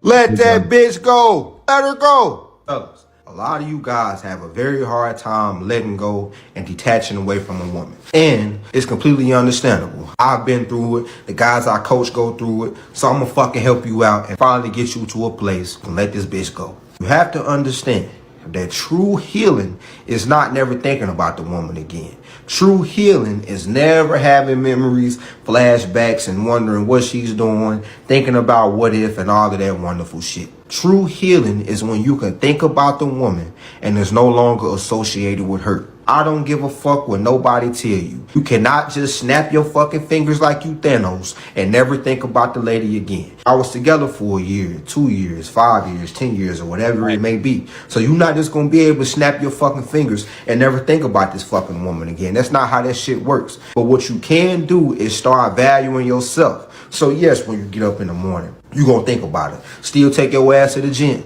Yes, you're going to think about it when you in the shower. Still wash up under them arms, wash up under them balls and say, damn, I'm going to miss her, but I got to go get me a new woman. I got to become better. Yeah, you're going to fucking miss her, but still put on your nice suit, put on your nice jewelry, put on a nice watch, and feel good about your motherfucking self. Yes, fellas, you're going to fucking miss the broad. You're going to miss the woman. That's fucking natural.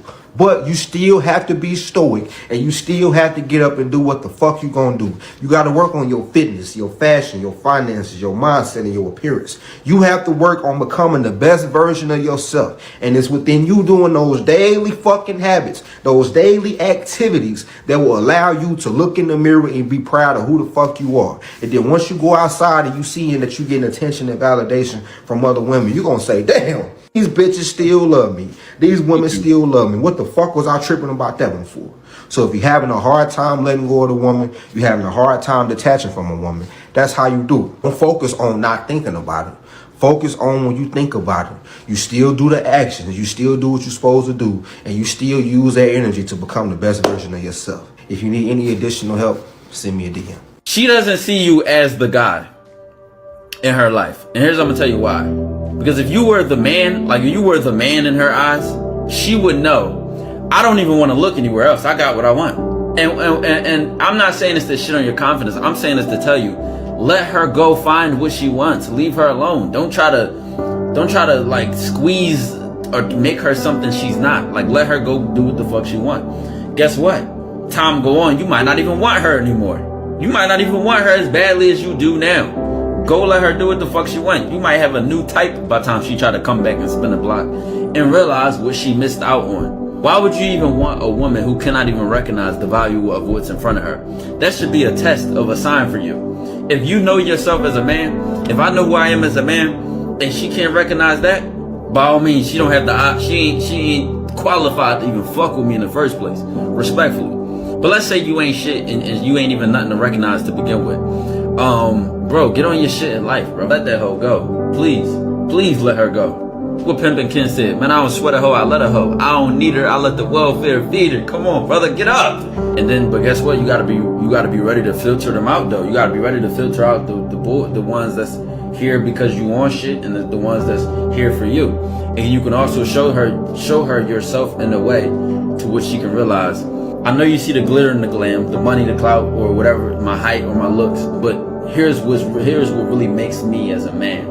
And then she can see that and she can be like, damn, that just only made me like you even more. And that's where you start to really win. You gotta let it go. I can't. You have to let it go! I can't! I can't!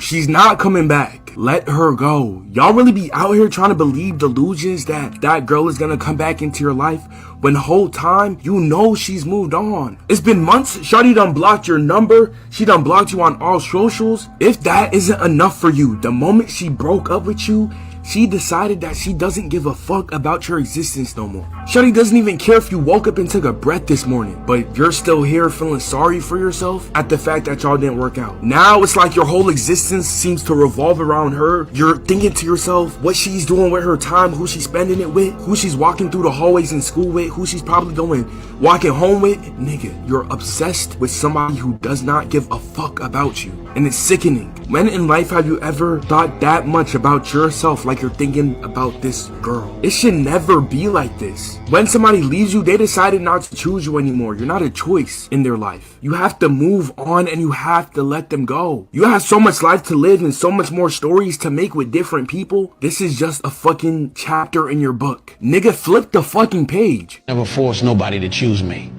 If you think there's something better out there, go ahead and chase it. I ain't holding you back. Life's too short to cling to someone who ain't sure they want to stay. I believe in the freedom of feelings. If you stay, let it be. Cause your heart tells you this is where you belong. Not cause I asked you to. I want to be a choice, not the fallback plan. I deserve someone who sees my worth, who gets what I bring to the table. I don't need someone sticking around out of fear of being alone or just out of habit. I want someone who stays because they can't picture life without me. The door's always open. You're free to leave whenever you want. So if you think your happiness lies somewhere else, I won't stop you. Meanwhile, I'ma keep moving. I'll keep building my life, finding my own happiness. Cause my happiness, it ain't tied to your presence. It's all about my ability to thrive with or without you. Yeah, I guess that's what this chapter of my life is gonna bring, you know, of like falling back into who I really am. It's kind of like Shia said, like a piece of you has to die to become a new person, to become a new man. That really feels like where I'm at. I just hate that, like, for me to change my life had to come at the expense of losing someone that I love. You know? Like, you really got to go through some, like, painful shit to look in the mirror and accept that, like, you're a piece of shit. That my man is the old quarterback for Cleveland. I forget his name. This guy was the quarterback for Cleveland. They gave him that big contract as a rookie. He just talked it away. Yeah, my man, International Choir Storm. He said, I just ordered both of my apostille birth certificate and my federal background check while listening in. He said, y'all about to have me you don't have to tell me twice. Yeah, Johnny Manziel. Thank you, brother. Johnny Manziel, man. Messed up relationships, messed up his money, messed up his career, just threw everything away. But I want to say something real quick before we go to the last part of the video. When you are in a position where you're ready to move to another country, but that other person is not ready to let you go, There's nothing wrong with the feeling of pain or hurt that you feel when it's time to walk away to focus on your goals to move to another country. It's going to hurt. It doesn't take a big man to survive the pain. It's not all about that. It's not all about proving a point. I can handle this pain like a man. It's gonna hurt, bro. I've said this story so many times. Remember when I mentioned that the last person I was in a serious relationship with, I mentioned to her, I told her, we're standing in front of our house in Orlando. This is the person that I would have wanted to be with if I was still in the States. And I told her, I'm moving outside the country. Mind you, this was 3 years before moving outside the country. I hadn't met Andrea yet. I've decided I'm moving outside the country. We have been dating off and on for 3 years. Everything about us and our relationship was amazing. But I had to be honest.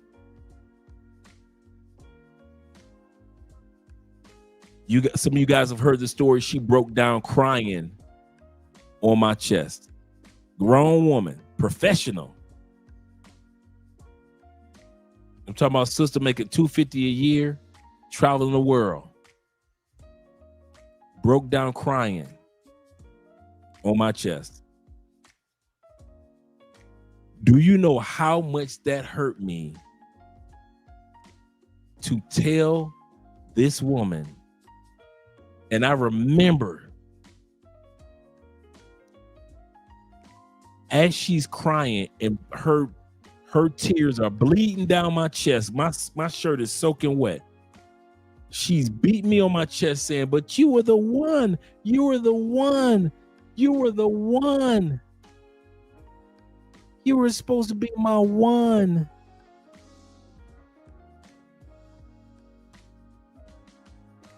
I'm ready to cry. I'm in so much pain from telling this person the truth. See, you guys see Andre on this side of that moment. That was the defining fork in the road moment for me. Was I going to drag this woman out for 3 years until I left and then come up with a reason to break up with her? Or am I going to tell her the truth now and let her go find somebody else? Let somebody that you love, you care about, go find somebody else. And I had to let her go find somebody else. And after all that boo-hooing that she did, in less than a year, she was happily married. So all that you supposed to be the one, I guess I wasn't. Because in less than a year, she had met somebody, put the ring, or probably somebody that was already in her phone, put the ring on it. They happily married after all them tears. Made it seem like she needed therapy. All she needed was another man. And she's happily married. And I'm happy for him. But a lot of y'all won't let the next stage of life happen because you aren't ready to let the pain happen. You gotta be saying, listen, I'm not the strongest dude, Dre. I don't know if I can handle pain. You still gotta ride through it. I'm the strongest dude. I can handle any type of pain. You still gonna have to ride through it. Either way, if you're prepared for handling the emotional pain or not prepared, it's gonna happen. It's going to hurt no matter who you are. But if you want this new life, you're gonna have to let that other person go, bruh. And I'm not talking about a person that wants to go to this new stage with you. Like I do a lot of consultations with couples that are looking to relocate, which is excellent. But most of us are guys that don't know how to let go of that chick that's in the States because it's going to hurt too much. It hurts more than the love that you have for her. I'm going to say this. I know you love her, but there is nothing that you had put on the scale. The hurt that you're going to feel when you finally tell her, or the love you have for her, that hurt far outweighs the love you have for her. So you try to avoid that hurt by any means necessary. And I'm here to tell you, bruh, you can't. All you do is once these lights and everything go out and you think that I don't know what I'm talking about, why you think I tell you my story? You think I'm just telling you to do something I ain't never did? But look at all the blessings and all the people that I've met and all the doors that have opened up since I've stood as a man, let that woman cry on my chest. After I told her the truth, I'm leaving. Dude, it wasn't even 6 months later I met Andrea. 6 months later, I met my wife. 1 year later, she's married. The other chick is married.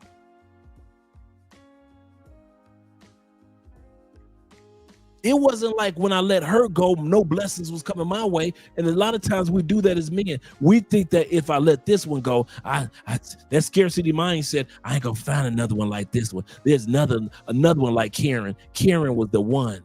Karen was the one. So you saying that the other 96% of the women that don't live in the United States ain't got a chance, huh? Only Karen, huh? I can't let her go. For all you do that can't let go, I recommend you do this.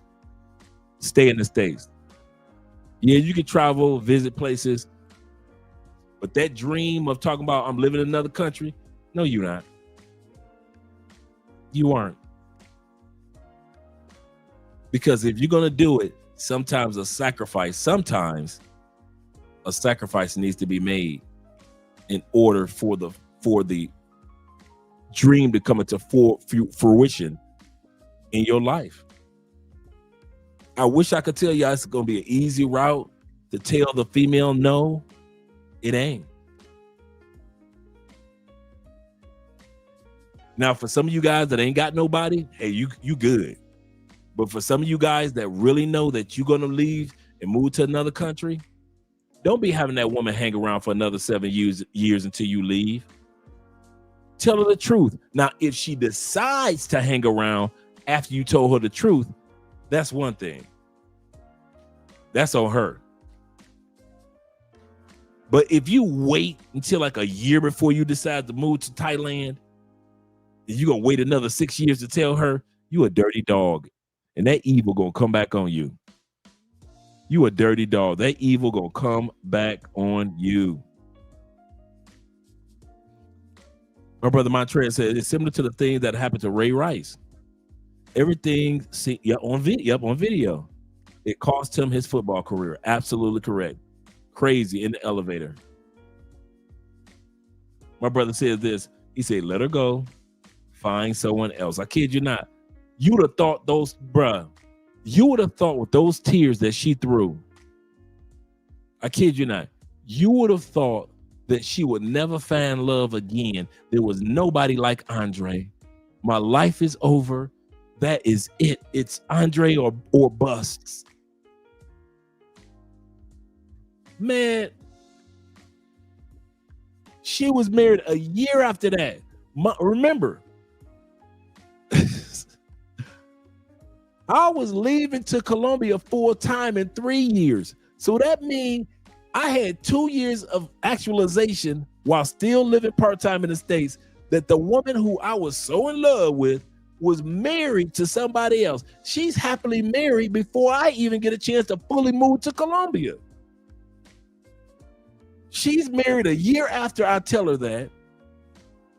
I'm still stuck in the States another two plus years after her marriage.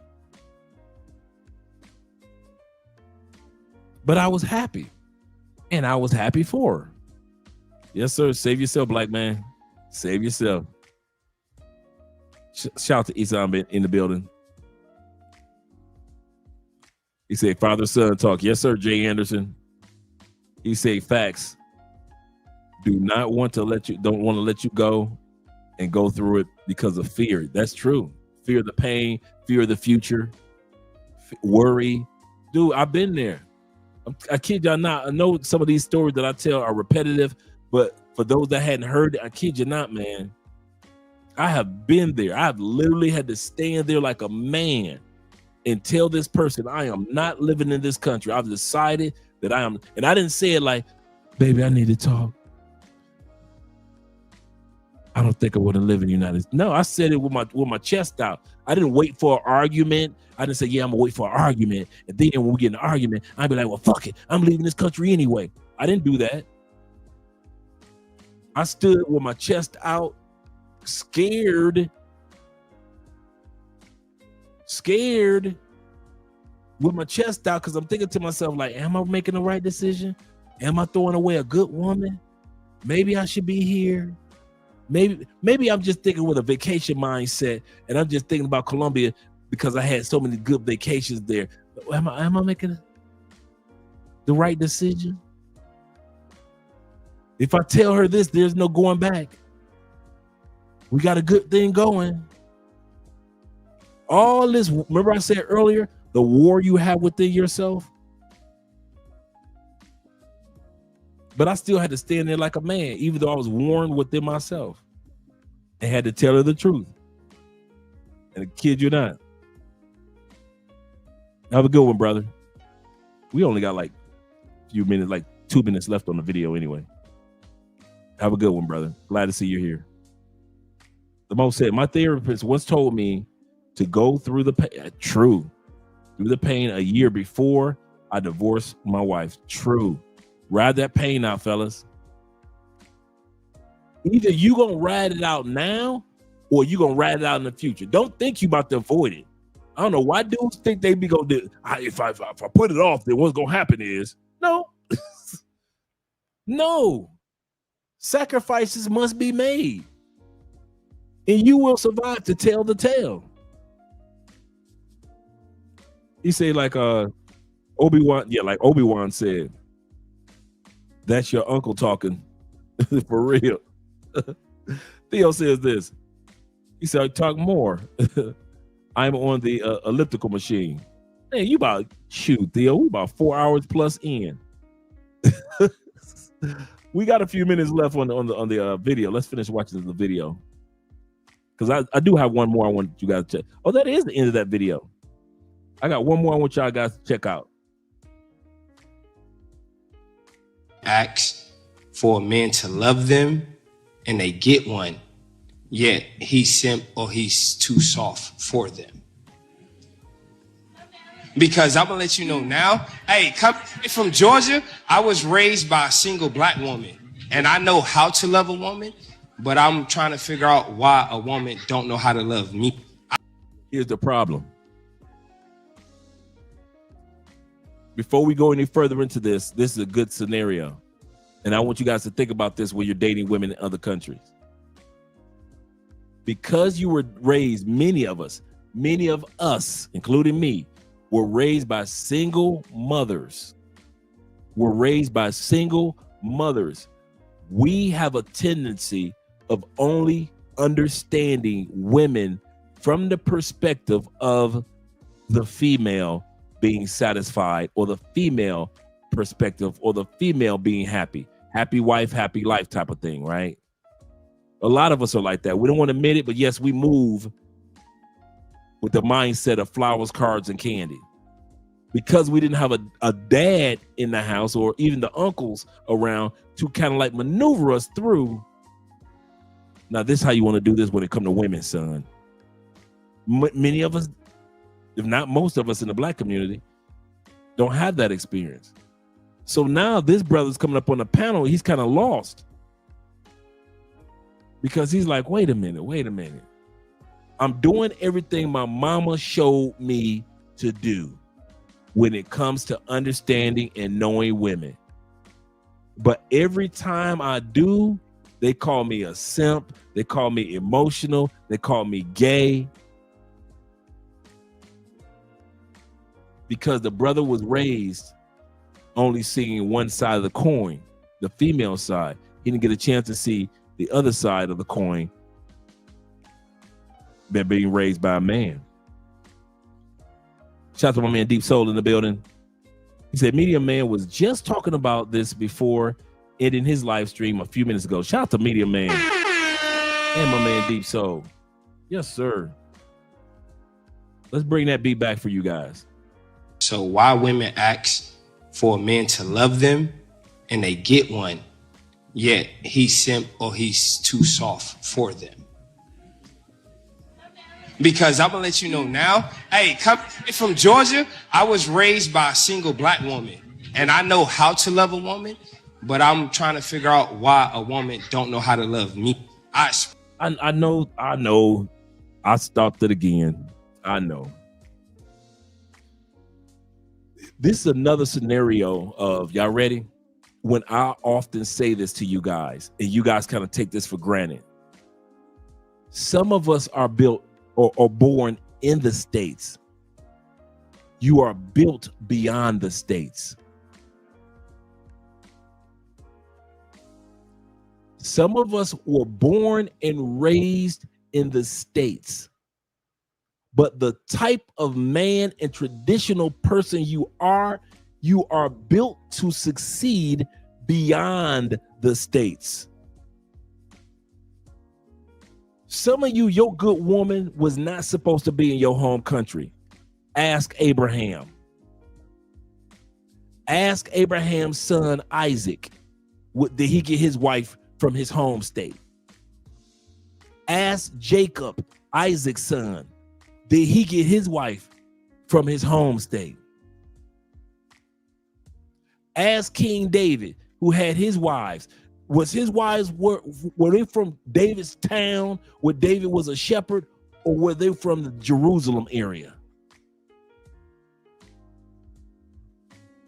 A lot of times we get frustrated in the United States, like, what am I doing wrong?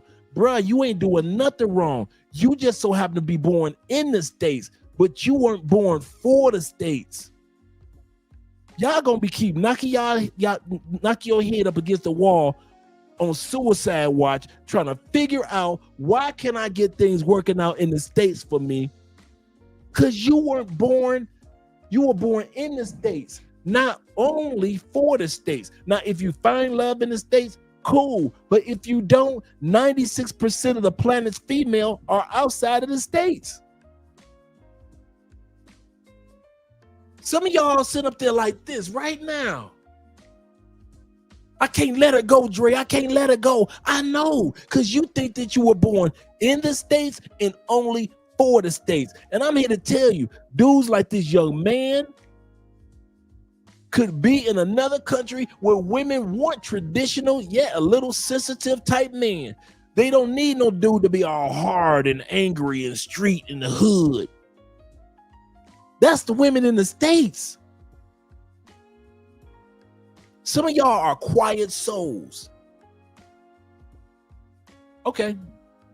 Did I not tell y'all I'm a nerdy dude? Am I shy about my nerdness? 1/3 nerd all day long. What did I do? Did I come to another country and marry a diva? Or did I marry a nerd chick? I went to another country and got me an attractive nerd chick. Just do nerdy shit like I do. So all you do that's nerdy or quirky, or in the States, you're a little odd when it comes to dating, or females in the States say, well, you just ain't got no game, and all these coaches trying to coach you into having game. I'm telling you, motherfucking now, you are built for other countries.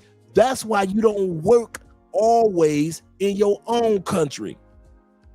You trying to keep up with your country, and throughout the Bible, God was telling dudes, get your wife from over here. Bruh, you need to get you a wife from over there. What about the story Book of Ruth? The Book of Ruth in the Bible is about a woman that her husband and her brother-in-law and her dad or father-in-law died. So the mother-in-law and Ruth went back to Jerusalem. What does that mean? That means that the father and the two sons and the mother-in-law initially went to Ruth's country, and the man met Ruth and her sister-in-law, who decided to stay, in the other country. Ruth had never been to Jerusalem or Bethlehem and none of that before, had she, in the book of Ruth? That was her first time after her husband died. That means that her husband went to another land with his brother who died and his father who died, and he met Ruth in another land. All throughout the Bible, God been telling men, dudes, you ain't got to get your wife in the same country where I gave you life. Some of y'all scratching the back of y'all heads, wonder why you can't relate to these American women, these Canadian. You ain't supposed to. Half the peace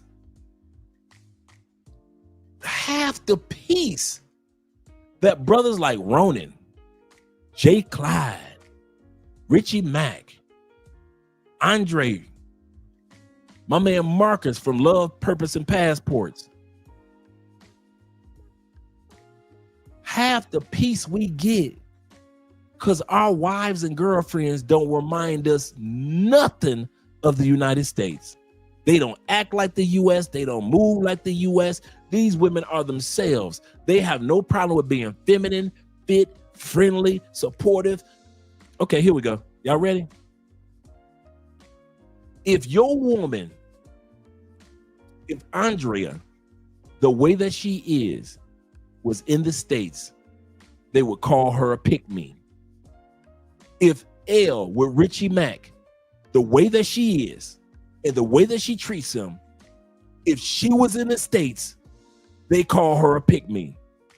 Some of you other brothers, the way that your girl treats you, so supportive, so traditional, such a good woman, if she was caught in the States treating you the way that she treats you in the Philippines, treats you in Africa, treats you in Brazil, the way she treats you, they call her a pick-me if she was in the States.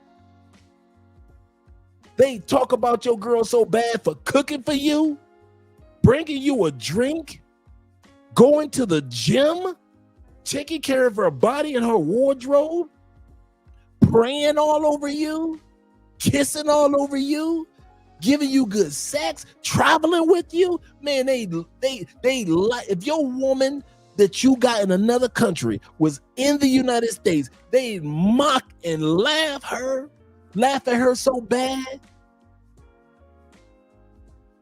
because the United States ain't built for traditional women for the most part. Do we have some? Yes. Are they the norm? Hell no. Traditional women in the United States are not the norm.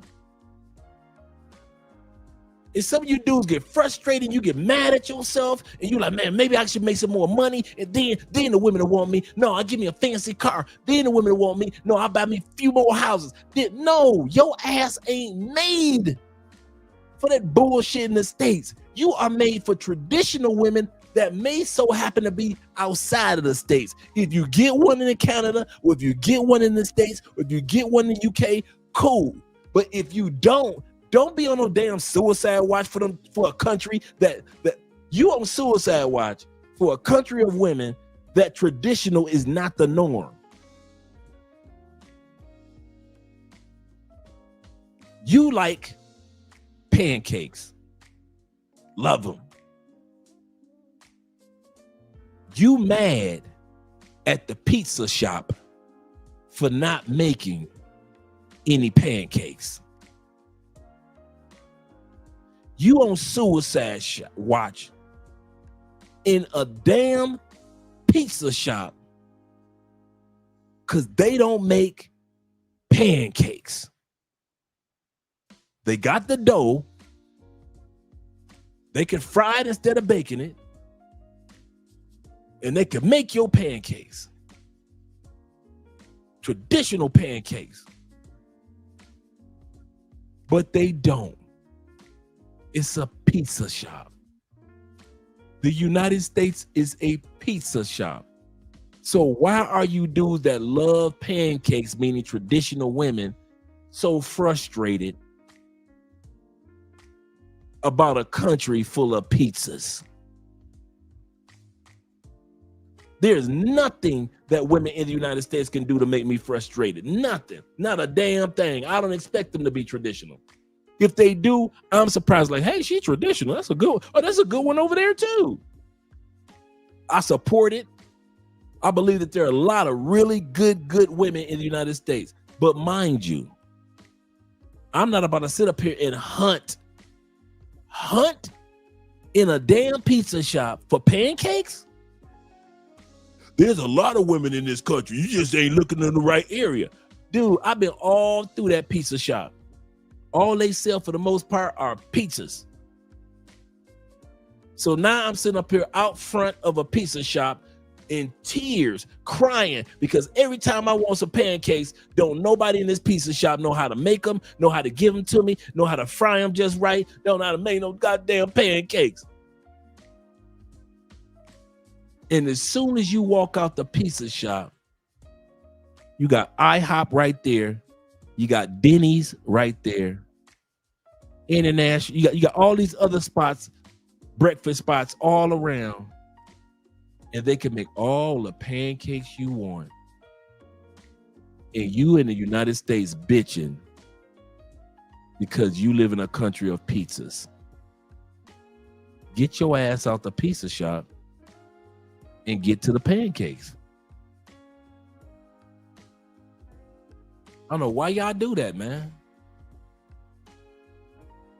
I don't care nothing about what women in the United States do. Dude, I kid y'all not. I show videos with the women in the United States for entertainment, bro. If y'all want the truth, if y'all think if y'all really think I care personally, and many other brothers that travel and have good relationships with women in other countries, if y'all think that we are at a place where we love our women in other countries, but we give a damn about what the women in the United States do or think, bruh, we just watch y'all with the big popcorn, bruh. We just watch y'all with the big ass popcorn. We technically, cameras off, we don't give a damn about the women in the United States. We care about them like those of our sisters or our fellow Americans or God love all races. We care like that. You know, that's my sister in the Lord, God love all races. Yeah, we care like that. But like caring about relationship wise, these lights go off, we don't give a damn about what's going on with y'all and y'all relationships in the States. Y'all decided to stay in that goddamn pizza shop looking for some goddamn pancakes. We decided to just leave the pizza shop and go out to the pancake shops, the breakfast spots. And now you looking at us from afar like, you hungry than a motherfucker, like, damn, how the hell they get pancakes? You see they got pancakes. How come the women in the United States can't make pancakes? Why y'all keep making me pizzas? Get your dumb ass out the pizza shop and come on over here to the pancake shops. And you can enjoy all the pancakes you want. But don't be bitching in the middle of a pizza shop.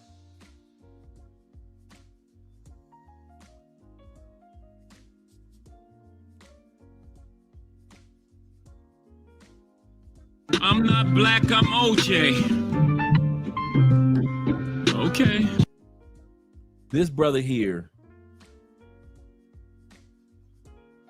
the other brother they just showed, is built for more. This young man is built for more than the frustrations that he going through in the United States. Let's watch this video. And I want you guys, do not forget what I just said. This young man is built for more than the frustrating bullshit that he's going through in the United States. And a lot of you are built for more. A lot of you guys that are just like the quiet personalities, the laid back dudes, I don't say too much in this to myself type dudes, you motherfuckers are perfect for women in other countries. Perfect. But because you aren't loud and bombastic in the United States, they look at you like you quirky. Okay. But I'm trying to figure out why a woman don't know how to love me. I express myself. I cry when I'm sad. I cry when I'm mad. But yet, why when I do that, I'm soft, or you got sugar in your tank, or you this or you that. Like, that's my thing, especially being a black man, where we can't express that in a world that hates us already. I love you, kills bro. us already. So my thing is this. I love you, bro. No, for real. No bullshit. I'm a poet, and I made a career off of being emotionally available to not only myself, but to the world. So to see you here in a quasi vulnerable state, especially in front of a majority woman audience, I appreciate that, and I honor that. No, for real. Hey, I'm the second. Try my best to cry right now. No, so, for sure. You know. No, I'm with you. I'm with you. Like, that's now, just to me. Now, two parts, bro. The first part is there's the women we find desirable from a physical perspective, and the women we pursue because we're conditioned to desire a certain type of woman physically, and then we let that be the catalyst for our pursuit. And then we get to know these women, and we realize that those women aren't emotionally capable of handling or dealing with, or they don't find us desirable. And then we have to process that perceived loss because we got the girl we thought we wanted, but it's not the woman we needed. Ooh, that's true. You know what I'm saying? So no, I do. I mean, so we want you to maintain this space, because a lot of times what happens, if you keep hitting this brick wall of trying to show up as yourself, but also trying to get somebody, the person that you like, or you believe you like, or you were conditioned to think you like, to give you that reciprocity, we get discouraged. Then it's like, man, I start to hate women. I start to hate this version of myself. But I'm here to tell you that who you are is special. And because it's special, because it's unique, unfortunately, that's just going to make your job harder in finding a match. True. Because you're special as a man, and because your behavior is unique as a man, as long as you got your ass in the States, it's gonna make your journey of looking for a good woman harder. Some of y'all don't realize, and I mean this, because you are a special breed of man, it ain't gonna be easy trying to be a special breed of man in the States. I don't know why y'all think y'all can pull that shit off. Let your ass be a special breed of man in the United States. They have no problem with trying to tear you down. Who do you think you are being a special breed of man? They will tear you down if you tall. They will tear your ass down in the States if you short. If you got money, they will try to tear you down. If you cheat with the money, they will try to tear you down. If you go to the gym, they will try to tear you down because they think you got an ego. But don't let your ass be fat. They're going to try to tear you down as a man. If you got your own business and 3 employees, but you extra busy because you got your own business, they're going to try to tear you down. But let your ass just have a regular job. I don't do no 9-to-5 dudes. They're going to try to tear you down. I'm going to tell y'all something. And I say this all the time flippantly, but I mean it. Y'all bigger men than me. There is no fucking way I'm going to stay in the country when it comes to relationships, at least, of women that I know, no matter what I try to do, there are a group of them that will try to tear me down. You're either too tall, you're either too short. They're going to try to tear your ass down, man. You dudes are a special breed of men. You are not built just for one country. I don't know why you try to do that shit. You are built for several countries. I'm just like y'all, bruh. No different. I'm no different than this brother right here on this video. And he's trying to make himself fit in with the female population that most of them don't even understand the type of dude that he is.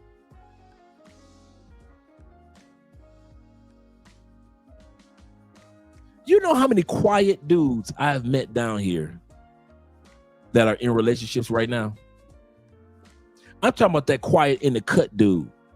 I'm not talking about the most handsome. I'm talking about that quiet in the cut dude that really don't say too much to nobody. You know how many of them dudes down here in relationships, man, that I don't tell y'all about? Because they want them dudes to keep their business to themselves. They kind of, I'm on the low, Dre. No, I don't want to do no interview, Dre. You know, I'm just. It's plenty of them dudes down here, man. Why you think I'm such an advocate of fuck trying to be the coolest dude on the block? The cool kids. Man, fuck that, man. We grown men. Them passport bros going out there for all them, man, don't give a fuck what them people back in the States think. They ass don't, man, they don't even go to Jamaica. That's as far as they ass gonna go.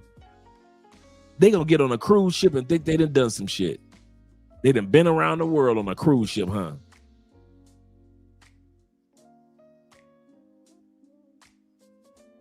And then this the funny part. Once you travel, you quirky dudes, are you the ones that's rejected in other countries? Or any video? When the last time you saw a video of a nerd dude saying, I can't find no women in other countries? Don't nobody want me. TikTok? Nope. Instagram? Nope. Gotta be Facebook? Nope. Us regular everyday guys, you always see us enjoying life. Now let's flip it. Every time you turn around, there's a video of the women that rejected you in the States and thought she could take that shit internationally, and don't nobody fuck with them, do they? There are hundreds of videos of the divas being rejected. I am a beautiful black woman. I can't believe they don't want my pussy in Thailand. The same women that y'all on suicide watch for in the States, if you sit them to other countries, don't nobody want their ass. Ain't nobody even flying to our country for the women that's got you depressed right now. The American women that's got y'all depressed and got on panels and talking about y'all so bad. They never get on panels and talk about, girl, I met this African dude, he flew all the way over here. Ain't nobody flying to see our American women. Nobody. Not in masses. And you on suicide watch over women that don't know other men. So 96% of the planet's population live outside the United States. That means 96% of men also live outside the United States. Dude, so you telling me that the women that 96% of the men on the planet say we don't fuck with, you on suicide watch over them bitches? The women that dudes say, I got money, I got a visa, I could fly to the States and be with a woman from the States. Hell no. You telling me that you losing your marbles and you depressed over the women that men in other countries saying you can keep them. Even when they fly. Okay, sorry, baby. Even when they fly to other countries, the men in those other countries still don't want our women. And you about to delete yourself over women that men in other countries are saying, hell no, I'll smash her.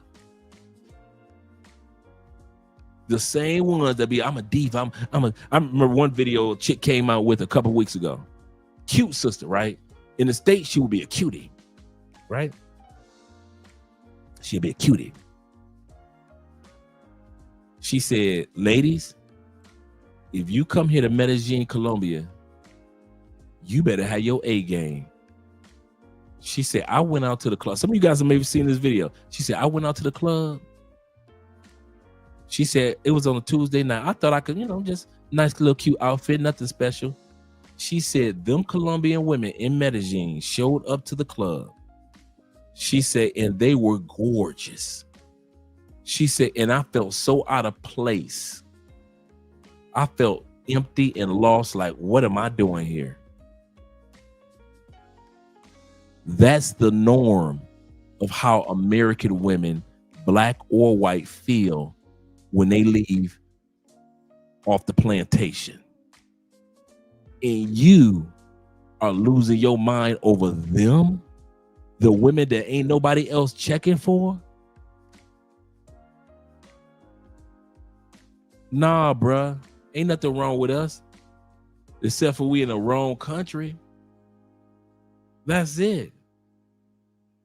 Nothing wrong with being born in America, making your money in America, and loving our country. Nothing wrong with that. But if you think when it comes to relationships that the only country that you were made for is America, that's where you're fucking up. That's where you're fucking up. Now, don't lose what you feel like desirable is, because love is what your eyes see and what your heart feels. Don't forget about the eyes. But the worst thing for you to do is to put all of this stuff in the closet. You have to have the strength to keep showing up as this man every time. And then for every new woman, don't give her a drop less than you gave the last 7. So the real work to be done is to put 2 feet in the ground, black man, for this man that you had to fight through Georgia your whole life to become. Speak up for him. And in the face of every woman that does not accept that, God's rejection is still a blessing. God's rejection is still a blessing. But it's imperative for you to hold on to that, because that's what's going to make you a great husband. That's going to make you a great father. That's going to make you a better member of your community, because there's not a lot of us. And if I see you in me, I got to speak life into you, because we live in a time where that ain't safe. It's not safe. It's not received. It's not glamorized. It's not advertised. It's not marketed. But it's real and it's necessary and it's God-given. So I'm just here to put water on you. That's good shit. I was gonna say your original question was why don't women, right? And I think that's the wrong way to go about it, because like he was saying, you dope, right? So whoever you're gonna find is just gonna land in your lap. You can't be looking for it. You're gonna be just existing, and she gonna be there. Like, I like you. Like a lot of people say, I like who like me, right? So you already dope. You just chilling. And she gonna land in your lap, but don't change yourself trying to appease to what you think somebody might want, because that's not authentic and that's not real and it's not gonna last. So if you stay true to yourself, whoever is out there for you, that person is just gonna vibe to you and find you. All right, so don't worry about what they doing. You just stay dope. And first of all, can we all give a round of applause to the black men who spoke life into another black man? Yeah. Thank you. I honor you for being vertical in who you are, for being vulnerable, for speaking with your heart and being relational, not transactional. As Mike said, we don't get a lot of that in our black men, not because they don't want to, because it hasn't served them, it's not safe, and it hasn't been safe. She stated that in the community, it hasn't been safe for black men to be vulnerable. Many of us haven't found that issue overseas.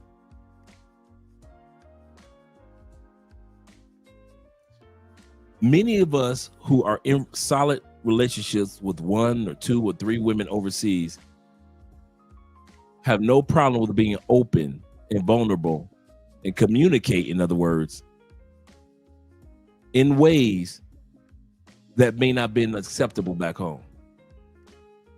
Me and Kings and Dreams were talking today, and we were talking about how Colombian men cry about everything. These mothers will cry. If you ain't never seen a country that men will cry, if the kids fall down, a Colombian man gonna cry. Kids stand up, Colombian dudes gonna cry. They don't cry on the telenovelas If they ain't seen their son in 3 days, they gonna cry. Colombian men gonna cry. The older they get, the more they gonna cry. They cry. They cry for joy. They cry from sadness. In other words, these women haven't said, oh, y'all Colombian men that cry, y'all must be gay. Colombian women don't talk like that, do they? When last time you saw Colombian women put down their own men because he was emotional? I'll wait. I ain't never seen it. I ain't never seen none of these gorgeous women say, I'm not sleeping with him anymore because he shedded tears. If anything, like in my case, Andre would be like, so so I'll never see you cry? Andre see me. The one time that Andre see me cry was the one time that we was on the live stream and we were talking about me going to the conclave. She started crying and that hit me. And then a couple other times on the live stream. That was just about it.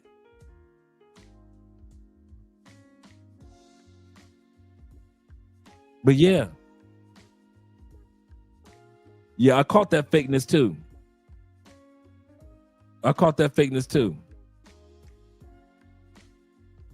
He said, I don't want to hear any of that fake appreciation.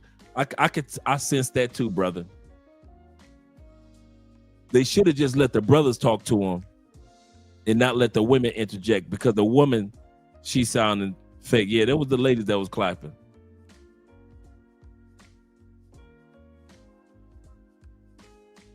If I could get more men to realize ain't nothing wrong with us.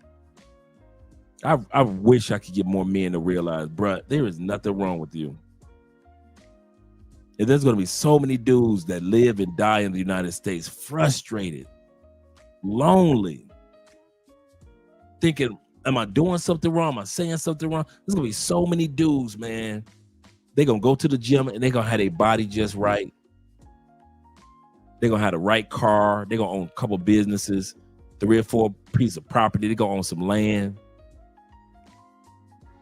And they still going to keep dating ain't shit ass women, when deep down inside, they want them a good traditional woman to be by their side. Damn. Yeah, she was straight fake with it. Your question was, why do women, right, not receive a good man? Well, women who never had a father, cover them. Notice she put it on the father. No accountability. Love them, expose to them what real love and real care looks like at the hands of a respectful man that can honor them. They don't. It's not that they don't want to. Baby, they can't see you. They can't see you. So when it comes to what I call daddy issues, and it can also be a duality of parental issues, meaning mommy and daddy issues, that woman, isn't that woman doesn't know your worth, is that she doesn't know her worth. And we see in others who we are, not who they are. Let me say it again. We see in others who we are, not who they are. So if a good man as yourself is presented to a woman who can't see your worth, it's because she's seeing her worth deficit. And I want you to question, not in a bad way, so stick with me, okay? I want you to do some self-inventory on when a woman can't see you, why would you still want her? Why would you still want her? Because it all goes back to self. It all goes back to self. You all right? You okay? Yeah, I'm You all okay. right? Yeah. Okay. I'm okay. You processing? Yeah. It's all right, baby. I'm gonna be honest with y'all. I would say like a month and a half ago, I found out that the girl that I did like, her and her friend made a bet to see if she can date me for like a week. And then after that week, like that was it. So with me, like my dad told me, cause I told him about it. My dad told me like my heart too big. I need to shrink it. I don't know how to shrink it. No, but that's what I'm saying. I don't know how to shrink it. Like it's hard. I don't know how to do that because like I said again, I was raised by a single black woman. So he got a relationship with his dad. And his dad told him, you need to shrink your heart, son. No, we don't. No, we don't.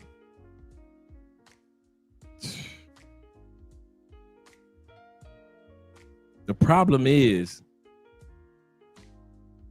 he among the wrong crowd, man. He run among the wrong people. Anytime you live in a country where they have to tell men, shrink your heart, you got to be a dog to get a good woman. If you're a man that's open and traditional and vulnerable, women don't want that. You got to get you a dog. That's your problem, boy. You got to be a dog to be among these women in the States.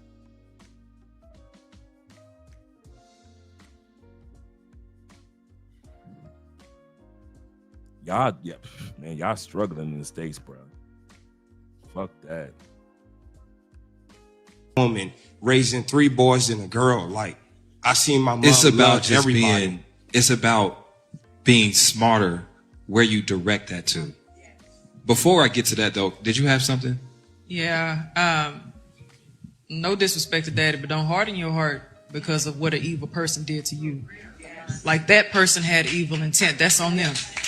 And they're going to have to stand before God for that. So you don't harden your heart behind that. Some people, they struggle with like a cognitive or an emotional dissonance. They'll say one thing and do the opposite, or they'll want something and not know how to treasure it. Like people can easily say, I want someone who's expressive, but the only expression that they want is love, and they don't know how to actually acknowledge or deal with the other emotions and the other feelings that you express. That's that person who doesn't know how to handle and manage that. That's on them. Don't, because I understand that's painful, don't generalize women. There are some women who know how to give you the security and safety that you need to have.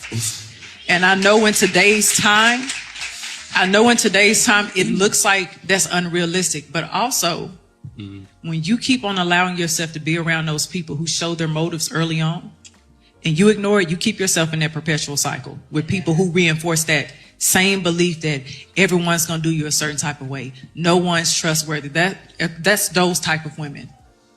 You have your emotions to express for a reason. Your emotions are a gift. And your expression is a gift as well that you have. Don't tarnish that gift behind these kind of women. I will say this one last thing. Take some time to step away because you need preparation as well for the woman who God has for you. Sometimes when you are in those situations, you really do have to say, okay, God, right now I keep going through the same thing because he already sees it anyway. And God will put you in that season of separation to get you prepared for that woman who knows how to handle your emotions, who knows how to create that safe space. But sometimes our loneliness tells us to act on that emotion, that love, that feeling, that nostalgia. Don't do that. If you start to see that whenever I'm connecting with women, I'm getting way too far in it too fast, you need to start gaining some type of discipline and control and be able to step back. If you realize you don't have that self-discipline and control, step back, okay? Because I guarantee you there's going to be someone who knows how to give you that space. All right. Those are the end of the videos. We got a 5-hour live stream. I hope we helped Theo out on the elliptical machine. Shout out to Theo. And I hope that we helped out. So I can't stand Saab. Hey, so be it.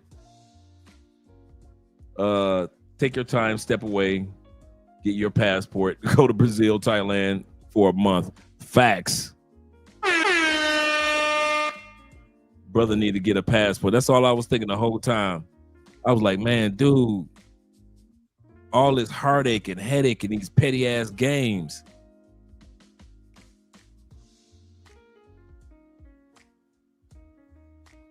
Man, sad. But couldn't be me. No, couldn't be me. I'm out. And so are you guys. I'll be seeing you guys on Wednesday. I hope this topic helped you guys out in regards to, hey, when it's time to let go so you can go. That's the centerpiece of everything that's going to help you out when it comes to your first stage of relocating to another country. You got to be able to let a lot of stuff go so you can go. Let's do some outros. Dude is not, he said it's not magical. Easier in Colombia, either. You say, dude, it's not magical and easy in Colombia either. I didn't get that, but have a good one. especially if you don't speak Spanish. Not true.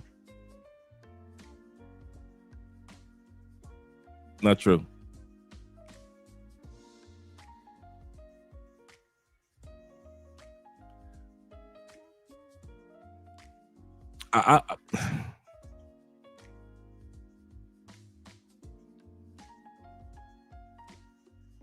Spanish opens up a lot of doors for you, or knowing a language in another country really opens up doors for you in some amazing ways.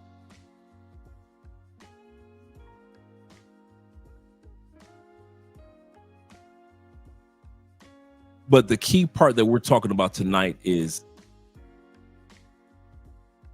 you'll be able to meet some good women with good behavior, whether you know Spanish or not. Everything doesn't have to be a Google Translate.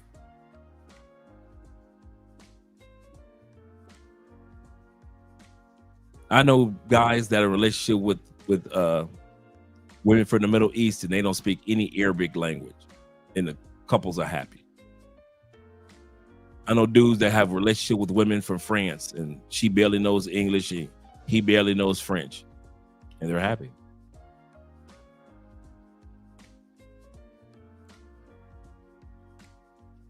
I think sometimes we, as travelers, we create. Most women in Colombia don't demand you speak. I know that. But I was about to shout out to you, T-Mac. I knew you were still here. If you want to pay for play, that's different. Find a partner. Most don't speak English.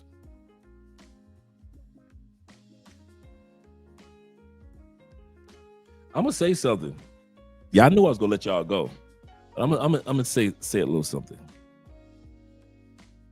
If I thought like you, and this is no offense to you, brother, kid you not, but I hear this a lot from a lot of guys that assume that knowing Spanish is the cheat code. I know a lot of guys that know Spanish and they're in good relationships, and I know guys that know Spanish, they're not in good relationships. It's part of life. I agree with you that you're better off knowing Spanish, and I agree with that 1,000%. At least some Spanish. You don't have to be super fluent, but just some Spanish. But I also know, like, I agree with you in that, but I also know, like T-Mac, most Colombianas do not expect you to be fluent in Spanish to date you. These women know, no matter what language, if you're a good man, you got a chance. And here's the problem that I was going to end with. A lot of times, gentlemen, we create our own stereotypes. We do. In the travel space, I'll give you a couple stereotypes. One of them is, well, she only wants you for money. Like, we all know that all women want provision, protection, problem-solving, penis. Got you. But the way that these guys sell it with the stereotype, like, no woman on the planet is going to want you for you. Just to enjoy you because you're a good dude. Unless you're coming out of money, that's the only reason they're going to talk to you in Colombia. And yet you walk around and see these Colombian dudes with women, and the average Colombian man only makes $300 a month. So how the hell the average Colombian man is making $300 a month and he can walk around with a hot chick, but here you come with $3,000 in your pocket and you can't get a hot chick unless you buy her? That's a stereotype. We convince ourselves in our mind that it's all about money. Number two, we assume because of the type of women that we deal with, you got to always know Spanish. One of the reasons my Spanish is so trash in this country, I ain't never had a problem communicating with people. I got just about good enough Spanish for great conversation. But some of you guys got Spanish that you're fluent. But ask me, has Spanish ever slowed me down from when I was single and I was getting women? Never. And this is the funny part, and some of you Spanish speakers can attest to, such as T-Mac. The more you try to speak Spanish, the more they want to practice their English. You be looking like, I want to practice my Spanish. She looking like, I want to practice my English. So a lot of Colombianas, because they're teaching so much English in school right now, a lot of Colombianas are trying to practice their English.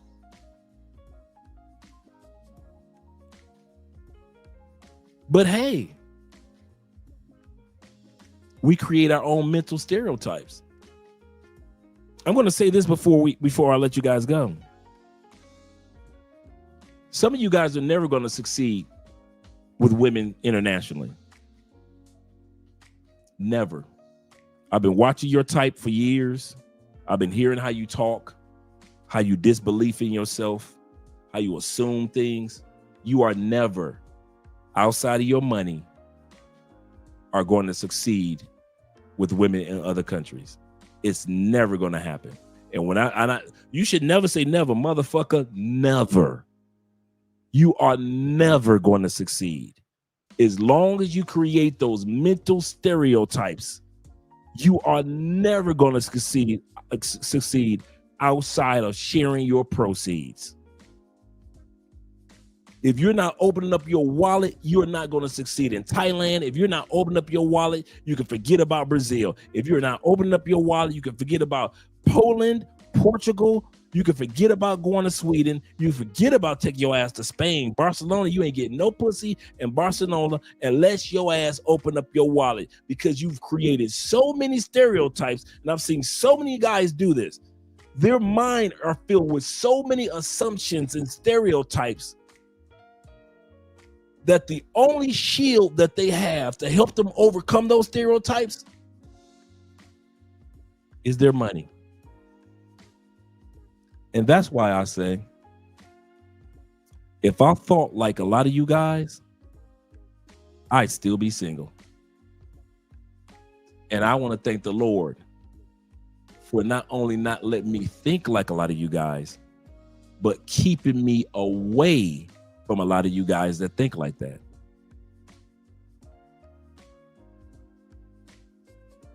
My self-esteem will be shot if I waited for me to learn Spanish to get out here and get some pussy.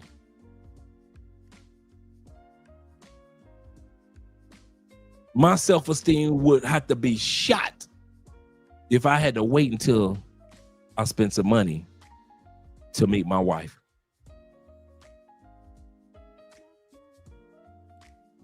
I see so many stereotypes we create about ourselves, and I see you could put up a video, and then I see like 50 comments. Like I give a perfect example. A guy goes on the Passport Bro app and he puts his girlfriend. You'll see a lot of guys saying congratulations, blah, blah, blah, but you'll see just as many guys saying, how much was she? You must know Spanish real good. Don't bring her to the States. She probably got a husband back home anyway. You know you're going to take care of her and her family.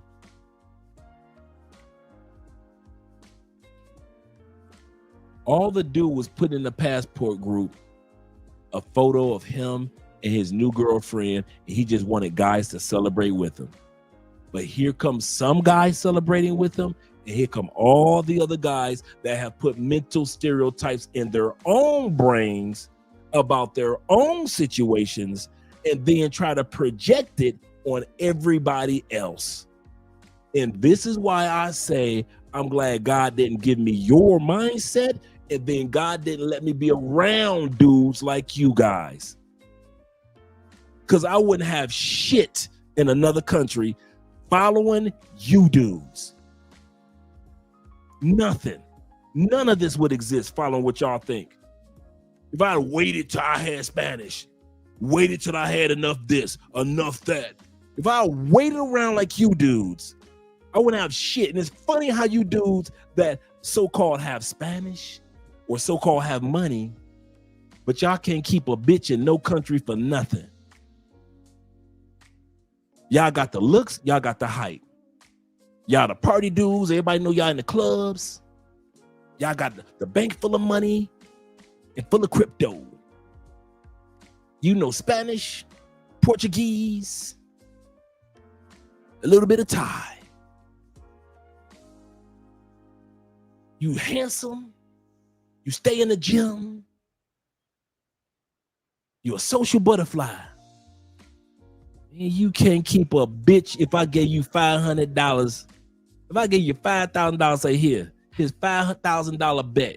I bet you couldn't keep a bitch for a year. You couldn't keep a bitch for a year. So for all you dudes that assume that your qualifications are the qualifications that all women are looking for, that's on you. Because I don't never see you motherfuckers happy. Or happy for somebody. Y'all stay in somebody's comment hating. So no. You do, shout out to Los in the building. You do not have to be fluent in every area, not just language, every area for a woman to want to get to know you in any of these countries. Should you progress in becoming fluent in many areas, like knowing the neighborhood, knowing the streets, knowing the language, knowing the culture? Yes, I agree with that. But waiting around till you got everything down pat to say hello to a chick, I wish the fuck I would. I wish the fuck I would sit around like y'all dudes waiting till I learn Spanish to go get me a Spanish woman, to travel to Spanish countries, to eat Spanish food. I wish the fuck I would go to Brazil and wait till I learn Portuguese to enjoy. I wish I would have waited until I learned French before I went to France. Spanish before I went to Spain. Portuguese before I went to Portugal. I wish the fuck I would have. And if I was single, guess where I would have been fucking? In Spain. If I was single, guess where else I would have been fucking? In France. If I was single, guess where I would have been fucking? In Portugal. I ain't never had a moment where not knowing the language kept me from getting some pussy. And I ain't paid for shit. So all you pay for players, enjoy yourself. In the words of Michael Jackson, enjoy yourself for me. Enjoy yourself. Enjoy yourself. Enjoy yourself for me. All you pay for play, you got to enjoy yourself. Burn, burn, ba-dum, ba-dum, burn, burn, burn. Yeah.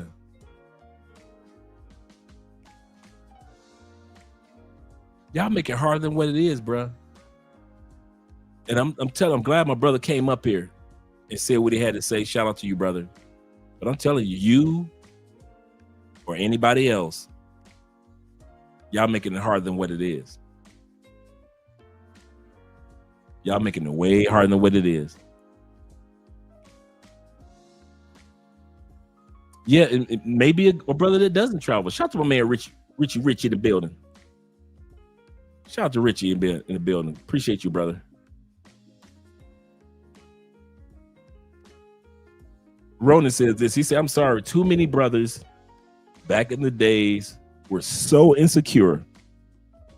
They went to the gym to bulk up, to overcompensate. That's so true. They still lame with big muscles. Same thing. They got big muscles, big bank accounts. Many of them know Spanish and still can't keep a woman in no. How the fuck you can't keep a woman in no country? No country? No country. I know dudes that can't keep a woman in no country.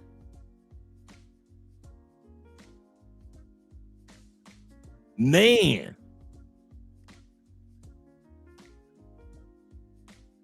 I wish the hell I would have waited around for you dudes, man. I swear. If I'd have waited around for you dudes, man, my life would be fucked. Because I'd have still been in the States waiting around till I was perfect to do this. Perfectly. I need to wait till I perfectly knew the Colombian culture. I had the perfect height and I looked perfect in the gym. And I knew Spanish perfectly. And I understood Colombian people perfectly. Then I could come to Colombia because I had everything perfect.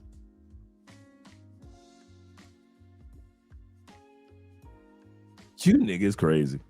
Y'all funny. Let's do some outros, man. Let's do some outros.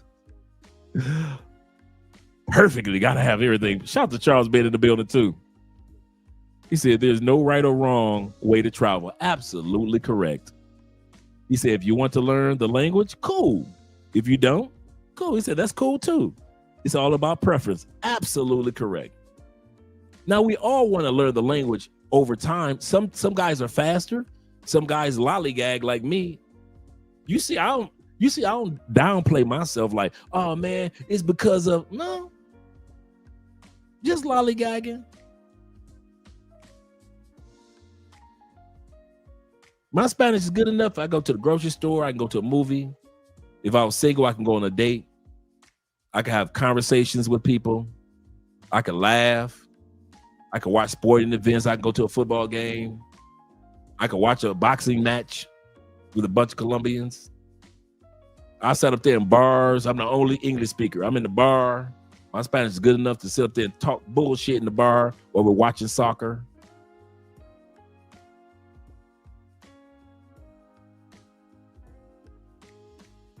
I'm not a superhero in Spanish. I'm nowhere near fluent. But I know one thing I'm not. I'm not waiting around to live this thing called life. So all you pay for play dudes, y'all have fun with that shit. All you dudes that's waiting to learn German before you go to Germany, you have fun with that shit. I'll see you motherfuckers on Oktoberfest before I be waiting around talking about something. If you don't know German, you better not go to Germany. Shit, I'll be up in the Oktoberfest with like one of them big ass beers. Like this and shit.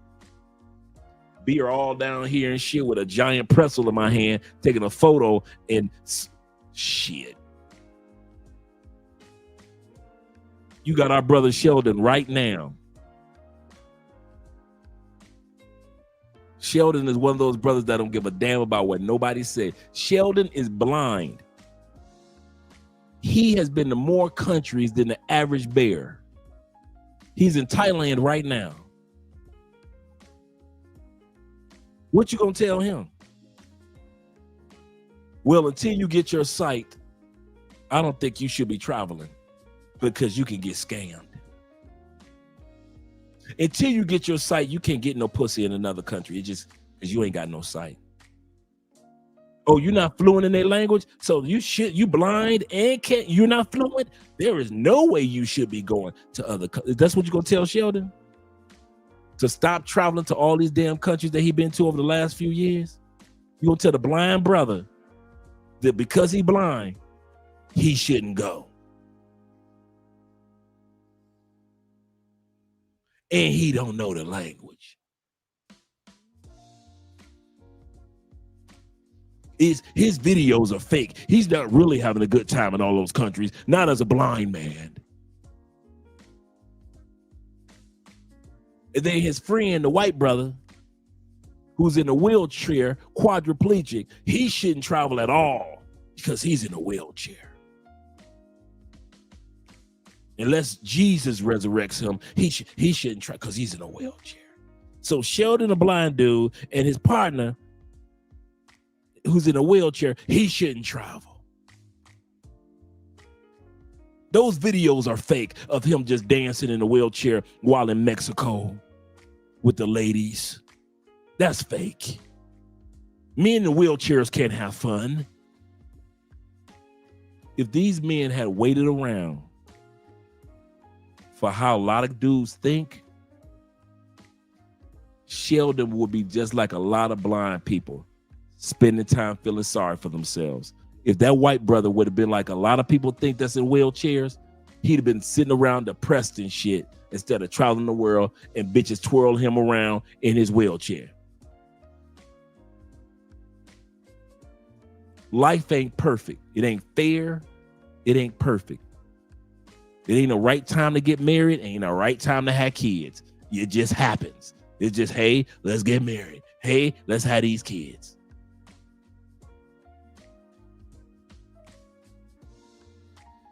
But like I said, all you dudes that's waiting around, I'm glad God never put me around y'all asses. I swear.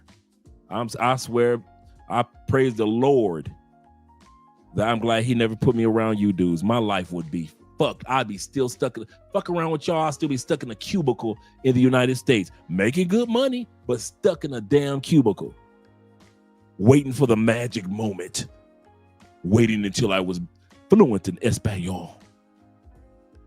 And all you dudes that sit around talk about some, well, learning Spanish and help you keep from getting robbed. Really? Knowing Spanish gonna keep you from getting robbed, huh? It's because you're gonna know what they saying. Okay. How many motherfuckers you know rob each other in English every day? Did knowing English help a motherfucker that got robbed in English stop from being robbed? 2 English speakers are getting robbed right now in the liquor store. Right now. Both of them know English. Did it stop the crime? What about the dude that's physically attacking a woman right now, a total stranger? They both know English. The fact that she knew English, did that save her from this dude attacking her? Oh, it didn't? So knowing the language don't stop no damn crimes, huh? The women that drug men in the States with scopolamine, both they ass know English. How many videos have we seen where an English-speaking woman walk into a hotel room with an English-speaking man and she the only one that walk out with all his shit? So knowing English ain't never helped a motherfucker at all. So crimes still happen in English-speaking countries among English speakers. Okay, let's put it in Spanish. So crimes in Colombia only happen to English speakers? So as long as you know Spanish in Colombia or Brazil, or actually in Venezuela, you good. No crime. Ask all these damn Colombians down here that speak fluent Spanish, and they always got to deal with some goddamn crime that's going on. They fluent in Spanish? They know what the person is saying. How come the Spanish ain't protecting them like a Captain America shield? How come Spanish ain't just, you can't rob me. I know Spanish. Oh, damn. Damn, I thought you was an English speaker. I thought you was one of them damn Portuguese speakers. You know Spanish. You know I can't rob you because you know Spanish. I'm going to catch you next time. Do your boy know Spanish? Oh, he knows Spanish? He knows Spanish too. Damn, I can't rob y'all. Y'all know Spanish. But that's another stereotype. Dudes assume that because you know Spanish, I know what they're saying, I won't get robbed. Ask all these damn Spanish speakers in this country how many of them get robbed and they know Spanish.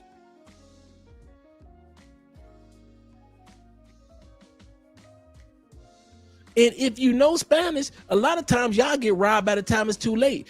And here we go. All you Spanish speakers, do you think that it's only dudes that's been drugged that know English in Colombia? Do you know how many people that are native to this country get scopolamine too, that know Spanish? And by the time they realize what they Spanish speaking as, they passed out on the floor somewhere. So y'all think because y'all came to a country and you learn Spanish, you can't get scoped. Motherfucker, your Spanish ain't gonna save you if she already put the shit in your drink.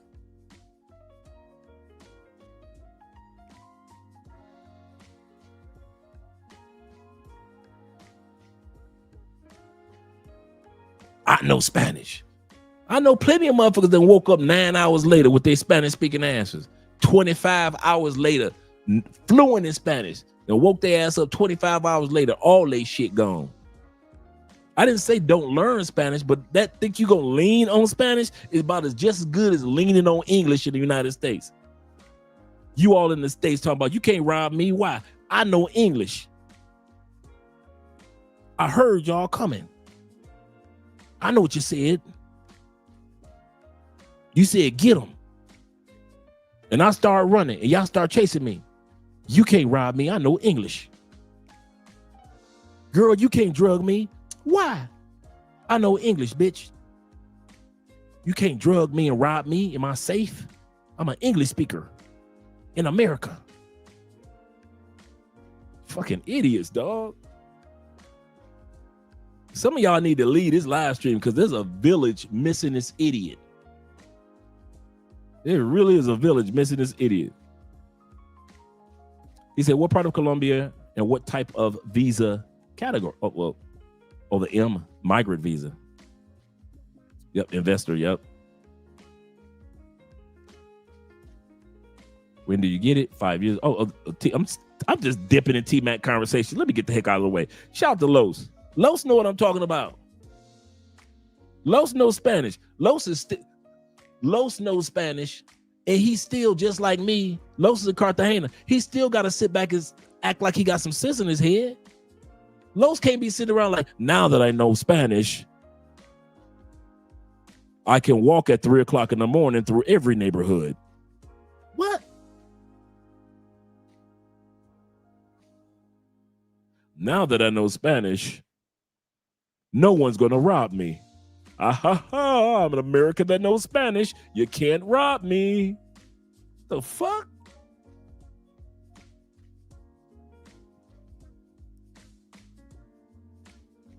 Anybody can get got.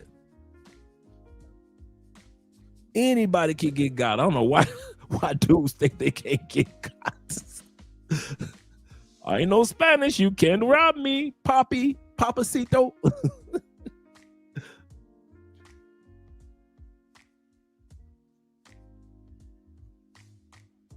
He said, none of us pay for play. He said, no need to pay for play. You live in a country. For real. But hey, you know what, T-Mac? Come on, let's be real. We know dudes that live in the country, and that's all they do. We know dudes that live in the country, and they ain't got to pay for play, but they do it anyway because it's out of habit now. That's all they know. So, yeah. He said, everybody getting robbed. No one accepts. No one's exempt. Yeah, it can happen to any of us. Shout out to Esco in the building. He said, then the broad that got scoped on Obi-Land speak English and speak Spanish. The chick from New York, absolutely correct. She was from Cali, mama from Cali, DNA Cali, Colombia. I guess they weren't supposed to rob her ass. You know what? We can't rob her. Why, girl? She knows Spanish. Damn. I wanted her necklace too. Fuck out of here. Y'all funny, bruh.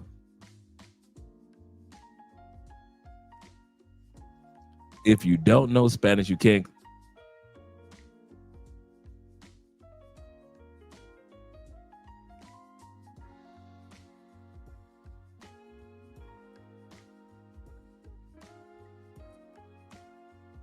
And how many, just to let us know some proof, my brethren, how many countries of Spanish speaking do you currently live in? We're just, inquiring minds want to know. Since you know so much about living in these other countries, tell us what Spanish country are you currently living in? You can say the United States, and that could be correct, but right. It happens.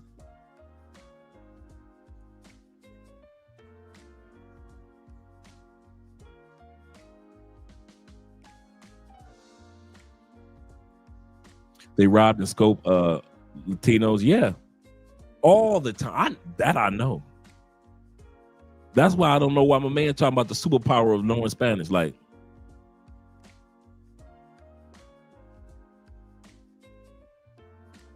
and I'm gonna tell you something. Once my Spanish is better, right? A lot better. Guess what's gonna happen? You ready?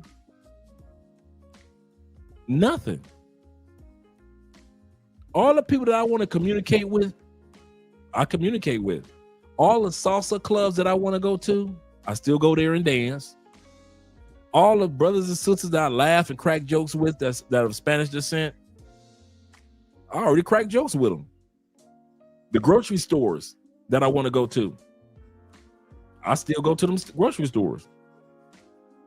The pharmacies, still go to the pharmacies. The mall, still go to the mall. I mean, let's be real. If my Spanish was as fluent as my man saying,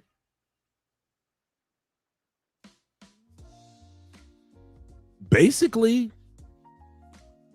ain't shit gonna change. I've been through this whole country, bruh. I've been to the small Pueblos, towns, mountaintops, valley lows. I'm not the dude that just be in the big cities. I'll be everywhere. Talk to everybody.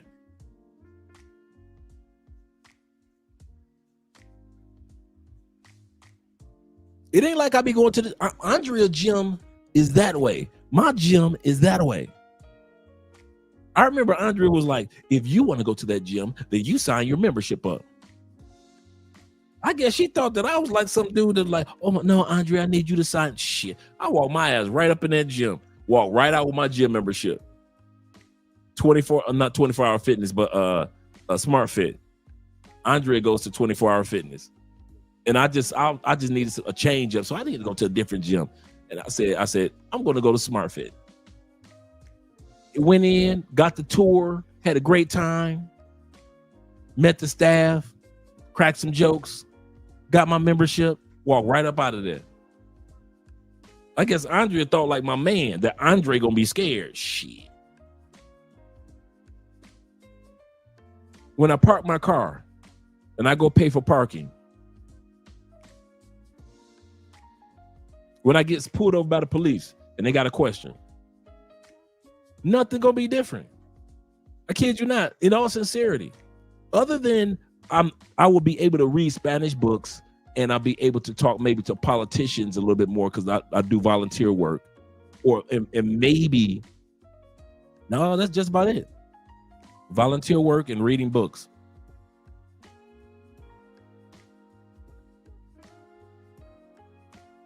Even if you're fluent in Spanish, there's still so much about a culture of a country.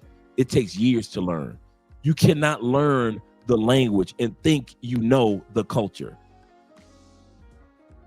I know dudes that learn Spanish and don't immerse themselves in Colombia at all.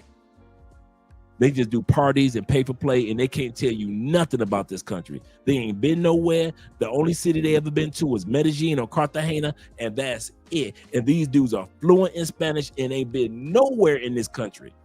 Can't tell you nothing about this continent. Ain't been to Peru, ain't been to El Salvador. I mean, not El Salvador, but Argentina. Have been to Chile, Bolivia, Uruguay, Paraguay. Fluent in Spanish. Ain't done shit with it. But bad bitches.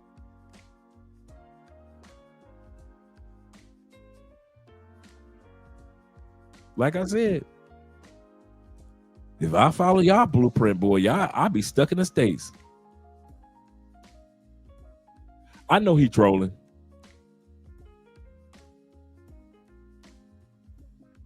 Hey, I know he's trolling, but I just asked a simple question. What country you lived in?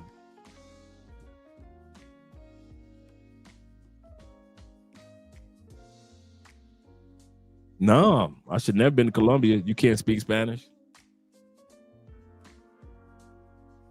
I can't go to the doctor's office. Why? I don't speak Spanish. The 2 surgeries I've had, I shouldn't have had them surgeries. I don't speak Spanish. Guess I can't buy a vehicle. Oh, I did buy a vehicle. I guess I should have bought my vehicle. Should I take my SUV back since I don't speak Spanish? I'm asking for a friend.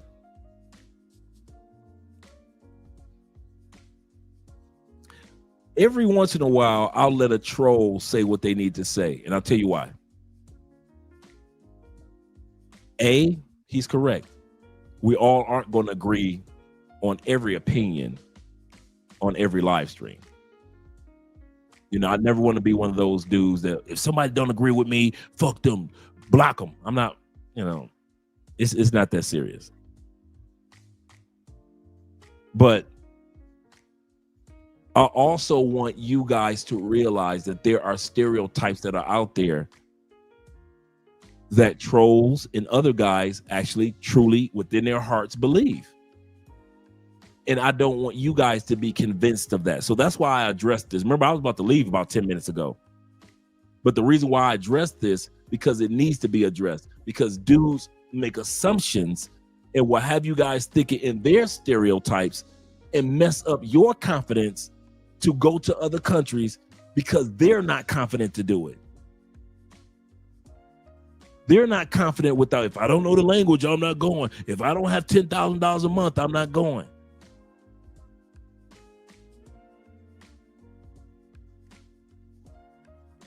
If I can't do pay for play, I'm not going. I guess I should have never went to DR. I don't know Spanish. Should have never took my ass there, huh? I'm not fluent in Spanish.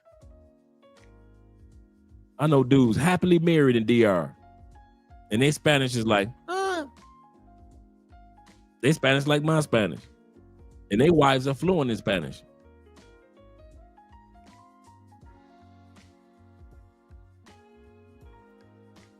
Yeah, he had in there. Yeah, his city is in the States, man. He back home in the States.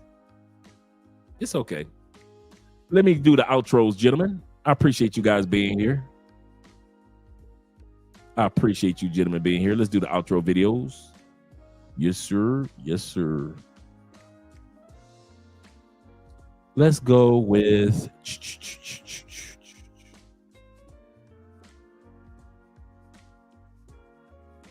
have we seen this one in a while? We haven't seen this one in a while.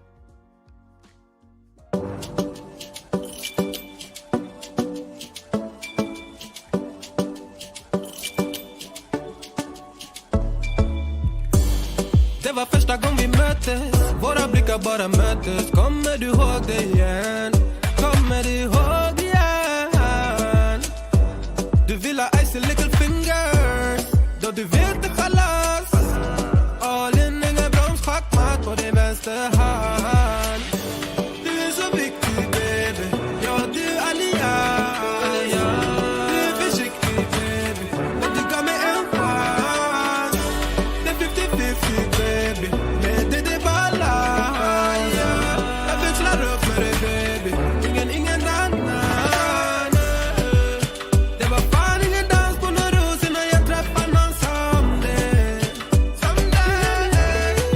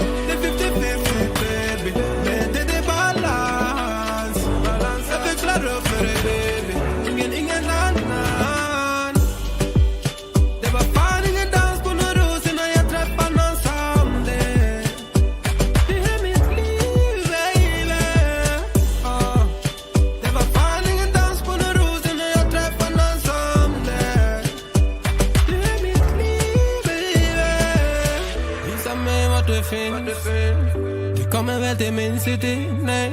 Jag vet att det finns. Kom det är bra lives and all nights, yeah. Jag vet att jag minns kör det. Chans social smart lady. Jag tvivlar det. Visa mig var du finns, yeah.